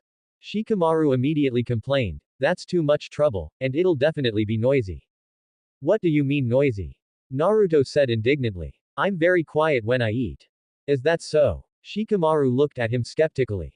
Of course. Naruto patted his chest in guarantee and then excitedly accepted Choji's invitation. Seeing Naruto's social circle gradually expanding, even if it was still small, at least it wasn't just him anymore, Chiba Akira felt that this was perhaps also a kind of progress. Ding. Nara Shikamaru's favorability plus 3 current, 3 slight favor. Akamichi Choji's favorability plus 5 current, 10 friendly. The system's prompt sounded quietly, and Chiba Akira was in a good mood. It seemed today's harvest was quite significant. Not only did he help Naruto expand his circle of friends, but he also established an initial friendship with the future Ino Shikacho trio. A daily life like this wasn't bad at all. The brief contact with Nara Shikamaru and Akamichi Choji during the practical combat class was like a small pebble thrown into Uzumaki Naruto's originally closed world, creating a tiny ripple. Although Naruto still stuck closest to Chiba Akira after class, at least he was no longer filled with the same wariness and hedgehog-like defensiveness toward everyone else. School finished a bit early that day. Chiba Akira was called by Iruka to help organize some old training equipment, which delayed him for a while. Naruto swung back and forth on the swing by the school building's entrance, waiting for him while humming an out-of-tune melody, his small legs kicking. Several girls walked out of the school building laughing and chatting. It was Ino Yamanaka, Sakura Haruno, and their small group. Walking slightly behind them was Hyuga Hinata, who was so quiet she almost had no presence. She kept her head slightly lowered, her white eyes habitually looking at the ground, her hands nervously twisting the hem of her clothes. As they passed near the swing, Naruto happened to jump down and stretch. His golden hair was exceptionally dazzling in the setting sun. Bored, he kicked a small pebble on the ground and muttered, "Why hasn't Akira come out yet?" It was this casual action and mutter that made Hinata's footsteps suddenly halt. She hurriedly lifted her eyes and stole a glance in Naruto's direction. With just one look, a thin layer of blush quickly spread across her cheeks at a visible rate, reaching all the way to her ears. She immediately lowered her head, her heart beating like a drum and her breathing becoming a bit rapid. Subconsciously, she shrank behind Sakura's back, trying to use her friend's body to hide herself. Hinata. What's wrong? Sakura noticed her abnormality and looked back in confusion. No. Nothing. Hinata's voice was as small as a mosquito's buzz, her fingers twisting even tighter. All these subtle changes were seen by Chiba Akira, who had just walked out of the school building. Carrying a stack of old leather targets, he stopped in his tracks. His gaze shifted between Hinata's flushed cheeks and panicked, evasive eyes, and the oblivious Naruto nearby, who was still kicking stones. Oh ho! Chiba Akira immediately understood. The classic secret crush plot was beginning. He remembered Hinata's long-lasting and humble love for Naruto in the original story, then looked at Naruto's current state, completely oblivious, his mind filled only with, getting stronger, and, why hasn't Akira come out yet? He couldn't help but sigh for Hinata in his heart. It's a long and difficult road ahead, eldest Miss Hyuga. At the same time, he also noticed that after Hinata peeked at Naruto, her shy and evasive gaze lingered on him for a split second with a hint of curiosity and inquiry. Was it because he was always inseparable from Naruto? Chiba Akira didn't walk over immediately. Instead, he deliberately slowed his pace, pretending to adjust his grip on the targets. At this moment, Naruto finally lost his patience. Turning around, he saw Chiba Akira and immediately broke into a wide smile, waving his hand as he ran over. Akira, you're finally out. You're so slow. His loud voice immediately drew the attention of the girls over there. Ino curled her lip. It's that dead last again. So noisy. Sakura's gaze shifted between Chiba Akira and Naruto with a complex expression, seemingly still wondering why a dead last, like Naruto always received Chiba Akira's protection. As for Hinata, the moment Naruto ran over, she was like a startled little rabbit, almost hiding her entire body behind Sakura. Even her fair neck turned pink. Naruto-kun, she whispered the name in her heart, her small hands clenched tightly into fists. Alright, we can go once I put these things back, Chiba Akira said to the approaching Naruto. Then, carrying the targets, he walked past the girls as if nothing were wrong, nodding slightly to them. Ino and Sakura subconsciously nodded back. Hinata didn't dare look up at all, her fingers twisting even tighter. Naruto didn't notice the subtle atmosphere at all. He followed Chiba Akira excitedly, chattering about tonight's training plan. Akira, how about we run one more lap today? I feel like my stamina has improved. And the shuriken, I must hit the bullseye today. His voice was loud and full of vitality, forming a sharp contrast with Hinata's silent shyness that made her look like she wanted to sink into the ground. While listening to Naruto's rambling, Chiba Akira caught a glimpse of Hinata out of the corner of his eye, who was walking so stiffly she was almost moving the same arm and leg together. The thought of matchmaking the official couple popped up in his mind again. Perhaps, he could find an opportunity to help a little. For example, during the next group practice. But the thought only flashed by. For now, it was more important to deal with the over-energetic guy beside him. Don't worry about hitting the bullseye yet. Learn to hold the shuriken steadily first, Chiba Akira replied to Naruto helplessly. What? I'm already holding it very steadily, okay. Naruto protested indignantly. The two walked side by side toward the training ground. After walking quite a distance, Chiba Akira looked back. Hinata was still standing there, her white eyes timidly watching the direction Naruto had left, her gaze filled with both envy and a sense of loss. Ino tugged at her sleeve. Hinata, let's go. What are you looking at? Nothing. Hinata hurriedly withdrew her gaze and followed her companions. Chiba Akira shook his head. In matters of the heart, outsiders find it difficult to intervene after all. He would let nature take its course. For now, it was more practical to find a way to complete the increasingly insane physical fitness tasks issued by the system every day. Ding. Important plot node detected. Hyuga Hinata's favorability toward Uzumaki Naruto has been unlocked. Current favorability. 5 crush sprouting. The system's notification sound suddenly rang out, making Chiba Akira's footsteps pause slightly. It seemed the gears of fate had begun to turn according to their original trajectory. Seeing Hinata's shy and focused gaze, the thought, this is the official CP, became active in Chiba Akira's mind again. He felt that as a transmigrator who knew destiny, he seemed to have an obligation to give a gentle push from behind, so that this destined to be difficult romance could go a little more smoothly. The opportunity soon arrived. During an outdoor team collaboration exercise, Haruka divided the students into several small groups, requiring them to cooperate to pass through an area set with simple obstacles within a limited time. Perhaps it was a coincidence of fate, or perhaps Chiba Akira's secret prayers or curses had worked. Naruto, Hinata, and 2 other classmates were assigned to the same group. Chiba Akira himself was assigned to another group, along with Shikamaru, Choji, and a silent boy named Shino Aburame. Before the training began, Chiba Akira specifically approached Naruto, lowered his voice, and guided him in a tone that suggested he knew everything. Naruto, do you see that girl with the white eyes? Hyuga Hinata. Naruto was busy checking his ninja tool pouch and didn't even look up. What's wrong? His impression of Hinata was very vague, only remembering her as a very quiet girl who almost never spoke. She seems quite capable. The Hyuga clan's Byakugan is very good at scouting. Chiba Akira tried hard to lead him. When you're going through the obstacles later, take more care of her, take the initiative to cooperate with her, ask for her opinion and such. In Chiba Akira's view, this was simply a great opportunity to create interaction. It wasn't quite hero saving the beauty, but showing some gentlemanly grace and team spirit couldn't be wrong, right? Naruto listened with a bewildered expression, completely failing to get Chiba Akira's deeper meaning, and just scratched his head. Oh, okay. But why take special care of her? She doesn't look like she needs taking care of. In his simple mind, since they were on the same team, helping each other was expected, but why emphasize taking care of one person specifically? Besides, although Hinata seemed shy, her physical education grades seemed okay. Chiba Akira was choked by the question and could only say vaguely, anyway, just listen to me. Oh. Naruto nodded half understandingly, turned around and ran towards his team, shouting, hey. Our team, hurry up. We have to be the first to pass. The training began. Chiba Akira absently cooperated with his group members. Shikamaru was responsible for using his brain to plan the most efficient route. Choji was responsible for using strength to push away obstacles. Shino used insects for scouting, and Chiba Akira filled in the gaps while occasionally paying attention to the situation on Naruto's side. Then he saw a scene that made his blood pressure rise. Naruto did indeed take care of Hinata. While passing a rope net that required climbing, he was the first to climb up, then turned around and shouted loudly at Hinata below, hey. Hyuga. Hurry up. Don't be so slow. Grab here. He reached out his hand, his movements were careless, and his tone was that of pure, teammate urging impatience, with absolutely no tenderness at all. Hinata, hearing Naruto suddenly shout at her and seeing him reach out, instantly panicked and didn't know where to put her hands and feet.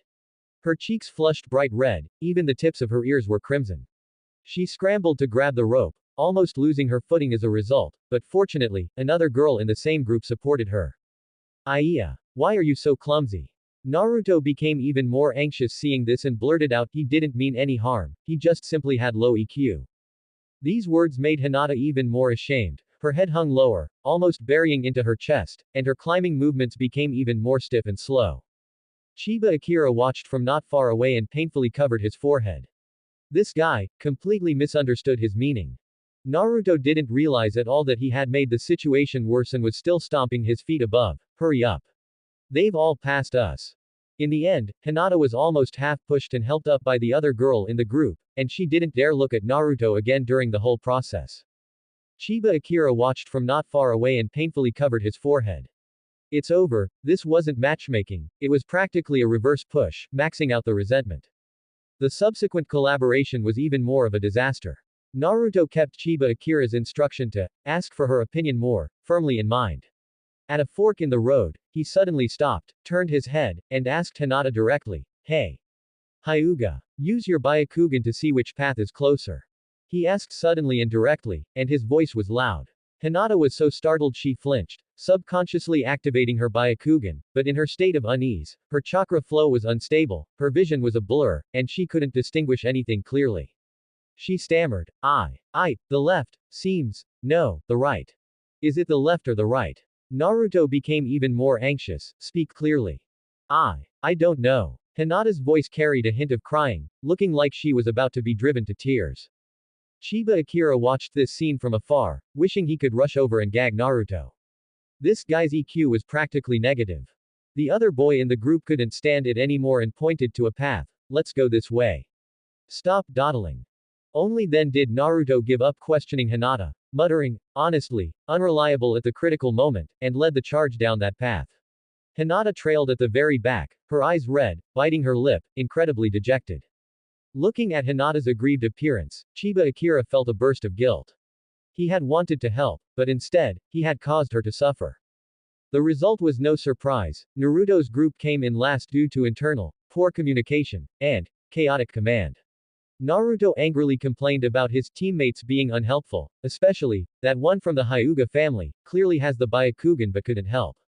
Hinata hid far behind the crowd, her mood at its lowest point. When the training ended and they were dismissed, Chiba Akira found a dejected Naruto. Naruto was still complaining. Akira. You told me to ask for her opinion, but it was completely useless.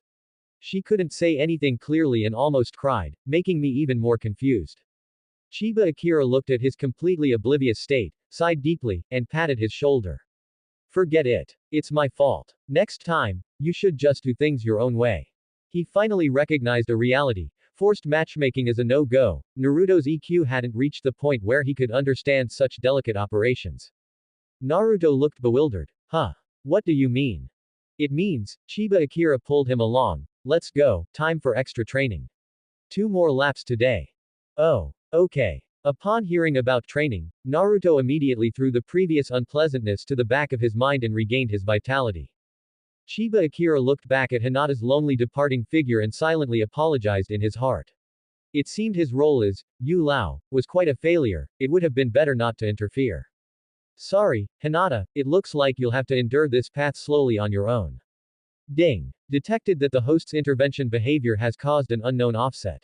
Tip. It may be better to let important character relationships develop naturally. Even the system couldn't stand it. Chiba Akira shook his head helplessly, deciding to mind his own business in the future and just focus on his own things. The failure of the team training and Hinata's tears were quickly put behind Naruto, as his attention was once again filled with daily physical training and academic tutoring. Chiba Akira also learned his lesson and no longer tried to force a matchmaking attempt, letting things take their natural course. After class that day, Chiba Akira was stopped by Uruka, who asked him to help deliver several notice scrolls to the classroom next door. It was just a small errand, so Chiba Akira readily agreed. Naruto, wait for me a moment. I'll be right back, Chiba Akira said to Naruto, who was packing his school bag. Oh, okay. Naruto replied without looking up, struggling to stuff his crumpled textbooks into the bag. Chiba Akira took the scrolls to the next classroom and handed them to the teacher there. It was a simple task, taking only a few minutes. He was just about to leave when a girl from the neighboring class called out to him. Excuse me, are you Chiba-kun? The girl asked shyly, holding a small, exquisitely wrapped snack in her hand. Chiba Akira paused for a moment and nodded. I am. Is there something I can help you with? This is for you. The girl's face turned red as she stuffed the snack into his hand, speaking rapidly. Thank you for helping me pick up my hairpin that fell into the ditch the other day. After saying that, she turned and ran back to her friends, causing a burst of good-natured giggling. Chiba Akira remembered it. It seemed like a small favor he had done on his way home a few days ago. He looked at the snack in his hand, then at the girls who were giggling and looking at him from afar. He smiled and nodded politely. Thank you. He walked back with the snack, not thinking much of it, considering it just a simple gesture of gratitude between children. However, when he returned to the door of his classroom, he noticed the atmosphere was a bit off. Naruto had already packed his bag and was standing at the door waiting for him. But Naruto didn't rush over excitedly as usual. Instead, he pursed his lips and stared straight at the exquisite snack in Chiba Akira's hand. His small face was expressionless, but his eyes were somewhat dark. Akira, Naruto spoke, his voice sounding a bit muffled, what is that? Oh, this. Chiba Akira didn't think much of it and shook the snack in his hand. A student from the next class gave it to me. She said it was to thank me for helping her pick something up the other day. As he spoke, he naturally handed the snack over. It looks good. Want to share it? In Chiba Akira's eyes, this was a perfectly normal act of sharing. But Naruto didn't take it. His gaze moved from the snack to Chiba Akira's face, and a clear flash of unhappiness and grievance flickered in his blue eyes. Why did she only give it to you? Naruto asked, his tone carrying a competitive edge that he might not have even noticed himself. I help people pick things up all the time, too. Why hasn't anyone ever given me anything? Chiba Akira finally noticed that Naruto's mood was off and couldn't help but laugh. What's there to compare? It was probably just a coincidence. Here, want a taste? He held the snack out again. Naruto suddenly jerked his head away, avoiding his hand, and spoke stiffly, I don't want it. Who knows if it's really just a thank you gift?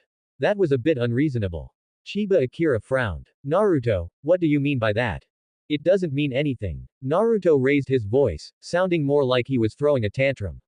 Anyway, they just give you things because your grades are good and you look impressive. Before, no one ever paid attention to you. The words blurted out with childish recklessness. After saying it, Naruto himself froze for a moment, seemingly realizing he had said something wrong, but he stubbornly refused to apologize. He just turned his head away from Chiba Akira, his fingers tightly gripping his schoolbag straps. Chiba Akira looked at his awkward behavior, clearly unhappy yet unable to explain why, and a ridiculous thought suddenly flashed through his mind. As this guy, could he be jealous? Just because someone gave him a little snack. Isn't this possessiveness a bit too strong? Chiba Akira found it funny yet a bit helpless. He put the snack away and sighed. Fine, if you don't want to eat it, then don't. Let's go, it's time for training. He tried to ease the atmosphere and reached out to take Naruto's hand as usual. But Naruto suddenly shook off his hand, the motion so abrupt that both of them were momentarily stunned. I don't want to train today. Naruto threw out these words, tightened his grip on his bag, and walked quickly toward the school gate without looking back, leaving Chiba Akira standing there alone with the now awkward snack in his hand. Ding. Abnormal emotional fluctuation detected in Uzumaki Naruto. Favorability -2 current, 82 deep bond. Hint. Excessive attention may trigger unpredictable dependency and possessive tendencies. The system's prompt sounded coldly. Chiba Akira watched Naruto's retreating back, which was clearly full of resentment, then looked down at the snack in his hand and rubbed his temples helplessly. Great. What kind of tantrum is he throwing now? Coaxing a child is truly much more exhausting than fighting.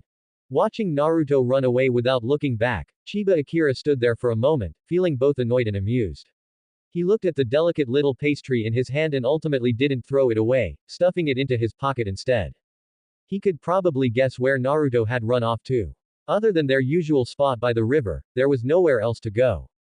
Sure enough, when he leisurely strolled to the riverside, he saw that familiar orange figure from afar, sitting under the big tree they often frequented with his knees pulled up to his chest and his head buried in his arms, looking very much like he was saying, I'm angry, come coax me. Chiba Akira walked over and sat down beside him, not speaking immediately. The river's surface shimmered, with the occasional fish jumping out and splashing back down.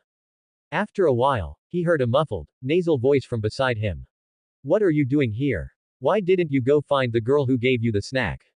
Chiba Akira almost laughed out loud but quickly held it back. He cleared his throat and said in as calm a tone as possible, the snack is in my pocket. If no one eats it, it might be carried off by a rat tonight. Naruto's shoulders twitched, but he didn't look up. Actually, I don't even know that girl's name, Chiba Akira said, looking at the river as if talking to himself. I just did her a small favor, and she probably just returned the gesture. If you don't like it, I won't take things from others anymore, okay? This was half true, mostly said to soothe him. Naruto finally reacted, snapping his head up with slightly red eyes, looking both aggrieved and angry. I'm not saying you can't take things. Then what are you mad about? Chiba Akira turned to look at him. Mad that someone gave me something. Mad that I left for a few minutes. Or mad that I said I'd share it with you. He asked one question after another, leaving Naruto a bit dazed. Naruto opened his mouth, realizing he couldn't explain exactly what he was angry about. He just felt a blockage in his chest, very uncomfortable. Seeing Akira talk to others and receive things from them, even for just a few minutes, gave him a sense of displeasure, as if his own things were being touched by someone else. But this feeling was too complex for him to express. He could only pout, lower his head again, and mutter softly. Anyway, it's just not right. Chiba Akira looked at his awkward and pitiful appearance, and the bit of helplessness in his heart dissipated. He could roughly understand Naruto's mindset, a child severely lacking a sense of security and belonging, who finally grabbed a bit of warmth and wanted to hold onto it tightly, afraid of anyone taking even a sliver away. He sighed and reached out to rub Naruto's soft blonde hair, his movements gentler than usual. Idiot. I'm not an idiot. Naruto protested weakly, but didn't dodge his hand. Instead, like a cat being petted, his tense shoulders relaxed a bit. Listen, Naruto, Chiba Akira's tone became serious. I won't stop being your friend just because someone gives me something or I talk to someone else. You are you, and others are others. It doesn't matter at all, understand? He tried to comfort him in the simplest and most direct way. Naruto looked up, his blue eyes watery and filled with uncertainty. Really? Of course it's true, Chiba Akira nodded. You are the first friend I made in Konoha, and the most important one. That won't change. He said this with sincerity. No matter what the future held, Naruto's position in his heart was currently irreplaceable. Naruto stared into his eyes for several seconds, seemingly judging the truth of his words. Finally, Chiba Akira's frank gaze allowed the unease and irritation in his heart to slowly settle. He sniffled and gave a muffled, Although his mood had softened, he still added softly with a bit of stubbornness, then, you can't just take things from others casually in the future either. Chiba Akira. This possessiveness is really beyond help. But he didn't argue further, only smiling helplessly. Fine, I'll listen to you. I'll try not to take things. Hearing this, Naruto's face finally cleared up. Although his eyes were still a bit red, the corners of his mouth couldn't help but curl up slightly. He shifted to sit closer to Chiba Akira, turning back into that clingy little tail. Ding. Uzumaki Naruto's emotions have stabilized. Favorability +3, restored to 85 deep bond.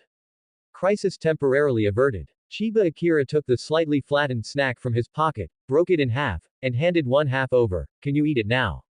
If we don't eat it, it'll really go bad. Naruto looked at the snack, then at Chiba Akira. This time he didn't refuse, took it, and stuffed it into his mouth, saying indistinctly with bulging cheeks. Next time I want to eat inari sushi. Sure, we'll buy inari sushi next time. Chiba Akira ate his half too, the taste was indeed quite good. Under the setting sun, the two sat side by the river, sharing the somewhat cloyingly sweet snack. He looked at Naruto, who had become happy again because of a little sweet and a few promises, and secretly reminded himself that he might need to be more careful about his boundaries when interacting with others in the future. A few days later, Uruka announced a course that made the students both nervous and excited: basic wilderness survival practice.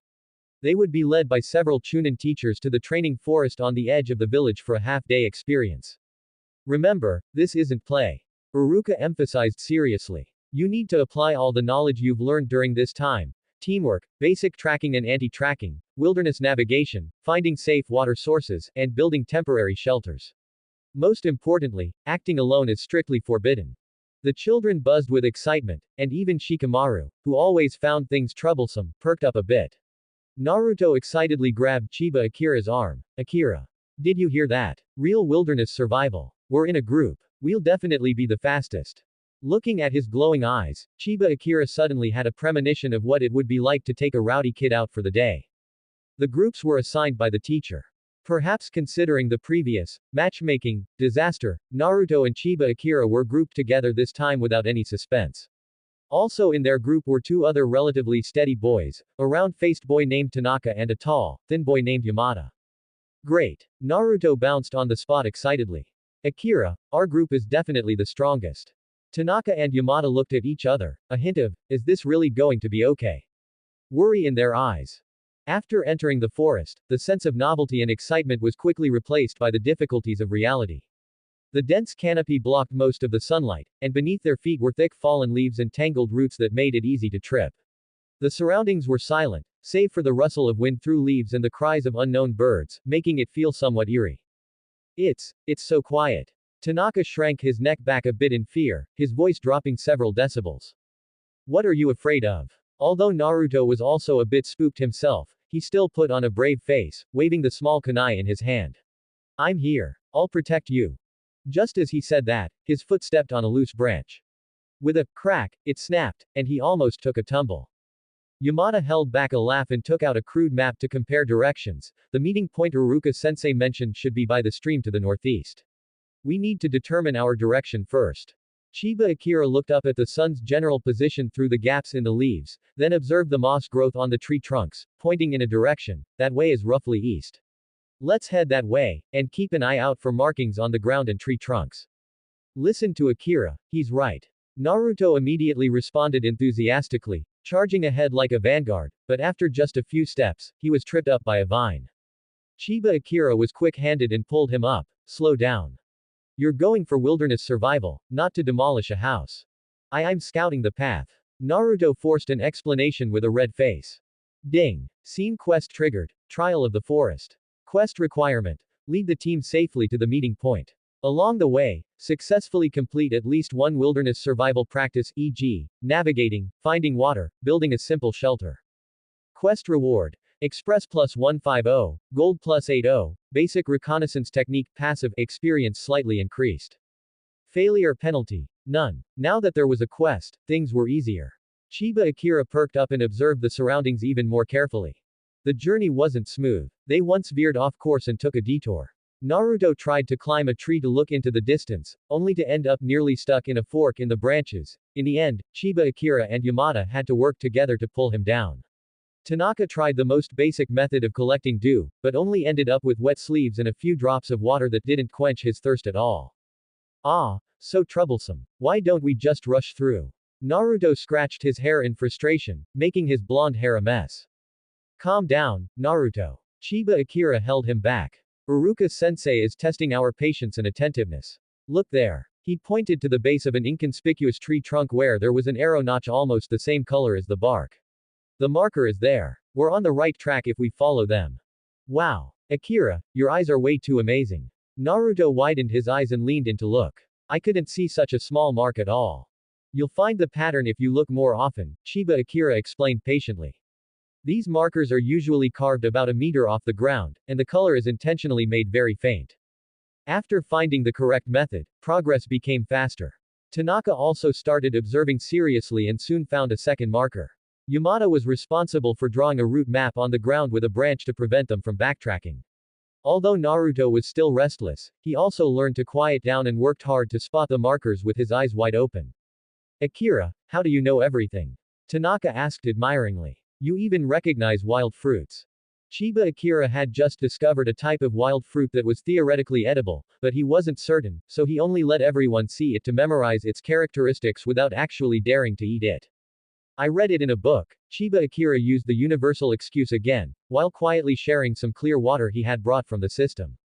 The water Akira brought is especially sweet. Naruto gulped down more than half a bottle. It tastes much better than the school's water.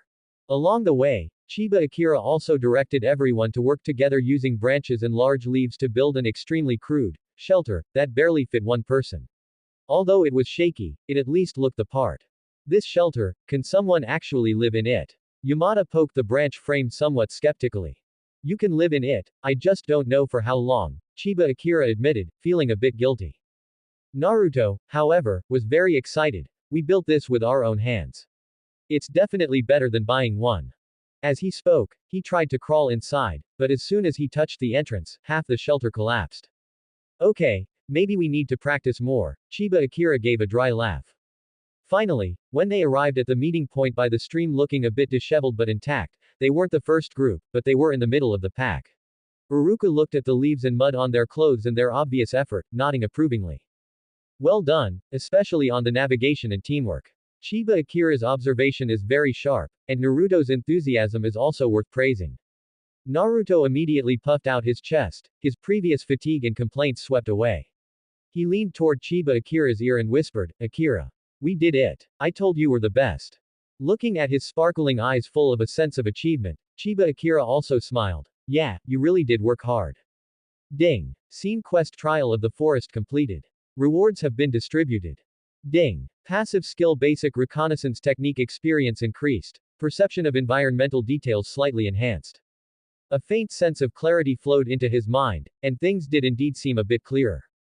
Other groups arrived one after another, some excited, others dejected. Ino's group had clothes that were impossibly clean, clearly because someone else had handled all the dirty work. Sasuke's group was the first to arrive, but they looked like they had simply used brute force to clear a path. We were slower than that Sasuke guy. Naruto gritted his teeth unwillingly. You can try his method next time, but on the condition that you learn tree climbing first, Chiba Akira teased. Naruto's face turned red. I'll learn it. I definitely won't lose to him next time. Uruka began summarizing the gains and losses of each group. Naruto sat down next to Chiba Akira, listening to the explanation while secretly nudging him with his arm, his face still flush with satisfaction after the training. Chiba Akira looked at the babbling stream, felt the damp air of the forest and the warmth of the person beside him, and felt that the rewards from this wilderness practice were indeed more than he had imagined. Next time, however, he would have to prepare more rope. After the summary of the wilderness survival exercise, Uruka arranged a short break for the students, allowing them to move freely within the safe area near the stream, but strictly forbidding them from wandering off or going deep into the forest. The children immediately scattered, some ran to the stream to play in the water, some collapsed on the grass to rest, and others huddled together excitedly discussing their recent experiences. Naruto was clearly one of those with excess energy. Having drunk his fill of water, He had regained his vitality and became intensely interested in the crooked shelter they had built earlier, dragging Chiba Akira along to reinforce it.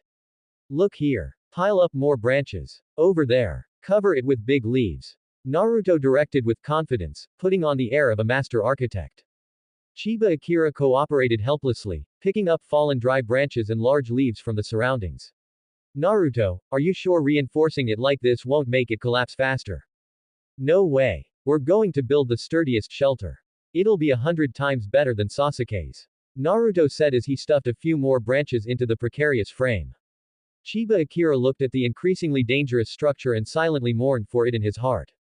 The two of them gradually drifted a bit further from the main group by the stream, but they were still within the teacher's line of sight. Just as Naruto excitedly piled a large handful of fallen leaves onto the top of the shelter, the nearby bushes suddenly let out an abnormal rustling sound, heavier and more hurried than the sound of the wind. Chiba Akira's movements paused. The subtle perception brought by his basic reconnaissance technique immediately made him alert, and his sharp gaze shot toward the swaying bushes. The sound was too heavy, it wasn't something a small animal could make. Naruto was still oblivious, proudly admiring his masterpiece. Akira, look. Isn't it amazing? Naruto, be quiet. Chiba Akira lowered his voice and reached out to stop Naruto, who was about to continue construction. What's wrong? Naruto looked at him in confusion, just about to ask. The next second, a gray shadow lunged out of the bushes. It was a large wild wolf with fierce eyes and drool dripping from its mouth, clearly disturbed by the human activity in the forest, or perhaps it was just hungry. Its target was Naruto, who had his back turned and was completely defenseless. Naruto. Get out of the way. Chiba Akira's pupils constricted. He let out a loud shout and, almost instinctively, lunged forward, pushing the dazed Naruto aside with all his might. Naruto cried out in surprise and stumbled to the ground, the branches in his hands scattering everywhere. Turning back, he saw the wolf's bloody maw narrowly missing Chiba Akira's back. Holy crap! A wolf! Naruto's voice cracked. The wolf missed its strike and immediately turned around upon landing. Its green glowing eyes fixed onto Chiba Akira, who was closer and had disrupted its hunt.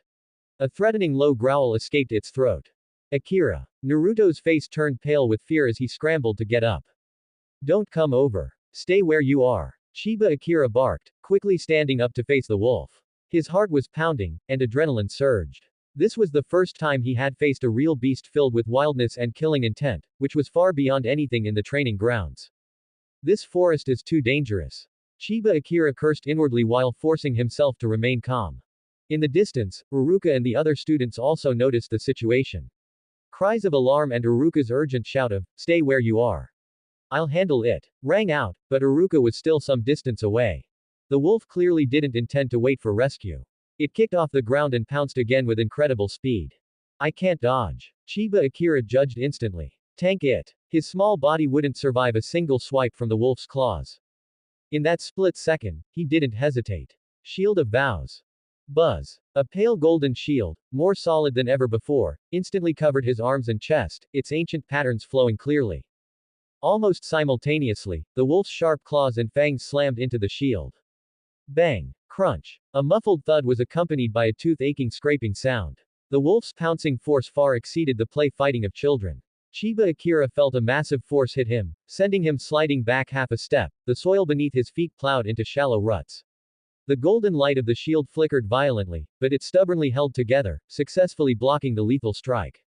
The wolf was clearly dazed by the sudden hard obstacle and the recoil. It let out a whimper and staggered back a few steps. Now, ignoring the numbness in his arms, Chiba Akira took advantage of the wolf's brief post-attack stiffening. Instead of retreating, he lunged forward. Revolving strike. He chanted in his mind, and the warm energy belonging to Arthur surged within him. With his body as the center, an invisible whirlwind of energy carrying a faint power of smite suddenly swept out. The attack didn't do much damage, but the sudden energy impact and intimidation effectively startled the wolf. The beast let out a frightened yelp, its attack rhythm broken. It instinctively jumped back, glaring warily at Chiba Akira, not daring to step forward again. Whoa! Akira, you're so cool! Naruto shouted excitedly from behind, his fear instantly turning into admiration. At that moment, Uruka finally arrived. Moving with extreme speed, he landed between Chiba Akira and the wolf in a few leaps, kunai in hand. The powerful aura of a Chunin instantly locked onto the wolf. Get lost. Uruka growled, releasing a hint of killing intent. Sensing a lethal threat, the wolf let out two unwilling low growls before finally tucking its tail and quickly turning to vanish into the depths of the dense forest. The crisis was averted. Phew, Chiba Akira let out a long breath, only then realizing his back was soaked with cold sweat. Uruka breathed a sigh of relief and quickly turned to check on them. Chiba. Naruto. Are you two alright? He first looked at Chiba Akira, who had stood at the front, his sharp gaze falling on the boy's slightly trembling arms where the golden glow had just faded. I'm fine. Chiba Akira panted, lowering his arms and feeling that his energy had been significantly depleted. Naruto scrambled over and grabbed Chiba Akira, his voice bordering on tears. Akira, are you okay? You scared me to death. That wolf, that thing appeared again. The golden one. You're amazing. He was incoherent, flipping between fear and excitement. I'm fine, just a bit startled. Chiba Akira patted him reassuringly, then looked at Uruka and explained, Uruka-sensei, I'm okay. In the heat of the moment, that ability of mine seemed to activate on its own. Once again, he attributed everything to a bloodline limit and automatic protection. Uruka looked at him deeply. That was definitely no ordinary bloodline limit, that solid defense and the subsequent instant counter-intimidation. But he didn't press for answers. He simply nodded and gave Chiba Akira a firm pat on the shoulder.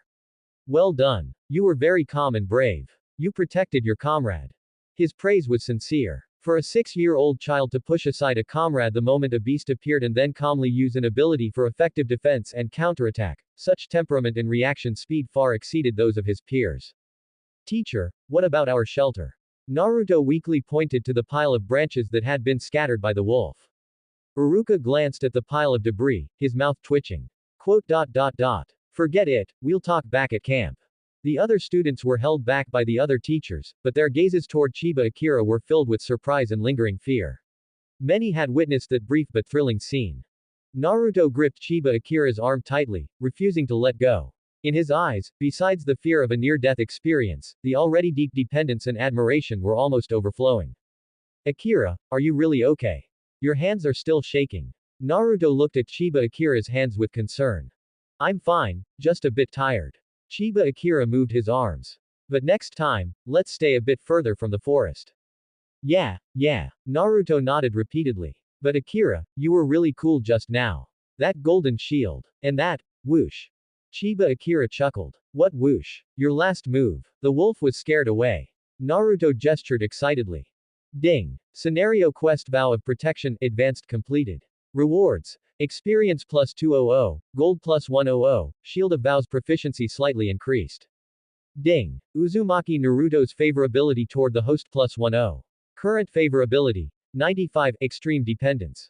Feeling Naruto's slightly trembling hand gripping his arm, Chiba Akira also breathed a sigh of relief. Fortunately, I have system skills. But this wilderness survival exercise was truly wild. The thrilling interlude of the wolf attack brought the subsequent wilderness survival exercise to a hasty end. Uruka and several Chunin teachers were on high alert, quickly gathering the students, and after counting heads, they ended the lesson early and led the team back to the village. On the way back, the atmosphere was noticeably much more somber.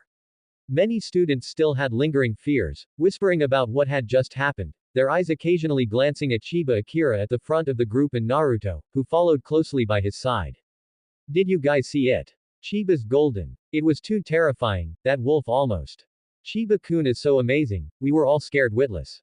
Whispers reached him, but Chiba Akira pretended not to hear. However, he knew in his heart that today's events would likely spread throughout the school. Naruto followed Chiba Akira almost step for step, one hand always tightly clutching the corner of Chiba Akira's clothes, for fear that he would disappear if he let go. His face was still a bit pale, but his eyes shone incredibly bright as he looked at Chiba Akira, filled with a mixture of lingering fear, gratitude, and a near-blind adoration. Akira, he said in a low voice, over and over, you're so amazing, really, thank you. Chiba Akira could feel the hand clutching his clothes was still trembling slightly. He sighed inwardly and let him hold on, occasionally whispering a word of comfort, it's okay. Uruka walked at the very front of the group with a serious expression, his gaze still complex whenever he occasionally looked back at Chiba Akira. He had carefully inspected the scene earlier, besides the wolf's paw prints and signs of a struggle, there were no other remnants of ninjutsu. Chiba Akira's skills leaned more towards energy manifestation, completely different from the chakra ninjutsu system, which deepened his doubts about that bloodline limit. But in the end, he chose silence, merely keeping the matter in mind. After all, every clan's bloodline limit was unique, and asking questions impulsively would only cause unnecessary trouble. After safely returning the students to school and emphasizing safety precautions once more, Uruka finally announced their dismissal. Akira. As soon as the command to dismiss was given, Naruto impatiently pulled on Chiba Akira. Are we still going to train today? He looked like he both wanted to follow Chiba Akira and was still fearful of going back to the wilderness. After all, the scene just now had been truly terrifying. Chiba Akira looked at his shaken state and shook his head. Not today. You've been scared too, go back and rest early. Besides, he shook his still somewhat numb arm. I need to recover a bit as well. Frequently using trial card skills was a burden on both mind and body, his arm was still a bit numb now. Naruto was clearly relieved, but then looked a bit disappointed, his hands still clutching Chiba Akira's clothes. Then, what about tomorrow? Tomorrow as usual, Chiba Akira promised. Hearing this, Naruto finally felt a bit more at ease, slowly walking toward his lonely little apartment while looking back every few steps to make sure Chiba Akira was still there.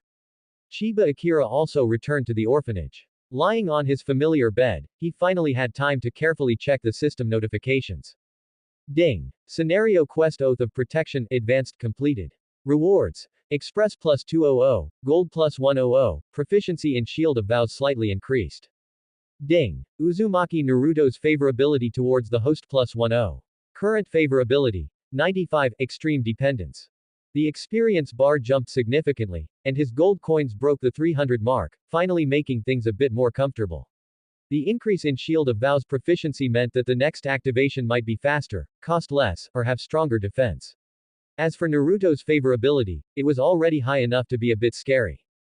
He opened the system interface and habitually browsed the quest list. Aside from the daily physical training tasks, no new special quests had appeared. System, besides triggered quests, is there a stable way to obtain hero fragments? He asked in his mind. Relying solely on random quests and trial cards didn't feel very secure. Reply to host. Leveling up, completing specific achievements, participating in and changing key plot points, reaching higher bonds with key characters, or obtaining them from the hero fragment chest random in the shop are all stable methods. Additionally, the host can attempt to activate the weekly mission system. Weekly mission system. Chiba Akira perked up. How do I activate it? Consuming 500 gold coins can activate the weekly mission function. Once activated, 1 to 3 quests will automatically refresh every week. Upon completion, you can obtain fixed hero fragments, arcana fragments, express, and gold coin rewards. Quest difficulty and rewards increase as the host's level increases. 500 gold coins. Looking at the over 300 gold coins he had painstakingly saved, Chiba Akira felt his heart bleeding. But this function did sound tempting, it provided a stable source of fragments and was definitely worth it in the long run. So poor. Still need to work hard to make money. He closed the system and began to ponder. Leveling up and grinding dailies were the foundation. Changing plot points was still too early. As for bonds with key characters, Naruto's favorability was already ridiculously high, perhaps he could try to improve his relationships with Shikamaru, Choji, or even Iruka. This might also trigger quests. And that scammy random chest in the shop. I won't think about it for now. His thoughts gradually cleared. His current goal was very clear, save money to activate the weekly missions, while steadily improving his own level and strength, and moderately expanding his social circle. The sky outside gradually darkened. Chiba Akira felt much of his physical fatigue fading, the passive recovery effect of holy light protection had been working silently. He sat up, took out a pen and paper, and began planning tomorrow's training content. Wait, maybe he could find an opportunity to, accidentally, run into Shikamaru and Choji. For example, near that barbecue restaurant they often frequent. Chiba Akira remembered from watching the anime in his past life that these two often hung out there. Although Shikamaru was lazy, he was smart and a friend worth making. Choji had a gentle personality and was also easy to get along with. Moreover, the family backgrounds of these two were not simple. The Nara clan's shadow secret techniques and the Akamichi clan's multi-size technique were both important forces in Konoha. Establishing relationships early would definitely be beneficial for the future. Thinking of this, Chiba Akira couldn't help but smile. The path to becoming stronger required not only hot-bloodedness but also careful calculation and a little bit of scheming. Days passed steadily in a routine of training, studying, and being inseparable from Naruto. Chiba Akira had almost forgotten the specific date until one morning, just as he stepped out of the orphanage, a long-absent system notification rang in his mind. It wasn't a mission prompt, but a simple piece of information. Date reminder. October 10th, Konoha calendar year X. Birthday of important figure Uzumaki Naruto. Chiba Akira's footsteps came to a halt. October 10th. Naruto's birthday.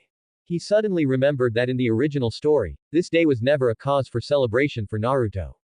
It was the anniversary of the nine-tailed attack, a synonym for disaster in the eyes of the villagers, and a time when Naruto had to endure even more malice and cold treatment alone every year. No one would celebrate for him, no one would even remember that this demon fox they loathed was also born on this day. An indescribable emotion blocked Chiba Akira's chest, sour and heavy. He could almost imagine what Naruto would face today, more deliberate neglect than usual, colder stares, and even more vicious whispers. No, I can't let Naruto face this day alone. Chiba Akira grit his teeth and rushed back to the orphanage. He immediately turned and ran back into the orphanage, found the auntie in charge of daily supplies, and asked urgently, "Auntie, can I get a little pocket money in advance today? Or, is there anything I can help with in exchange for some pay?" The auntie looked at him with some surprise. Chiba Akira rarely made requests and was always a quiet child. She asked gently, "What's wrong, Akira? Do you need to buy something?" It's something very important. For a friend. Chiba Akira didn't say it explicitly, but there was an urgency in his eyes she had rarely seen. The auntie looked at his serious expression, thought for a moment, took out a small purse, and poured out a few meager coins. "No need for an advance, take these for now. If it's not enough, you can help me bring in the quilts drying in the backyard this afternoon, and I'll give you a bit more." "Thank you, auntie." Chiba Akira took the coins, bowed, and quickly ran out again. The flow of people on the commercial street wasn't heavy yet, as most shops had just opened. Chiba Akira looked around and, using this money along with the currency exchanged from the few remaining gold coins in his system, began to choose carefully. He couldn't afford expensive gifts, not even a deluxe version of Ichiraku ramen. But he wanted Naruto to know that at least one person remembered this day. "Boss, was this red bean bun made this morning?" He stopped in front of a snack shop. "Of course it was, little friend. Look at the color, it's still steaming," the boss replied with a chuckle. Chiba Akira bought the one that looked the plumpest and sweetest. Naruto had a real soft spot for sweets, this should be right up his alley. Then he ran to the stationery store and used the remaining money to buy the simplest greeting card and a small stub of a pencil. Back in his room at the orphanage, Chiba Akira lay on the table and scrawled, "Happy birthday, Naruto," on the card in crooked handwriting, then solemnly signed his name, Akira. His handwriting was still childish, but he wrote very earnestly, every stroke carrying his heart. Only after finishing all this did he hurry to school. He anticipated how low Naruto would feel today, perhaps even hiding away to cry alone. However, when he ran to the classroom door, the scene he saw was somewhat different from what he had imagined. Naruto was indeed sitting in their usual corner spot, head down, his back looking even smaller and lonelier than usual.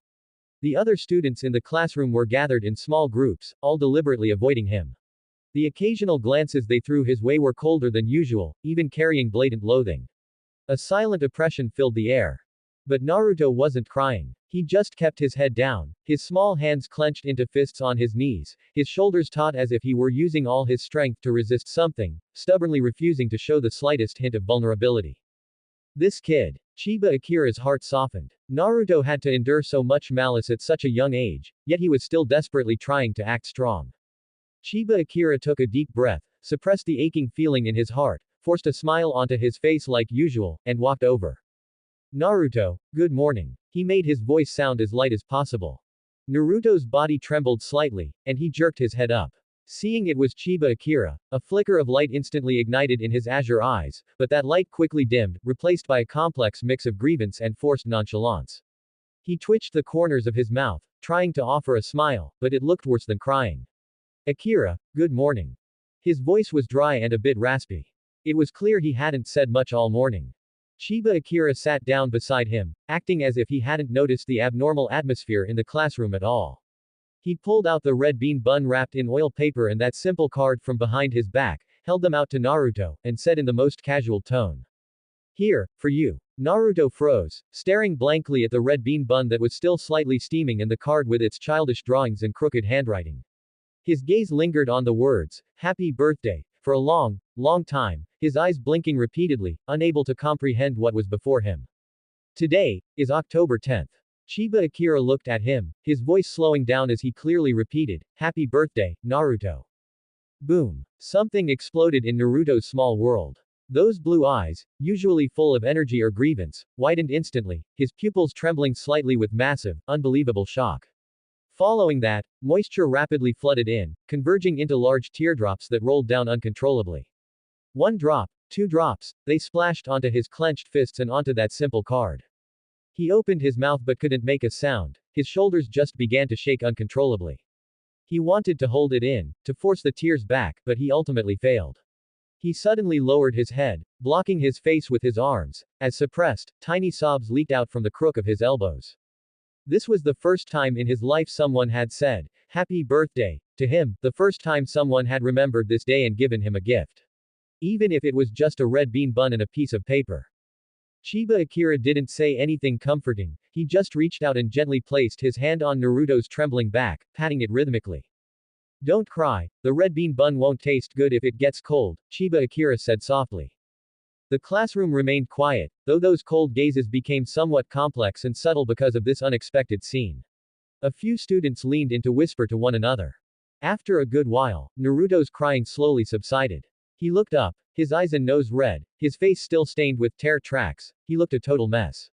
But as he looked at Chiba Akira, he revealed a truly brilliant smile, one that shone through the tears.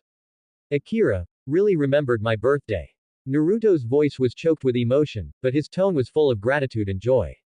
He took the now slightly cooled red bean bun and the card, which was a bit damp at the corner from his tears, as if he were holding the most precious treasure in the world, carefully tucking them into his shirt against his skin.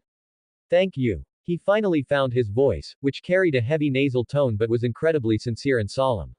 "Akira, thank you."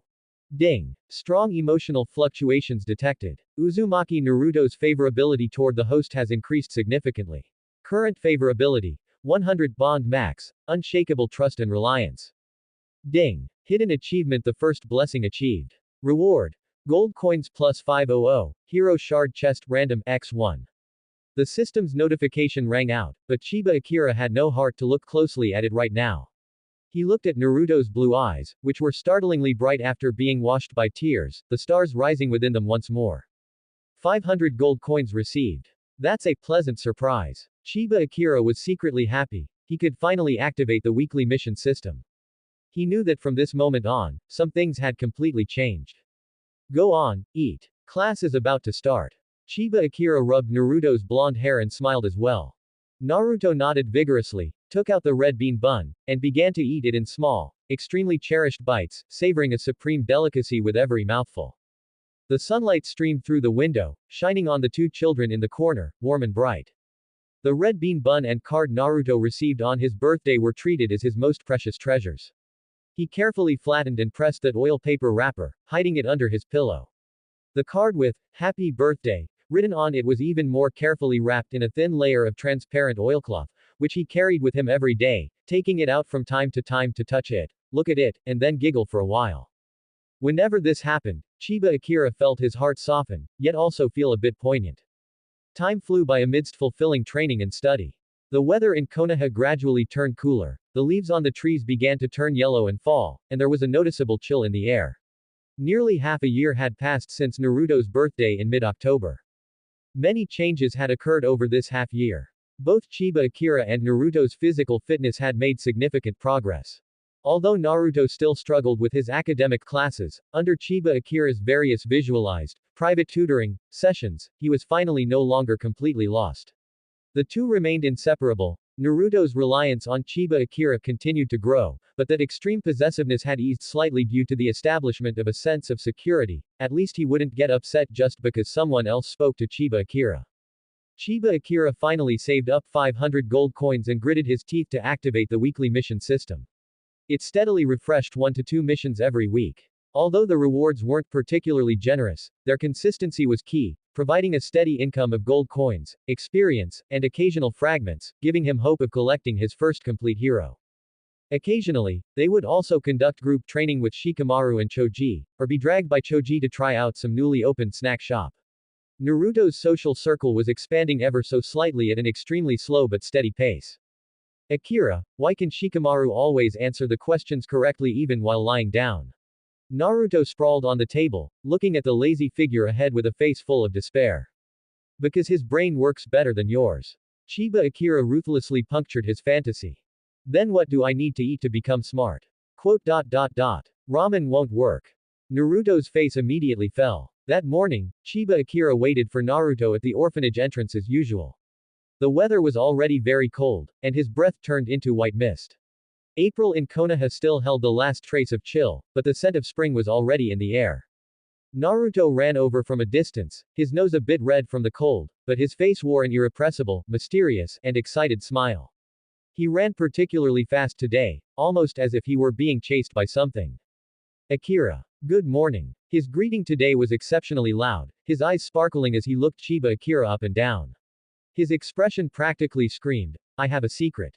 Good morning. Chiba Akira didn't pay it much mind, habitually reaching out to rub his head. Why so excited today? Did you sneakily drink expired milk again? However, Naruto nimbly dodged his hand. This reaction immediately made Chiba Akira realize something was wrong. Usually, Naruto loved having his head rubbed most, why did he dodge today? Hee. Naruto smiled mysteriously, then pulled a small object from behind his back and quickly stuffed it into Chiba Akira's hand, his voice carrying a hint of nervousness and anticipation. For you. Chiba Akira looked down and was stunned. Lying in his palm was a small doll carved from rough wood. The carving technique was extremely amateurish, with crooked lines that could only barely be recognized as a human figure wearing something like ninja clothes. 2 eyes were dotted on the face with ink, and an upward curve was clumsily carved for a mouth. A small orange string was carefully tied around the doll's neck. The craftsmanship was very crude, even somewhat ugly. But every knife mark appeared incredibly earnest, showing that the carver had put in a great deal of thought and effort. There were several obvious scratches on the wood, likely left by mistakes during the production process. This is. Chiba Akira didn't react for a moment. Naruto's cheeks flushed slightly as he scratched the back of his head sheepishly, his eyes darting around, and his voice grew softer. Well, that. Happy birthday, Akira. Chiba Akira jerked his head up. Today was his birthday. When he transmigrated, this body's identity was an orphan who had been picked up. His specific birthday was completely unknown, and he himself had long since forgotten about it. The system had never given a prompt either. How did Naruto know? And how did he remember? Seeing Chiba Akira's surprised expression, Naruto became even more embarrassed and explained in a low voice. When I was helping you organize your ninja tool bag last time, I accidentally saw the registration data card the orphanage lady gave you. It said you were sent there around early April, so the lady set your birthday on the day you were found. I remembered it was today. His voice grew smaller as he spoke, his hands restlessly rubbing the hem of his clothes. I know peeking was wrong, but how long did you spend carving it? Chiba Akira interrupted his self-blame. About a month. Naruto stole a glance at him. I carved a little bit every night. At first, I kept cutting my hands, but then I slowly got used to it. Although it doesn't look good, still. But he remembered. After receiving the first birthday gift of his life, he had clumsily, secretly, and with unimaginable effort, tried to return the sentiment. Chiba Akira looked at the ugly yet incredibly warm little wooden doll in his hand, then at Naruto's nervous and expectant look. He felt as if something was blocking his throat, unable to say a single word. He could imagine Naruto every night, hiding in that cold little apartment, under the dim light, holding a small knife that probably wasn't even easy to use, clumsily and earnestly carving this doll bit by bit. Those small hands, already covered in scars, must have added many new tiny wounds. This gift was heavier and more precious than any gold coins or equipment rewarded by the system. Idiot. Chiba Akira's voice was a bit raspy, but the corners of his mouth unconsciously curled up. You got hurt while carving, didn't you? Naruto instinctively hid his hands behind his back. Just a tiny injury, it doesn't hurt. Hold them out. Your hands. Chiba Akira's tone left no room for refusal. Naruto hesitated for a moment but still obediently held out his hands. Sure enough, there were several fresh small wounds on those little hands, some had already scabbed over, while others were still faintly red. Chiba Akira gently held his hands, carefully checked the wounds, and only let go after confirming there were no signs of infection. Then he carefully tucked the little wooden doll into his clothes, placing it close to his body. It looks great. He looked up and gave Naruto an incredibly bright smile. I really like it. Thank you, Naruto. Hearing his words and seeing his smile, Naruto's eyes instantly lit up, and all his tension and anxiety turned into immense joy. He was so happy he almost jumped up, breaking into a huge grin. Really? I'm glad you like it. I thought you'd find it unsightly. Ding. Sincere emotional gift detected. Obtained hidden achievement mutual gift. Reward. 300 gold coins. Inscription fragment. Protection x10. Ding. Uzumaki Naruto's favorability toward the host has stabilized. Current relationship. Unshakable bond. The system's notification sound seemed so insignificant at this moment. Feeling the solid sensation of the wood against his chest, Chiba Akira reached out and accurately rubbed Naruto's fluffy golden head. By the way, how did you learn to carve? Hee. Naruto smiled sheepishly. I went to ask the old grandpas for advice and even traded ramen for several lessons. Chiba Akira imagined the scene of Naruto taking ramen to bribe the old grandpas and couldn't help but laugh. Let's go. His voice returned to its usual lightheartedness, a flash of mischief in his eyes. To celebrate my birthday, today's training volume is doubled. Wah! The smile on Naruto's face instantly collapsed, and he let out a wail. Akira, are you a demon? Birthday privilege. Chiba Akira said righteously. Then when it's my birthday, I'm going to double your training volume too. Sure, but are you sure you can last until then? Naruto was stunned for a moment, then clenched his fist. Fine. Double it then. Who's afraid of who? The two small figures ran in the morning light again, their exhaled white mist intertwining and slowly dissipating under the spring sun. Chiba Akira knew that from today on, in this cold yet warm world, he also had his own date to be remembered. And a unique friend who would clumsily prepare a birthday gift for him. After the birthday, that clumsy yet sincere warmth continued. Naruto gained a massive sense of accomplishment from the act of gift giving. He became more proactive in both training and studying, eager to prove himself worthy of being Akira's best friend. He kept that oilcloth-wrapped card tucked against his chest. Whenever he felt exhausted from training, he would secretly touch it, and his motivation would instantly recharge like a battery. Chiba Akira also carefully stored away that crude little wooden figure.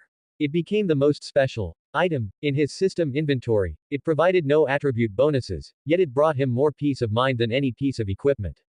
The weather grew colder, and a thin layer of frost coated the streets of Konoha village. The atmosphere at the Ninja Academy also underwent a subtle shift. The children spent less time playing, classroom discipline became stricter, and the expressions on the faces of Iruka and the other teachers grew more solemn. An invisible pressure began to permeate the air. Have you heard? The annual assessment is coming soon. During breaks, such whispers began to circulate among the students. Annual assessment. Chiba Akira's heart stirred as he overheard a discussion among several children from prominent clans. Recalling details from the original story, the Ninja Academy indeed held annual assessments. These determined whether one could successfully advance to the next grade and could even influence future team assignments. Yeah, a child from a Hyuga branch house said in a lowered voice, I heard it's very strict. Physical fitness, shuriken, the 3 basic jutsu, and a theoretical written exam, everything will be tested. If you fail, you might have to repeat the grade. Repeat the grade. This caused a wave of low exclamations. To these children, repeating a grade was nothing short of a massive disgrace. Naruto heard these words too, and his small face, which had been flushed from training, instantly paled. He subconsciously looked at Chiba Akira, a flash of panic in his blue eyes. Akira, the annual assessment, is there really that much to test? The theoretical written exam. This was what he feared most. He could barely keep up with physical fitness and shuriken through sheer desperate practice, but the theoretical exam was practically his Achilles heel. Chiba Akira remembered the last time Naruto did his homework. He had written chakra as chakora and hand signs as hand signs. That crooked handwriting had given Akira a headache for an entire afternoon. Chiba Akira patted his shoulder and said in a low voice, don't scare yourself. There's still time. Starting today, we're adding an extra hour of theory review every day. Naruto made a bitter face, but he still nodded vigorously. Ding. Triggered phase main quest. Face the annual assessment. Quest requirement. Assist Uzumaki Naruto in passing the Ninja Academy annual assessment. All subjects must reach passing standards. The host's own comprehensive score must reach the top 30% of the grade. Quest rewards. Experience plus 500, gold plus 300, random hero permanent shard. X5, Junior Inscription Selection Chest X1. Uzumaki Naruto's favorability will increase significantly. Failure penalty. Uzumaki Naruto's favorability minus 20, random deduction of one acquired skill or piece of equipment. The quest rewards were extremely generous, but the failure penalty was equally severe, especially the loss of skills, equipment, and Naruto's favorability. This was something Chiba Akira absolutely could not accept. The pressure shifted instantly to Chiba Akira. Not only did he have to perform well himself, but he also had to ensure that Naruto, the dead last, passed everything. The difficulty of this was comparable to an S-rank mission. From that day on, their daily schedule was compressed once again. The early morning physical training remained unshakable, while the time after school was completely taken over by theory review. Chiba Akira turned himself into a strict tutor, breaking down those dry theoretical concepts into the tiniest points and using every metaphor, drawing, and even role-playing method to cram them into Naruto's head. Chakra elemental counters. Water beats fire, earth beats water, so what does lightning beat? Lightning. Lightning beats Akira, I'm hungry. Lightning beats earth. Remember, lightning release is effective against earth release. We'll rest after you finish this question. Oh. Lightning beats earth. Naruto nodded while sneaking a peek out the door. Then, what does earth beat again? Chiba Akira took a deep breath, trying his best to remain patient. Earth beats water. We just said that. Right. Earth beats water. Naruto slapped his head suddenly. Then, what does water beat? Chiba Akira felt his blood pressure rising at a rate visible to the naked eye. The process was painful and yielded minimal results. Naruto would often drift off while listening or get distracted by a bird flying past the window. Chiba Akira had to knock on the table constantly or threaten him with, "If you don't pass, we can't graduate together," to pull his wandering soul back. Naruto, if you zone out again, I'm stopping the lesson, Chiba Akira finally said, his patience at its limit. No. I'm listening. Naruto immediately sat up straight, his hands placed properly on the table. Keep going. Fine. Then tell me, what is the third rule of the basic ninja code? The third rule of the basic ninja code. Naruto's eyes darted around. Is it, never reveal mission secrets? That's the fifth rule. Chiba Akira rubbed his temples. The third rule is, the mission takes priority over personal emotions. Ah. Right. Mission priority. Naruto scratched his hair. Akira, who came up with these rules anyway? They're so hard to remember. Looking at Naruto's distressed expression, Chiba Akira's irritation vanished for no apparent reason. This guy might be thick-headed, but at least he was trying his best. Uruka also clearly stepped up his supervision of all the students. In combat class, his requirements for movements became stricter. In academic class, his explanations were more detailed, and he began highlighting key areas for the exam. His gaze often swept over the two in the corner. Seeing Chiba Akira patiently explaining things to Naruto, and Naruto persevering despite the struggle, a sense of relief mixed with a hint of worry would appear in his eyes. Even Shikamaru let out a rare complaint. The annual assessment is such a drag, before being hauled off by Asuma-sensei for extra practice on the clan's secret techniques. Choji increased his snack intake during physical training, munching on potato chips while running and muttering to himself, to pass the exam, I must replenish more energy. The atmosphere in the class grew more tense by the day. There was less playing and more discussion of exam questions. Inuzuka Kiba no longer spent all day bothering Naruto. Instead, he was being watched by his clan elders as he practiced the basic footwork for the Fang passing Fang. Even Ino, who usually cared most about her looks, began practicing shuriken seriously, fearing she might lose face during the practical exam. Everyone felt the pressure of the upcoming first hurdle that would decide if they could become true ninjas. At night, Chiba Akira repeatedly mapped out review plans and training priorities in his mind. Looking at Naruto's fluctuating mock exam scores in the system, barely hovering around the passing line, he felt more exhausted than if he were doing the questions himself. He glanced at the cold moonlight outside the window, then touched the small wooden figure in his pocket. He must pass, he whispered to himself, as if making a vow. For himself, and for the idiot who saw him as his only support. The pressure of the annual assessment weighed heavily on everyone's hearts like a giant boulder, especially for Chiba Akira. Looking at Naruto's disastrous mock written exam scores and his still hit or miss 3 basic jutsu, He felt as if the penalty clauses for a failed mission were already hanging over his head. I can't keep cramming aimlessly like this. I must devise a more efficient and targeted plan.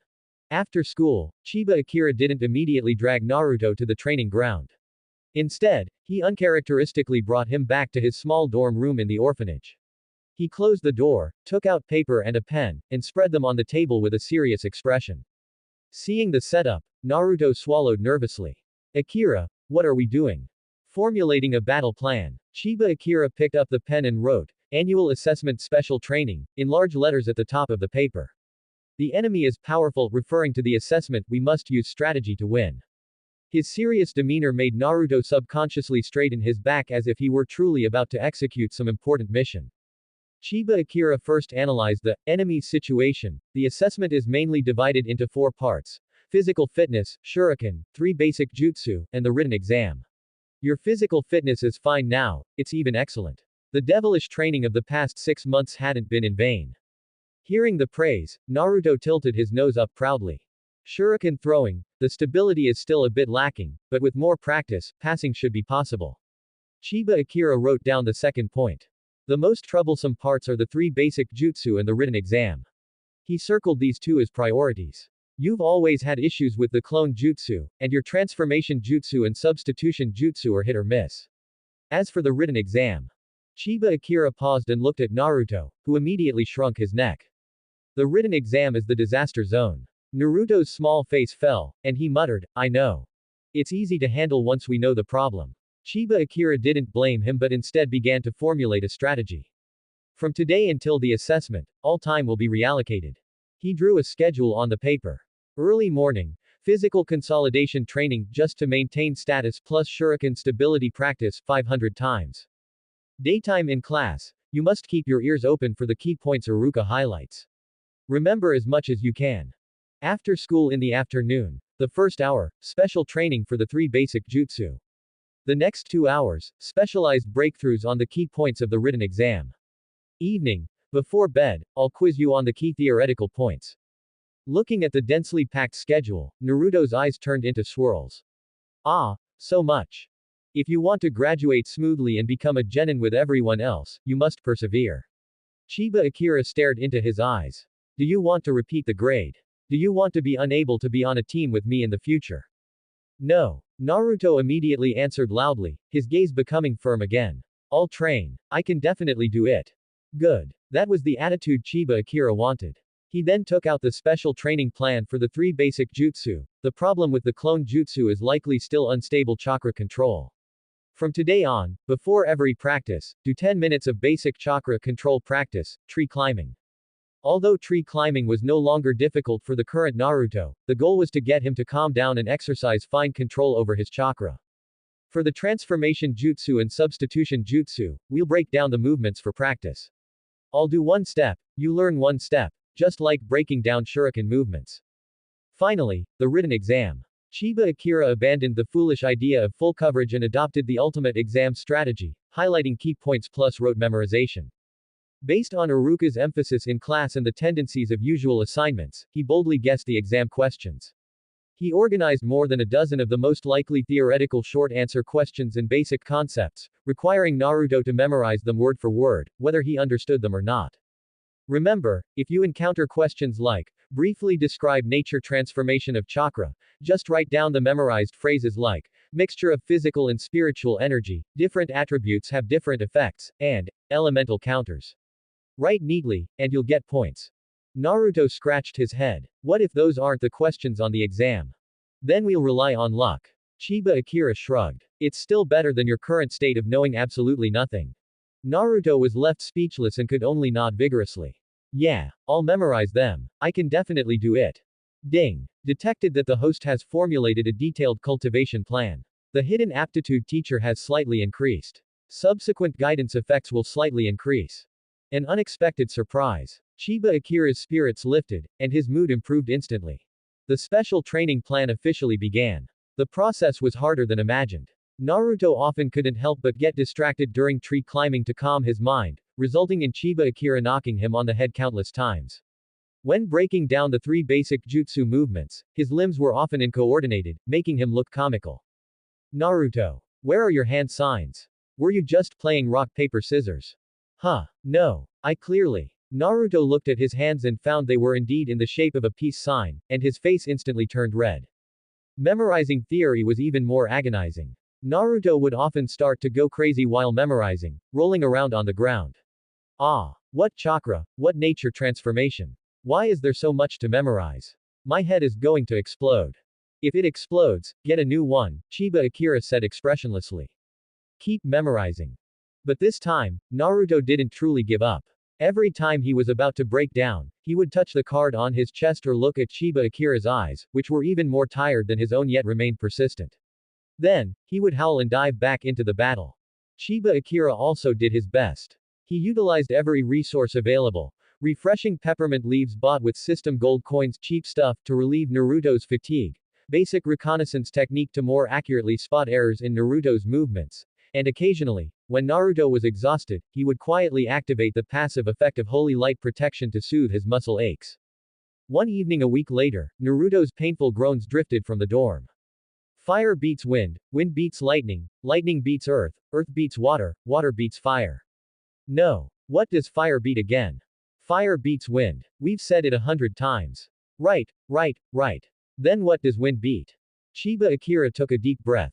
Wind beats lightning. Ah, I remember now. Then lightning beats. Lightning beats. Chiba Akira felt his temples throbbing, but seeing Naruto drenched in sweat yet still working hard, most of his anger dissipated. The dorm lights often stayed on until very late. The dense notes on paper, the movements repeated over and over on the training ground, and the murmurs of reciting theory under the big tree by the river, these formed the final tense and fulfilling period before the assessment. Uruka would occasionally pass by. Seeing one teaching seriously and the other learning desperately, though the results were still underwhelming, he would always watch silently for a while before quietly leaving, his face wearing an indescribable, complex expression. The day of the assessment drew closer day by day. The day of the annual exam finally arrived in an atmosphere mixed with tension, expectation, and fear. Boundary lines were drawn on the Ninja Academy's training grounds, with exams for different subjects taking place simultaneously in various zones, evaluated by several Chunin teachers. Lower grade students watched from afar, while upper grade students waited solemnly for their names to be called. Chiba Akira and Naruto sat side by side in the waiting area. Chiba Akira appeared calm on the surface, but internally he was quickly reviewing the key points of the exam and his planned battle strategy. Naruto, on the other hand, was so nervous he couldn't sit still. His legs shook incessantly, his lips were pressed white, and he tightly gripped the card wrapped in oilcloth as if it could provide him with courage. Next group: Uchiha Sasuke, Sakura Haruno, Uzumaki Naruto, Chiba Akira, the Chunin teacher in charge of calling names read out. It was time. Chiba Akira took a deep breath and stood up, simultaneously pulling up Naruto, who was so nervous he was moving his left arm with his left leg. Let's go, stick to the plan. The first item of the exam was the most basic 3 basic jutsu. This was Naruto's greatest nightmare, especially the clone jutsu. Sasuke took the lead, calmly forming hand signs. With a poof, a clone appeared that was almost indistinguishable from the original, with synchronized movements and sharp eyes. The teacher in charge of the assessment, not Uruka, nodded in satisfaction and checked off a box on the list. Sakura followed closely behind. Her clone was equally perfect, even softer in detail. She also passed. It was Chiba Akira's turn. He deliberately controlled his chakra output and the precision of the clone. After forming the hand signs, poof, a clone appeared that looked slightly dull and had somewhat blurred details. It was inferior to Sasuke's and Sakura's but definitely reached the passing grade, even slightly above average. The examining teacher took a look and also checked it off. Finally, it was Naruto. He took a deep breath and walked to the center of the field, his small face tense and his hands trembling slightly from nervousness. He looked back at Chiba Akira, who gave him a forceful nod. Naruto turned back and clumsily began to form hand signs, ram snake tiger. Clone jutsu. Poof. After a puff of white smoke, another Naruto appeared on the field. However, this clone was distorted, its color as dull as a faded photograph, and its body lay limp on the ground like a puddle of mud, unable to even maintain a basic form, let alone move. It even emitted a faint, comical groan. A burst of uncontrollable snickering immediately erupted from the surrounding crowd. As expected, it's still like this. A dead last is a dead last. I knew he wouldn't make it. Naruto's face instantly turned pale, and cold sweat broke out on his forehead. Refusing to give up, he formed the hand signs again. Clone jutsu. Poof. Another equally terrible, if not worse, clone appeared. Hand signs again. Another failure. 3 chances were exhausted. The teacher in charge of the assessment looked expressionlessly at the 3 failed clones slumped on the ground, then at the pale, trembling Naruto. Finally, he heavily drew a red X in the column for Uzumaki Naruto, clone jutsu, on the list. Failed. That red X was like a red-hot iron, searing Naruto's heart. He stood there in a daze, staring at the glaring mark. The surrounding snickers and murmurs seemed to drift far away, yet also seemed infinitely magnified, pounding against his eardrums. All his efforts, all his desperate hard work, seemed to have become a joke at this moment. A massive wave of disappointment and shame instantly submerged him. He suddenly lowered his head, his golden bangs obscuring his eyes. His shoulders trembled violently, his fists were clenched tight, and his nails nearly dug into his palms. Chiba Akira's heart also sank. The worst-case scenario had happened after all. Although he had anticipated it, seeing Naruto suffer such a blow with his own eyes still made his chest feel tight. He instinctively wanted to step forward.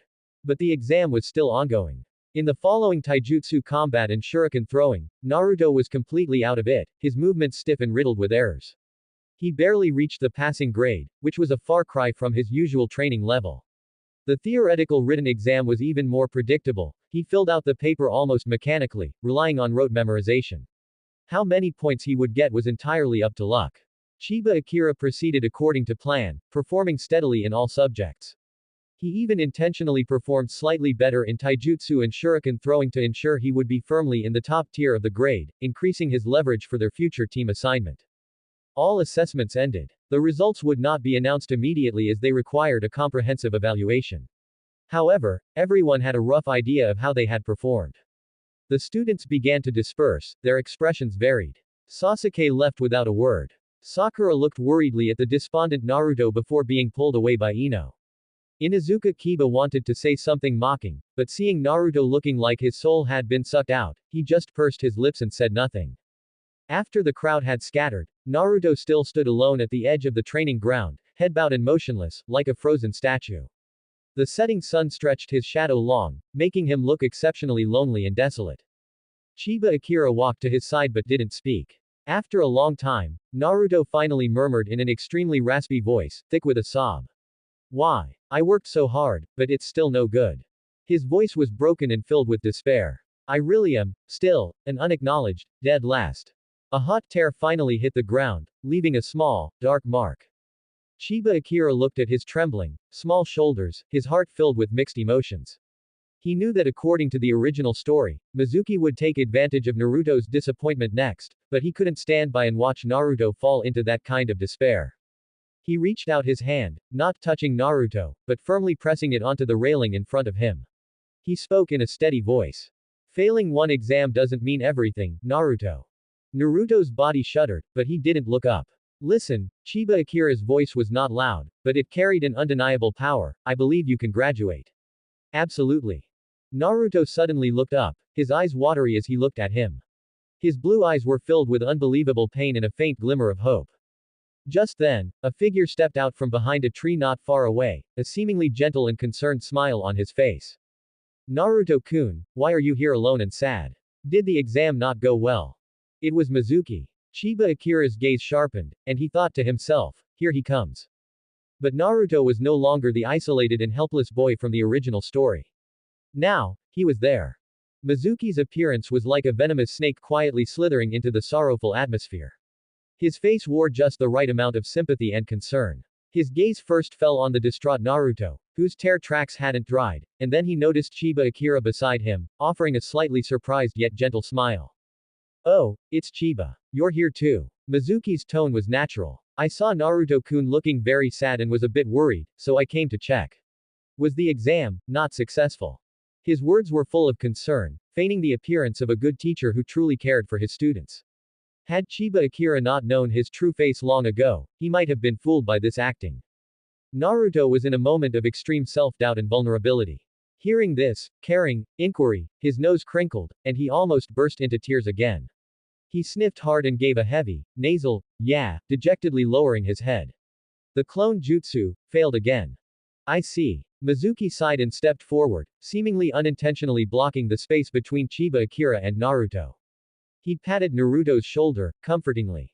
That's a real shame. Naruto-kun worked so hard, but Iruka-sensei's grading standards are indeed a bit too strict sometimes. These words seemed comforting, but they were actually a subtle attempt to drive a wedge between them, blaming Naruto's failure on Iruka's strictness, to further provoke Naruto's feelings of grievance and injustice. Sure enough, Naruto suddenly looked up, having found an outlet for his emotions. He echoed excitedly and aggrievedly, exactly. I practiced so hard. Why did it still fail? Chiba Akira stood behind Mizuki, his eyes turning cold. He didn't immediately interrupt but quietly watched Mizuki's performance. His mind raced, thinking of a counter-strategy. Expose Mizuki directly. There was no evidence, and Naruto wouldn't believe him in his current state. Forcefully pull Naruto away. That might make Naruto even more rebellious. Ding. Triggered emergency choice mission. The Conspiracy of Ruin. Mission requirements. Thwart Mizuki's plan to induce Uzumaki Naruto into stealing the Scroll of Seals and protect Uzumaki Naruto from his manipulation and harm. Options. A. Expose and stop him on the spot requires risking conflict with a Chunin teacher. B. Follow secretly and intervene at the critical moment requires high-level stealth skills, with both risk and reward. C. Find a way to notify Iruka or the Sandaime in advance requires a reasonable excuse and timing. Please choose carefully. Host. Mission rewards. Based on the method of completion and outcome assessment. Minimum reward. 300 express, 150 gold, maximum reward. 1000 EXP, 500 gold, 10x random permanent hero skill fragments, and a significant increase in Uzumaki Naruto's favorability. Failure penalty. Decrease in Uzumaki Naruto's trust, unknown plot deviations, and the host may face severe scrutiny. The system's mission prompt came just in time, listing 3 options. Chiba Akira weighed them quickly. Option A was too risky, he didn't have the capital to confront a Chunin head-on right now. Option C seemed safe, but how would he explain the source of his information? Plus, he might miss the best window for intervention. Option B, following secretly, seemed like the best choice. He had a trial card for the beginner stealth technique and was familiar with the original plot. He could control the situation to the greatest extent and act at the most critical moment, protecting Naruto while also letting him see the truth. Within the few seconds Chiba Akira spent thinking, Mizuki's manipulation continued. He leaned down, getting close to Naruto, his voice dropping lower with a mysterious allure. Naruto-kun, actually. I know a way that might guarantee you pass the exam, and maybe even, surprise everyone and make them see you in a new light. A small spark of hope instantly lit up in Naruto's dull blue eyes. He eagerly grabbed Mizuki's sleeve. Really? What way? Mizuki-sensei, please tell me. A sinister smile of success flashed in Mizuki's eyes, but he put on a troubled expression. The method is a bit special, one could even say it's forbidden. But, for the sake of your future, Naruto-kun. He paused intentionally, keeping Naruto in suspense. I'm not afraid. I'll try anything. Naruto took the bait. At this moment, he was like a drowning man clutching at the last straw, completely unable to distinguish truth from lies. Chiba Akira sneered in his heart. Anyone with a bit of maturity would have seen through Mizuki's clumsy acting. But unfortunately, Naruto was at his most vulnerable, and any sliver of hope was enough to make him lose his reason. All right, Mizuki said, putting on an expression of great resolve. His voice was extremely low. Did you know? In Hokage-sama's office, there is a very powerful forbidden scroll called the Scroll of Seals. Countless powerful forbidden techniques are recorded there. It's said that if you learn even one technique from it, you can easily pass the exam and become a powerful ninja. Forbidden techniques, Scroll of Seals. Naruto murmured to himself, his eyes growing brighter. Shish, keep your voice down. Mizuki looked around nervously, completely ignoring Chiba Akira behind him as he continued to instigate. You mustn't tell anyone about this. Especially Iruka-sensei, he's too old-fashioned and would never agree. If you really want to change and prove yourself, maybe, wait until tonight. He didn't say it explicitly, but the implication was more than clear. Chiba Akira almost wanted to applaud.